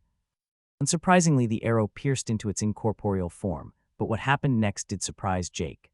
The arrow exploded with energy that seemed to somehow stay contained within the elemental's body. Pure destructive power reminding Jake of the energy his Mark of the Ambitious Hunter released, ravaging the elemental from within. Without any grand explosion or mighty blast of force, the elemental's giant form simply turned to mist as it dispersed. You have slain Cloud Elemental LVL 93. Bonus experience earned for killing an enemy above your level. I think I hit the jackpot, Jake smiled viciously. The arrow did indeed customize itself based on his visualized opponent. He wasn't sure if it would work on everything, but it sure as hell worked on these enemies. So, any comments, Hawkeye? He asked the hawk that was still perched on the tree. The hawk looked at him as it clearly had a look of mixed emotions. Jake couldn't quite read its thoughts, but saw a hint of fear and a bit of expectation. Jake did wonder why the hawk was still sticking around with him. While they certainly did make a strong hunting team, it was also risky for the hawk in many ways. Jake had proven several times that he was a credible threat to its life. While it was far faster than him, he had ways to lock it down and possibly even kill it, yet it chose to stick by him, something he found a bit questionable. Especially considering that it was a beast, a smart beast but still a beast. Jake was fully aware that he gave off a presence of sorts. Even during the tutorial, the weaker beasts would flee when they saw or felt him, and even a mighty beast like the Horde leader appeared to feel a hint of hesitation when he met its gaze. Now that presence had only got amplified. Jake didn't know if it stemmed from his bloodline or just from being strong, but it was clearly a part of him. It even affected the pylon of civilization area, making beasts who entered it aware that they had intruded upon his territory. Yet the hawk had approached him willingly and stuck by him after that. He wasn't stupid enough to believe that it was only due to his potions and help in combat. I wonder what you want from me, Hawkie. He watched with bated breath as the fight played out before him. Bertram tried to block the giant beast's attack, but ended up just being knocked back nearly 100 meters before smashing into an old office building. Maria, the archer who was second only to him in level, stood with a giant bow of flames as she bombarded the gigantic monster. She appeared more like a mage, but her swift movements as she dodged the beast's ranged attacks made it clear she wasn't. Her attacks tore into the beast little by little as its hide became black and burnt. It did noticeable damage, but far from enough to kill the powerful D-grade beast. With the time she managed to buy, Bertram had gotten up, and the healers had managed to get him back in top condition. With a slew of buffs and shields placed on him, he charged the beast again. The light around him was refracted, as he received a powerful buff from the high-level priests and an invisibility spell from a light mage. He got in close and unleashed everything with a cleave. His blade extended nearly 100 meters as he cut down into the shoulder of the beast. His sword managed to penetrate deeply before it was stopped, and he was once more smashed away. But he had managed to buy enough time. With a concert of chants, the ritual was complete. More than 500 followers had donated their energy to unleash a powerful joint attack. Jacob could not contribute directly to the fight due to his class, but that didn't mean he couldn't design the fight from the beginning, and so far, fate had been realized. A giant beam of light descended from the sky that burned into the beast, weakening it significantly. Simultaneously, Maria released her strongest attack as she took out a special arrow she had crafted before. When it was fired, the cry of a phoenix was heard as the arrow itself turned into a flaming bird that smashed into the beast, resulting in a giant explosion. The beast roared in pain as it unleashed an attack, but a second ritual activated at that very moment. There were more than 1,000 people behind this spell, as a bubble of mana encapsulated the beast entirely, blocking out the destructive breath. A third ritual came into effect as the ground below the beast erupted, and it fell into a kilometer-deep abyss. A collection of explosives and countless magic circles were already present within the hole as they all exploded, blowing up the entire area as the earth shook. Trapped, it could only struggle as thousands of attacks rained down upon it. Thousands of spells worked together to restrain and weaken it, as the few influential people in the group managed to damage and finally bring it down. When the beast fell, they all cheered as Jacob went together with the other elites to claim their prize. Laying his hand upon the pylon, Jacob accepted the profession as he claimed it, the third person on Earth to do so. Chapter 158. Why? Jake sat on the cloud in meditation as he regenerated his stamina and mana. Arrow of the Ambitious Hunter was as draining as it was powerful, and quite frankly, he wasn't even sure it would speed up his hunting speed if he used it on more regular enemies. Though of course Jake's definition of a regular enemy was one many levels above him. It had been a few days since he got Arrow of the Ambitious Hunter. Since then, he had gained a single level in his hunter class, but the largest gain was how familiar he now was with his new skill. He liked it a lot, but he felt like there was one more test needed. Thunder Rock. As always, the hawk sat with him. He knew it would leave soon as it had been a while since it last did so. And that would be his time to strike. Hawkie, I'm gonna take this one alone. This is my fight, all right, he confirmed, looking up at the hawk. It gave him a glance with doubt, unsure if the human could really handle the giant rock. The sentiment that D-grades were far above E-grades was heavily ingrained for everyone, beasts and humans alike. No creature or elemental on the Cloud Continent, not even those at level 99, dared get close to the D-grades. But Jake wasn't just any random creature. He was someone who had stacked titles upon titles, gotten an excellent profession and above-average class designed to fight stronger foes. He had powerful skills beyond someone at his level and grade. He had felt like he could maybe fight it even the first time he saw the rock, but now he would try. He wouldn't earn any more class skills before 100, which was the evolution, and while he could grind up his profession, he shouldn't need it.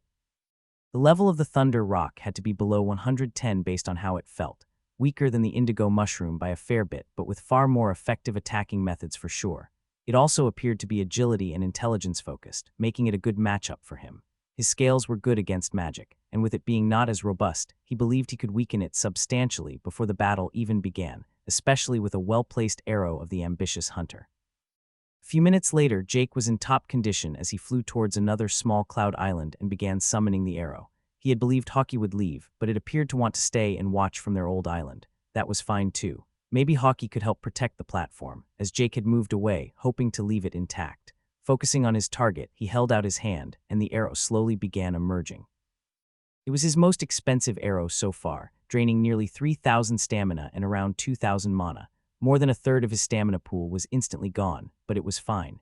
With conviction, he prepared the rest of his equipment for the hunt, poisoned all of his arrows, and even took out his best hemotoxin for the first initial arrow. The ones in the quiver would be necrotic for maximum damage.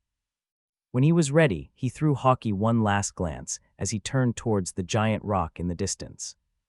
A huge grin on his face. He was bubbling with excitement as he felt Big Game Hunter come into effect already, boosting him even further. He used everything as they made up the elements that in concert made this hunt possible to even attempt.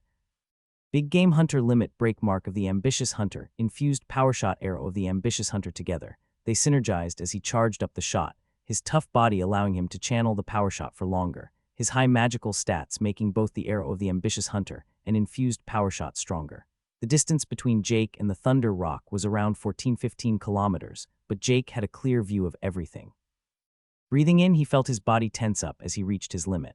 Without further ado, he released the giant arrow towards the airplane-sized D-grade beast. It flew ahead, its speed surpassing the speed of sound more than 10 times over. In 3 seconds, it reached the rock that sensed it shortly before it arrived. It felt the threat the arrow posed and prepared a response when it suddenly froze. The eyes of a supreme predator were upon it.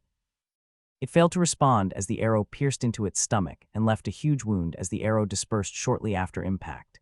It didn't manage to pierce through, but it had drilled more than 5 meters into the giant beast, doing incredible damage. This also confirmed Jake's theory that the beast was agility and intelligence-focused over being durable. Good, SCRECH. The beast screeched in pain as it released a shockwave of sound that hit Jake more than 10 kilometers away, making his clothes flap. But he didn't react as he had already knocked the 4th arrow. 2 were already in midair, heading towards the giant rock. The first hit, but the second was avoided as it also swiftly dodged the third, but was once more hit with a 4th. Each arrow little more than a needle on its large body, but the damage from each was not to be discounted. Poison seeped into its body as it prepared its counterattack, one that came quicker than Jake expected.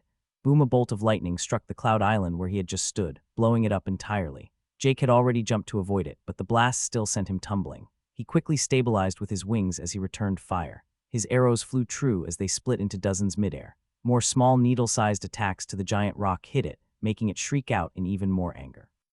It had begun flying towards him now, sending out torso-wide bolts of lightning aiming to roast him whole.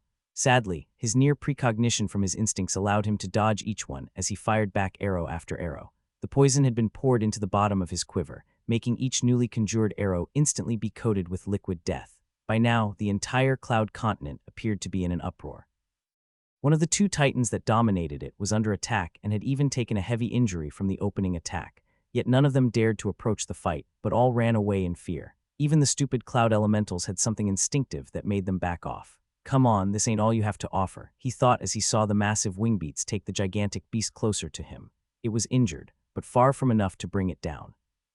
Even now, he could feel the poison within its body be eliminated at a fast pace. When it was only a few kilometers away, its entire body was enveloped by thunder as it sped up. Here it comes. The entire cloud continent appeared to darken for a moment as the rock attacked. It sped up and appeared in front of Jake with speed surpassing his arrows by quite the margin. It stopped right before him as it, for the first time, laid its eyes upon its attacker.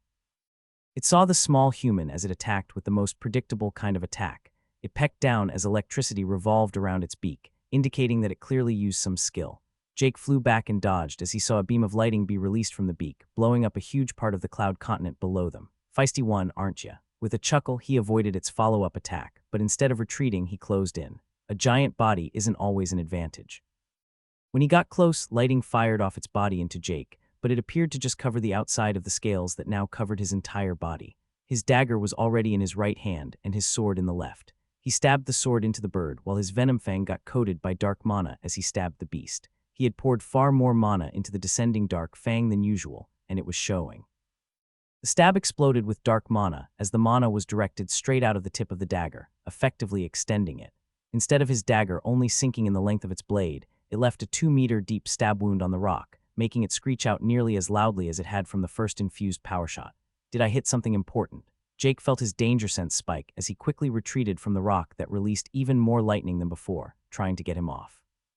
It was enough to make him disengage, but the attack failed to harm him. Come on. The beast was now thoroughly enraged as it screeched towards the sky. Thunder from a clear sky above descended as the entire beast began humming with power. It looked towards him as it opened its beak, Jake already fully aware of what was to come. Moment. No, it isn't necessary. A thought he nearly came to regret, as the beast clearly wasn't done.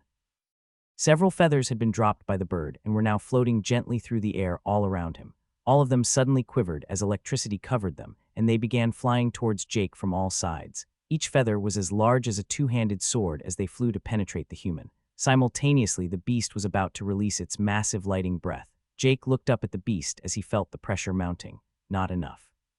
He moved as he gazed upon the giant rock the moment it was about to release its attack. It froze for a moment, ruining the timing as Jake dodged and weaved away from every single giant feather coming for him. They had been aimed to keep him contained, but the follow-up attack being delayed ruined it. Jake flew up as he used a part of the wings of the Malefic Viper skill that he hadn't much before. Green veins on both wings appeared and began glowing as a mist-like substance began being emitted. With a beat of his wings, he retreated from the blast while blowing a cloud of poison mist into the face of the bird. Just as he did this, the rock unfroze and released its attack. It had only been stopped for a few milliseconds, but in a fight like this, that was more than enough to change the momentum entirely. Not that the Thunder Rock had ever truly held the momentum. Jake had been dominant from start to end. Why? He retreated a bit more as he released another splitting arrow, causing a few more minor wounds. It fired more blasts of thunder, but he avoided them one by one. The feathers kept flying around in the air, reminding him a bit of the flying daggers of that stupid metal mage back in the tutorial. And like then, he easily dodged them as he showed off his prowess in air combat. Hawkeye was still far faster and more agile than him, but the bird would already be long dead if they switched places. Didn't have Jake's danger sense, his high perception, and the incredible defenses that allowed him to take a stray hit once in a while. Jake knew he had grown a lot stronger than his time in the tutorial, than his last time truly facing off against a degrade.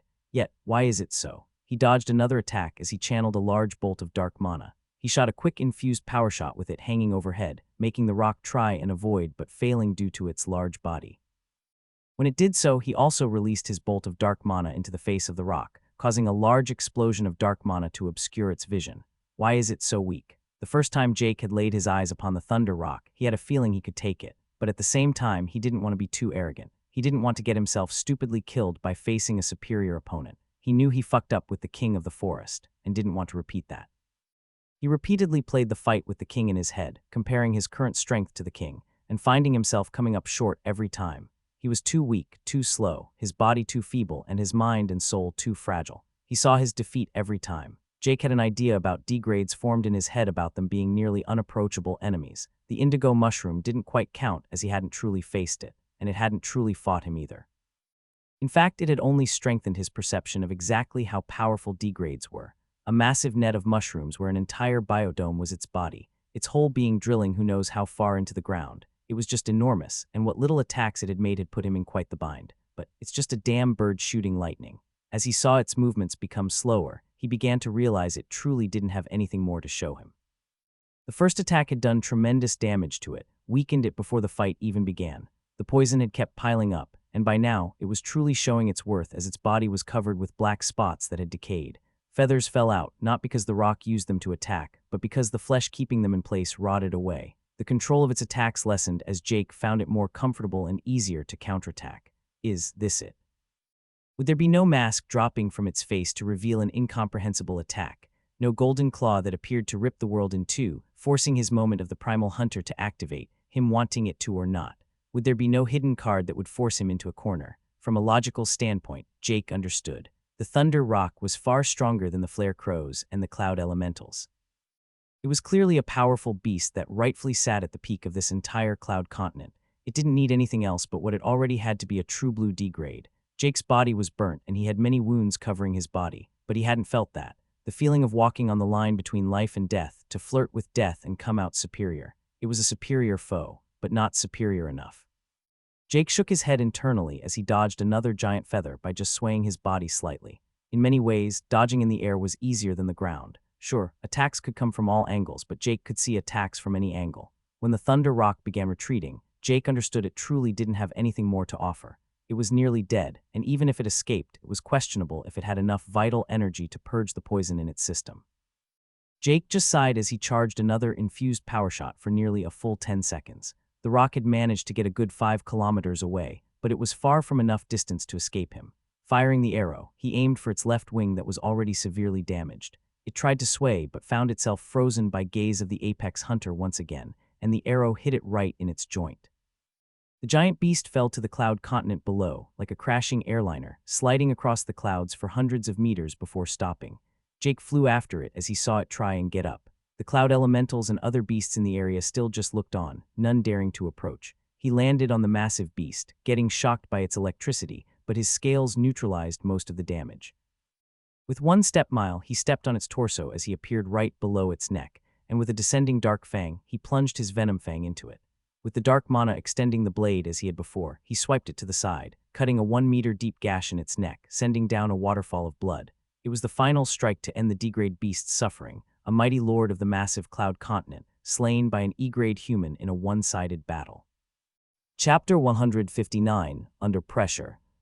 Jake stood on top of the massive corpse of the Thunder Rock. He felt the gazes of hundreds of beasts upon him. They had all observed the battle before and looked at the human with a mix of confusion and fear.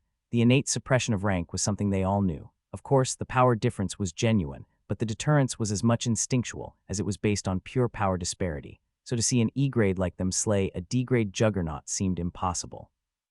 Even more unbelievable was how quickly and easily the human had done so. All of their fear was transferred to the man who just stood there. Jake sighed as he dropped his limit break from 20% and let the weakness overtake him.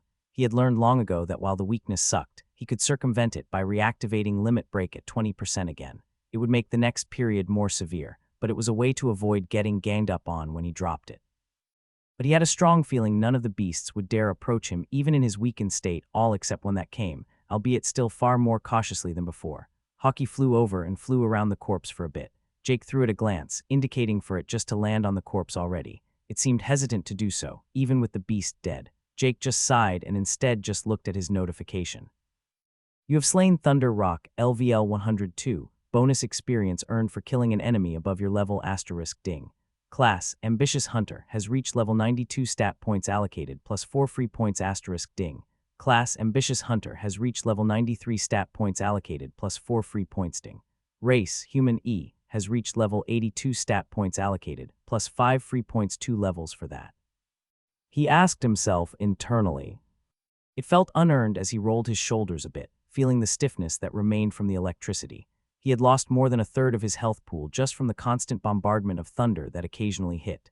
The entire fight could have turned on a dime if he made the slightest mistake, but Jake didn't make any mistakes. He tended not to make significant mistakes in combat, as if he did, he would have died a long time ago. Hawkeye had at this point stopped just floating above and had built up the courage to land on the giant rock. Jake just looked at it and smiled, but that smile quickly turned to a frown when he saw what it did next. It gave him a quick look before it began channeling wind around its beak. It formed a drill of sorts as it began digging into the giant rock's body, much to the surprise of Jake. He had never liked to desecrate the bodies of those he killed if he didn't have a reason to. The den mother he had done so with because he felt the poison gland within, but others he had just left be. He didn't know how to properly handle the ingredients left behind anyway. Hawkeye kept digging as the blood and guts flew up from the hole it made. The body had significantly weakened after its death. If not, Hawkeye wouldn't be able to drill into it as it did now. It took the bird a few minutes before it came out of the bloody hole with a weird stone in its mouth. Jake looked at it as he saw Hawkeye place it in front of him.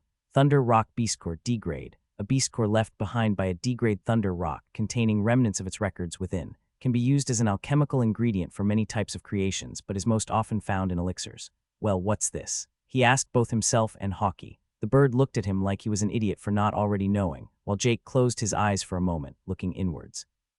Knowledge appeared in his mind as he dove into what was provided by sagacity of the malefic viper. A flood of information came forth as he opened his eyes once more. Neat. He put the core in his spatial storage as he considered what to do with it. Beast cores were an item that any beast at D-grade or above had a chance to generate upon death. When beasts, or any creature for that matter, died, a part of their records would often remain in the body. If Jake, for example, died, his eyes would be infused with the records of gaze of the apex hunter, turning them into high-rarity items, maybe even ancient or legendary rarity ones. This didn't mean he could pluck out his eyes now and be left with valuable items. He would have to die for his records to transfer. The same was true for the Thunder Rock. Instead of entering a specific part of its body, its records condensed into a beast core for Jake to use. Thinking back, this records transfer was likely where most, if not all, drops from creatures he killed came from. Records from the creature condensed an item, his mask of the fallen king being a prime example. Instead of the king forming a core upon death, it instead created the mask from the records. The fact that it made a legendary item upon death was proof of how strong the king had been. Did I fuck up by not just taking all the corpses? Jake wondered, but on second thought, he likely hadn't. Cloud elementals turned into those small bead things that Hawkeye collected. The dungeon bosses had all turned into or created items he used to kill the king or other dungeon bosses, and none of the other things he killed were worth looting. With Hawkeye in tow, Jake flew up and returned to their usual Cloud Island. Not a single beast in their surroundings dared to get in their way. Bang, the bullet flew through the air before hitting the spider-like beast. One of its legs got hit, making it stumble slightly, but it was far from enough to make the degrade beast fall. It fired out a web from its backside that fell like a blanket over the entire area the bullet had come from. Upon making contact with the concrete building, it began being devoured by the acidic web. Sadly for the spider, the sniper was long gone, as another stream of bullets hit it. It stumbled once more, and before it could get up, a figure emerged from one of the shadows nearby, zoomed past him, and cut its side with a sharp dagger. It hissed in pain as the wound began burning with the power of a strong curse, the same proving true for the bullet in its leg. The fight had been going on for the better part of 3 hours, and the beast was getting tired. It was only about the size of a car, but it was an unusually fast and powerful beast. Yet it had been whittled down by bullets and sneak attacks over the last few days, making it never able to rest and fully recover. All of the attacks that managed to pierce its natural defense were imbued with curses. The shadows it had called its home was now a danger it wanted to avoid, and the worst of its attackers appeared to its beady eyes once more. A human wearing a robe, black streams of lightning crackling all around him, a metal staff in his hand that already had an attack charged up in the orbs floating around him. It hissed again and charged the accursed human, but after only taking a few steps, the ground below it erupted into a dark explosion. Blinded, it failed to avoid the lightning strike, sending it tumbling back nearly 100 meters, impacting a wall. The attack itself had done little damage, but it was the sheer quantity of it all. It couldn't even get up before another sniper shot hit it. This torture continued for another 2 hours before finally, with a flash of thunder from the sky, the beast fell dead to the ground. Dozens of figures emerged from the surrounding building's shadows and gathered around the corpse, the cloaked man with the metal staff the first to arrive. "Good job, everyone. It was a tough cookie, but we made it," Caleb Thane said as the other figures nodded. 117 seems like we found a mid-tier pylon defender. It would have been easier if we got one of the low-tier ones to beat, Mateo said, looking annoyed at the corpse. Well, at least it wasn't a high or peak-tier challenge, or it would have taken way longer, if we could even do it. Good thing it couldn't heal, Nadia said, as she wiped her rifle with a cloth as if it was her child. Either way, time to claim the pylon, Caleb said with a light smile as he went over to the pylon that had spawned only a few meters from the corpse of the spider. Go get the others while I figure this thing out. A few of the cloaked figures nodded as they left to find the rest of their group. Only the elite had participated in this battle, yet they still lost tens of people to the spider. It was lucky that it was out of mana and could only shoot its web towards it. Its magic had taken far too many lives. Caleb could drain its mana with his dark lightning, so once it was empty, he could keep it empty. As long as they never allowed it to rest, they could eventually whittle it down, which they had. They had prepared the arena and kited it around into mines, ambushes, pitfalls, and so on. In the beginning, it had quite a few other spiders with it, but over the last week, they had hunted them down one by one. Caleb pressed his hand on the pylon. 6th. Still in the top 10, so not that bad. He smiled a bit to himself as he claimed it and changed his profession. The new one gave 16 free points per level, still a rare variant of City Lord for being one of the first 10 to claim one. Umbra should be okay with this. As the de facto leader of the Court of Shadows on Earth, Caleb felt quite a lot of pressure on him. They were already closing in on 6 digits in their entire group, so it was high time that they claimed a pylon and began establishing themselves. Once the first 100 pylons were claimed, things would start for real. Caleb had claimed the 6th one, meaning quite a few more needed to be claimed for the next stage to begin. But from now, it would likely get faster as humanity grew in power, and will be ready. As he was getting accustomed to his new profession, he was brought back to reality by the rest of the people coming. A massive wave of individuals all marched towards the broken-down city on the horizon. All of them had retreated to a safe distance, while the blades of the court fought the degrade. In front of the group were 4 people he recognized as he smiled: a woman holding a newborn baby and a middle-aged couple that looked younger than they had before the tutorial. Everyone gave way for them, showing respect to the family of the judge. Within the Court of Shadows, judge was a role most often only held by S-grades, and they were the leaders of their court. But Earth didn't have any S-grades, so Caleb would have to make do. Yet even if he had been named judge, or more accurately judge-elect in another multiverse, it would not be contested. Blessed by Umbra, holder of the legacy of Tankulize and a supremely talented caster. All of that completely ignoring his relations to another notorious figure of the 93 Third Universe. Caleb and his wife, Maja, were both perfectly aware of Jake. Caleb was told by Umbra, and he had told his wife, but for now, all they had told his parents was that Jake lived and was doing well. The implications of what Jake had done were just too complicated to properly communicate when Caleb learned of Jake. That he was a progenitor that had usurped fate, slain a powerful degrade, and was likely the strongest human on Earth, his reaction had been a shrug. It was a bit weird to say, but Caleb wasn't surprised. His brother had always been strange but also competent, yet even more so than that. If Caleb were asked who he knew would do best in surviving in the post-apocalypse, it would be Jake, a desolate island in the middle of the ocean. Jake, a pit of monsters. Jake. He remembered once when he was a child, his family had gone to the zoo. Jake was only 7 back then, and Caleb had been 5. It was the first time going for both of them as there wasn't a zoo close to their town, and they had always been more fond of things like amusement parks. It had been a nice trip, but Caleb remembered one part of that day far more distinctly than anything else. They had gone to see the wolves for feeding time, an event the 2 boys had been looking forward to a lot. Jake and he had stood at the small barrier, looking down at the pack of wolves that were awaiting their daily feeding. Yet when Jake appeared, they all turned towards him, all just looking at him. Jake just stared back, a young, excited child. The speaker came out and talked about the wolves, but the animals just kept staring up at Jake. Jake, at this point, had noticed them as he just stared back with puzzlement. The speaker finished up her small info dump on wolves, and with a device, the meat was deposited into the enclosure. The wolves noted the food but didn't stop looking at Jake. One of them turned a bit to sniff it before it looked back up at Jake, almost expectantly. Caleb clearly remembered Jake, almost as if on instinct, nodded to the wolves. With approval, they dove into their meal, the poor speaker finally talking again after the wolves stopped acting weird.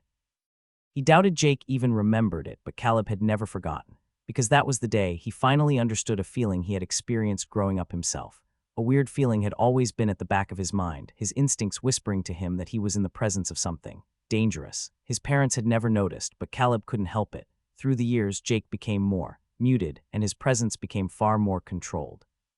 Not that Caleb in any way blamed or ever even feared Jake. He knew it had helped shape him always to be baptized by that feeling. When he felt the pressure from accepting the legacy of Tenlucis, he had barely registered it. The reason why the legacy of Tenlucis was so dangerous was because of the concept it relied on. Tenlucis had been a god of darkness and lightning, living with the belief that the power of the dark heaven was above all, even himself. Through his own delusions, he had managed to create a path where he always moved under the pressure of the heavens, continually being mentally strained but also forcing him forward. It had pushed him to the top, but it had also made him unstable, which was why he entered one of the places in the multiverse that even primordials avoided, and there he had died. But at least he had the decency to leave a few legacies behind. Caleb had now accepted that legacy after Umbra directed him towards it when he got his profession upgrade. The reason was simple, because Caleb had stood tall before her. Before the overwhelming aura of a god standing at the pinnacle of power, he hadn't felt even the slightest bit fearful or intimidated, because he had grown up in the presence of a far more dangerous monster. Chapter 160, Jake stood on the small island of clouds with Hawkeye still at his side. The hawk had been giving him inquisitive looks for the last few hours as Jake had just been standing there, staring at the giant creature in the distance while recovering his resources. Storm Elemental LVL. He honestly wasn't sure. The Thunder Rock had been far easier to take down than expected, but he was well matched against it. His poisons worked wonders as it was flesh and blood, its defenses were weak, and it had been barely degraded. The Storm Elemental gave him the feeling that it was slightly stronger, and that was ignoring how bad of a matchup it was for him. His poisons were borderline useless. Even the poison mist from his wings would be ineffective, as there was a constant current of air surrounded the elementals, blowing away the poison. Arrow of the Ambitious Hunter was still useful, but it could only be used once as it simply took too long to summon another arrow. He had thought of having Hawkeye join him, but without sounding rude, the bird would only get in the way. He doubted the bird's attacks would do much harm to the Storm Elemental, and instead just end up getting fried by the streaming bolts of lightning within its body. It would only distract Jake, making him worried about the bird throughout it all. Jake's mana bolts would do damage, but far from enough to bring down the massive elemental. Sure, if he could just bombard it constantly from far away without it fighting back, he could maybe.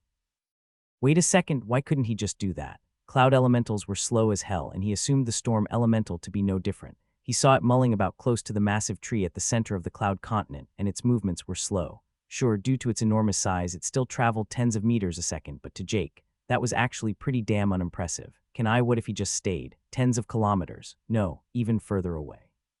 Finally put his massive perception and range to good use by being a true sniper. Hawkeye kept looking at him, and as it saw determination begin to form in Jake's eyes, it gave him an encouraging call. Jake looked up at the hawk as he remembered something. You collect those beads from the cloud elementals. Could it be you want the one from that one? It gave him another encouraging sound, pretty much confirming it to Jake. Why do you need them anyway? Hawkeye looked a bit hesitant before finally motioning for him to follow. Jake was still unsure why he should follow, but he was still low on resources from the Thunder Rock fight, so it wasn't like he planned on fighting right away. Spreading his wings, he glided down after the hawk as he soon noticed the direction they were heading. Hawkeye tended to leave nearly every day for a few to over a dozen hours. Jake had tried to follow on prior occasions, but every time the bird rebuffed him.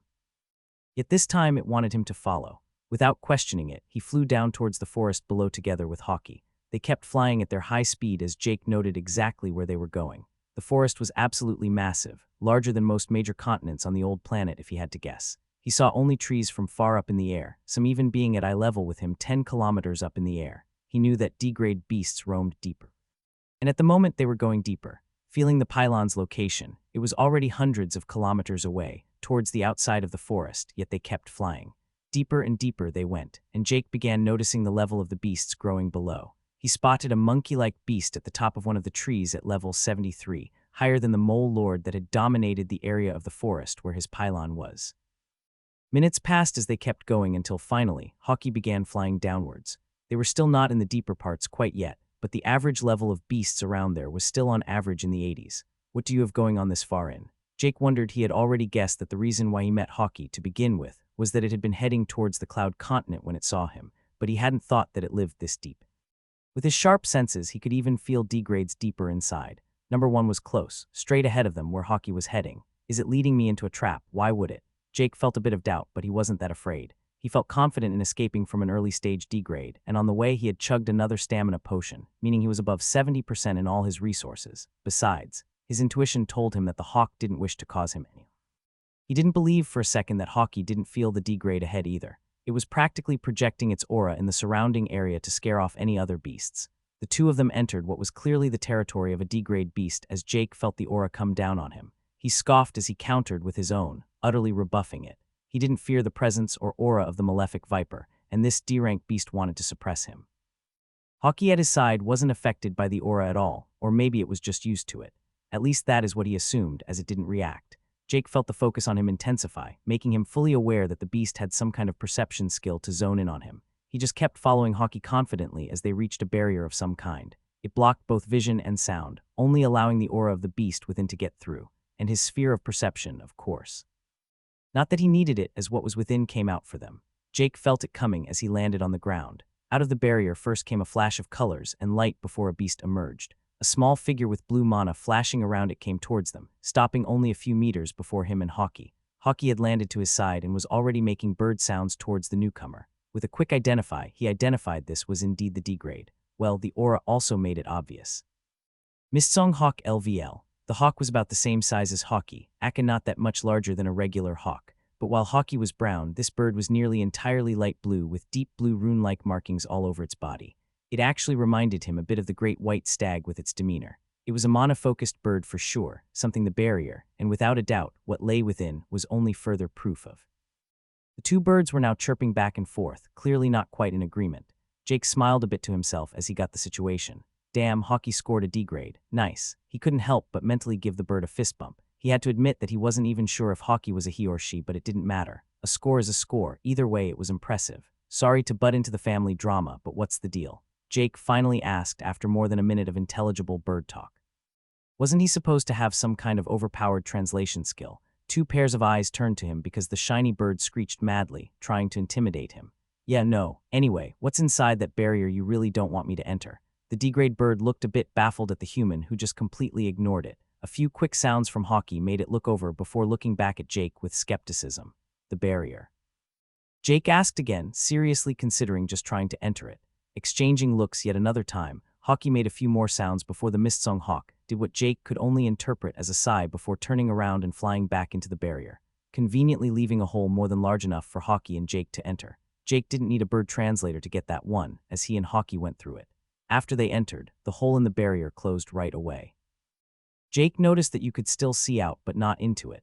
It was a bit like the barrier around the pylon, albeit far weaker from what he gathered. The inside of the barrier was certainly not as he had expected. A constant white mist covered the entire area, and Jake instantly felt his mana regeneration spike. The mana density within was practically tangible as Jake breathed in. Screech, which got him a mad screech from the Mistsong Hawk, clearly telling him to cut it out. Jake got the message as he stopped breathing in the mana. His mana pool was already full anyway, he just wanted to test it a bit. Hawkeye made some more sounds towards its mate, Jake just looking around. The spherical space within the barrier was only 40 or so meters across, more than large enough to house the two hawks and the human, but also small enough so that his sphere covered a large part of it.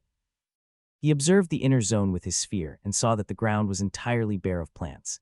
It had all been replaced with intricate markings and runes, glowing a faint sheen of mana. Specific gathering points with piles of small orbs were also found around the pattern, and Jake identified one of the orbs, Cloud Orb E-Grade. A cloud orb dropped by an E-Grade cloud elemental. Contains highly concentrated cloud affinity mana within, so this is where Hawkeye takes them, he thought. They were clearly powering or amplifying the formation and the source of the abundance of mana in the air. It also explained why it was so misty, as it stemmed from the cloud mana. Cloud mana was a mix between air and water based on the knowledge his sagacity of the Malefic Viper provided, but the white clouds leaned far more towards the air affinity. Why it worked like that, he didn't know, but he reckoned the darker clouds leaned closer to water affinity. Or wasn't it actually just straight-up lightning and air affinity at that point? While the formation and the two birds still making sounds at each other were interesting, he saw one thing that gave him pause. The formation was clearly built with a center, and in that center was a small nest, and in that nest a single egg. You two expecting a kid? Jake asked, his voice actually a bit surprised. He didn't even think about how a D-grade and an E-grade had gotten it on, but was genuinely happy for the two hawks. Sure, it was a bit of a fucked-up world, but he was happy that his buddy Hawkeye had a family. Both turned to him, Hawkeye puffing up a bit with pride while the D-grade hawk looked at him suspiciously. This earned a few bird words from Hawkeye, as it appeared to want to convince its partner about something. Wait, how do these bird brains even understand me? Translation skill or just really smart birds? Well, they are smart birds, Jake thought as he stood there in contemplation about ultimately useless things. Jake walked a bit closer to the egg to see it with his eyes, which got him a small blast of mana from the Mistsong Hawk, rebuffing him. Easy there, I am not going to eat my pal's kid, geez, Jake said as he shook his head. He moved closer to the egg and under the watchful gazes of the two hawks squatted in front of the nest. The egg was small, only a bit bigger than a chicken egg. It had a brown color but had white markings running through it. Jake could feel the intense mana surrounding it and could even faintly feel the life within it. His sense of the Malefic Viper feeling for the mana sensed strong undulations of wind affinity mana and pure mana. You want the Orb of the Storm elemental, right? Jake asked after standing up. Hawkeye didn't hesitate to give an affirming screech. Why don't you just hunt it down? He looked at the Mistsong Hawk, which just averted its gaze to the formation around them. Ah, you need to be here for the formation. I guess other powerful beasts are also in the area. Got it. Damn, Hawkeye, seems like you are the breadwinner, forced to take home the orbs. Wait, you stole my orbs too. Does that mean I am a contractor? Jake said, going on a bit of a tangent. The Mistsong Hawk looked confused at the Galesong Hawk, which just looked away embarrassed, perhaps beginning to wonder if bringing the weird human to its nest and mate was a good idea or not. Well, what's in it for me? Jake finally asked, bringing both of the birds' attention back on him. It was a question that clearly neither of them had considered. While Jake couldn't fault the Mistsong Hawk as it had met him only minutes ago, as it clearly didn't know he was coming based on its reaction, Hawkeye was something else. I may have given out potions and let you take those beads without asking anything in return, but that was to return the flight training favor. This is different. You aren't asking me for some useless baubles, but for me to face a D-grade elemental and then give you the loot afterward. Even as a favor for a friend, that doesn't seem fair. His scolding made the Mistsong Hawk glare at Hawkeye, while Hawkeye looked both a bit embarrassed and ashamed. Clearly, its partner disagreed with Hawkeye's selfish ways, and Jake was more than happy to make the hawk feel the scorn. The hawk made some angry screeches like a mad wife finding out that its husband was being an asshole to others. Jake just laughed a bit internally, finding it a reward in itself to see one magical bird slapping another magical bird with its wing. He let the two continue for a bit as he just looked at the magical runes a bit closer. They appeared more powerful but less complicated than what the great white stag had created. The The power, without a doubt, due to the bird being degraded. Should I try and have it teach me? Now we can't even speak, and I already have a buttload of alchemy to catch up on, he thought. You know what, he said, interrupting the one-sided bickering. I'm gonna go kill that elemental. Meanwhile, you two can figure out payment. And with that, he flew upwards, passing through the barrier harmlessly as he soared towards the island. I am sure as hell gonna try. Chapter 161, Towards the Horizon. Jake awoke from meditation and stood up, stretching a bit. Didn't really do anything as the system had thoroughly changed his physique, and he wasn't even sure how things like muscles mattered anymore, but he still felt better after doing it. He looked towards his target in the distance and saw that the storm elemental had confidently moved closer to the giant tree to soak in its mana. Jake had clearly ruined the natural balance that the thunder, rock, and storm elemental had created by killing one of them. So wouldn't it only be fair to finish off both? His tactic for the storm elemental would be far different, however. Instead of just fighting it straight up, he would challenge himself another way. Jake had always been pretty decent at long-distance shooting, and he had to admit that he always admired the longbowmen. Jake remembered that the longest range ever achieved with a longbow was a bit less than 350 meters, and that wasn't even with any focus on accuracy. He once read that using a longbow was more similar to golf than any actual archery.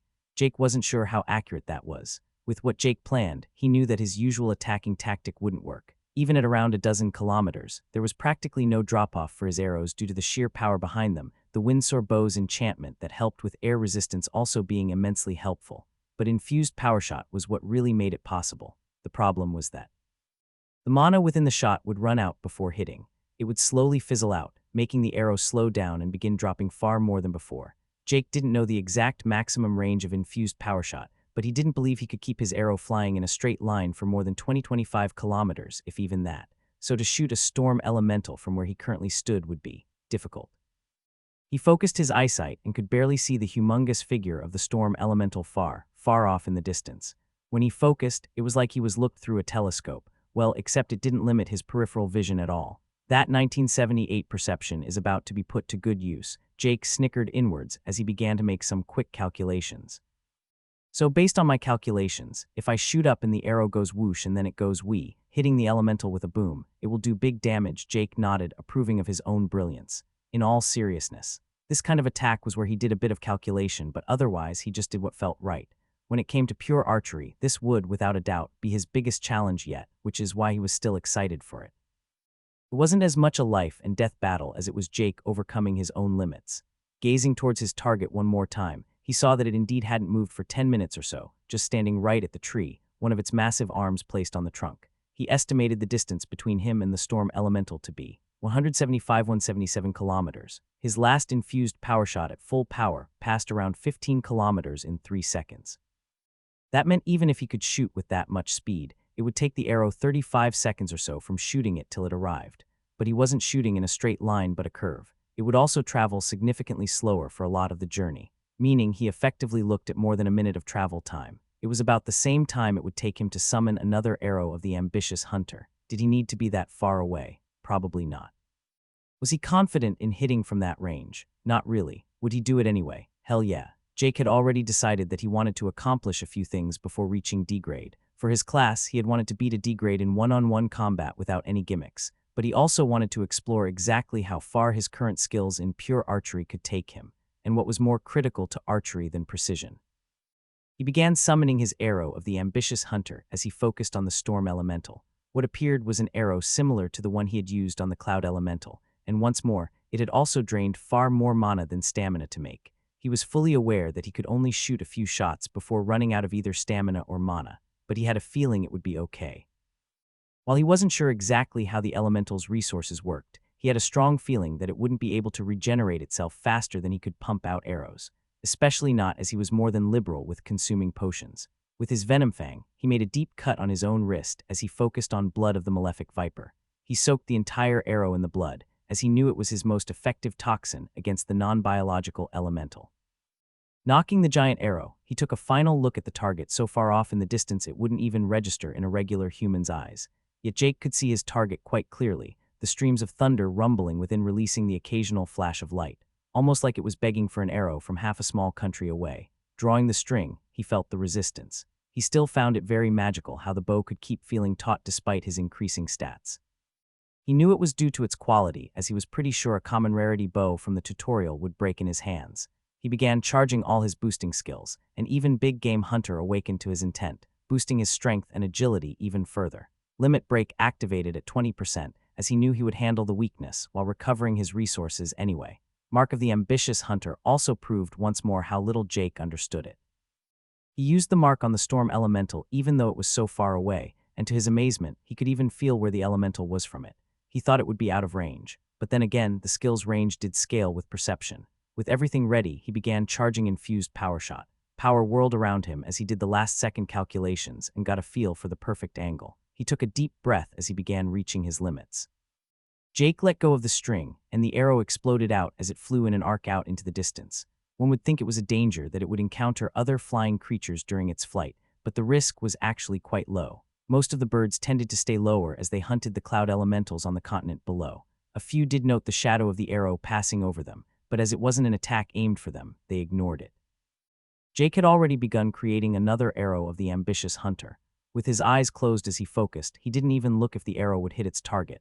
He would know if it did, and if it didn't, he would just have to try again. The seconds ticked by as he channeled summoning the arrow. It slowly began emerging from his palm, suspended above it by the skill. 10, 11, 13, 34, 35, 59, a minute passed and nothing yet, 63, 64. He felt the arrow about to be fully summoned as he opened his eyes. The first thing he did was to throw his gaze towards the storm elemental, and just in time. From above, a giant arrow fell. It looked only like a small needle as it impacted the massive storm elemental that had just been minding its own business at the lightning tree. Destructive energy invaded the elemental as Jake felt it through his mark. Like a wave, it tore through the massive form, and Jake was certain that it was making loud booming noises based on the many small forms of panicking birds and elementals he saw. But Jake didn't have time to look. He once more drenched the now finished arrow in his blood as he knocked it and once more began charging infused power shot. Boom. Once more, the cloud island he was on shook, and he felt a lot of it be blown apart. He would have to find another one soon, as this one would disperse entirely in only a few shots. Another arrow of the Ambitious Hunter flying in a great arc towards the horizon as he consumed a mana potion and began making yet another. A bit more than a minute later it landed, this one missing the massive elemental by nearly 100 meters. It sounded like a lot, but with the gigantic shooting distance, it really wasn't. The storm elemental had moved slightly in the direction he had shot from, but after finding nothing, it was already making its way back again to the tree. So he shot again. Boom. This one flew in another great arc, tearing through the sky. The wind gave way as the Windsoar enchantment that gave his bow its name truly proved its worth. With wind resistance non-existent, his arrow didn't lose much momentum as it flew. The only thing working to slow it down was the energy from the infused power shot running out. Perhaps there was something poetically ironic about using a bow blessed by elementals to get revenge on someone slaying elementals, to slaughter even more elementals. Cloud and wind were even closely related. The third arrow descended like a great artillery strike, hitting true as once more the massive storm elemental was invaded with destruction incarnate. It writhed in pain as it tried to locate its attacker but failed. Its intelligence was non-existent like the cloud elementals. It moved only on instincts and refused to leave the giant lighting tree. It was just a sitting duck, never going more than a few kilometers away from it.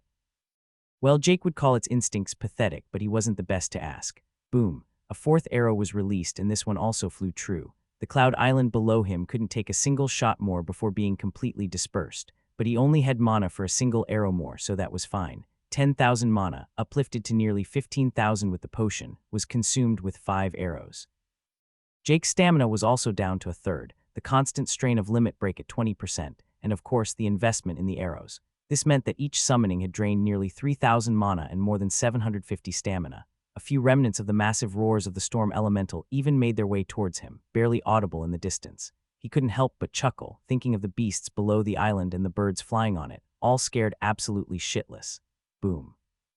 The fifth and final arrow was released, the cloud island below him now wholly blown apart. He quickly made his way to another nearby small island as he settled down on it. He deactivated limit break as he began breathing heavily from the exhaustion. He had just entered meditation as he felt the fifth arrow hit. 56 minutes later, he opened his eyes and consumed a mana potion, and then re-entered meditation immediately. An hour after that, he chugged down a stamina potion before continuing his meditation.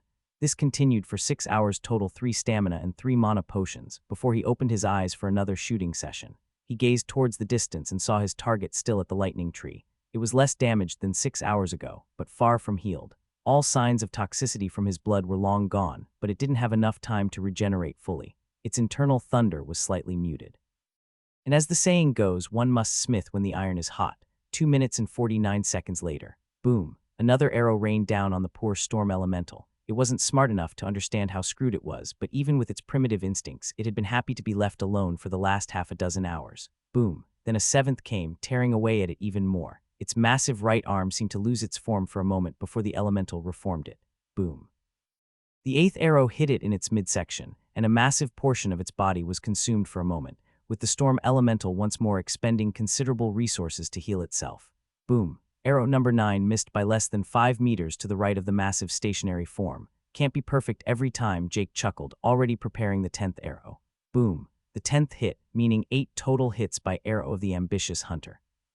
The elemental truly looked to be spent, so Jake did the only natural thing. He went through another round of recuperation on yet another small cloud island. A bit over 12 hours after the first arrow arrived, the barrage continued. Boom. The 11th arrow blew apart the right arm once more, but this time it didn't regenerate it right away. Boom. The 12th arrow blew apart the other massive arm when it also failed to regenerate. Boom. The 13th arrow hit it right in the chest section, blowing out a massive part of its body. The destructive wave tore through it, as the lighting that ran through it was practically non-existent now. It tried to regenerate the destroyed part of its chest, but it appeared to have difficulty maintaining its form. Boom. 14, 12 of which that hit. That was how many arrows of the ambitious hunter were required to kill the D-grade elemental. You have slain Storm Elemental LVL 107. Bonus experience earned for killing an enemy above your level **. Class, Ambitious Hunter, has reached level 94 stat points allocated, plus 4 free points **. Class, Ambitious Hunter, has reached level 95 stat points allocated, plus 4 free points **. Race, Human E, has reached level 83 stat points allocated, plus 5 free points. Jake basked in the levels, but noticed there was one notification he had missed. It came the moment he killed the elemental, and was honestly one he hadn't expected. Skill upgraded. Expert Archery, Uncommon. Archery of Vast Horizons, Rare.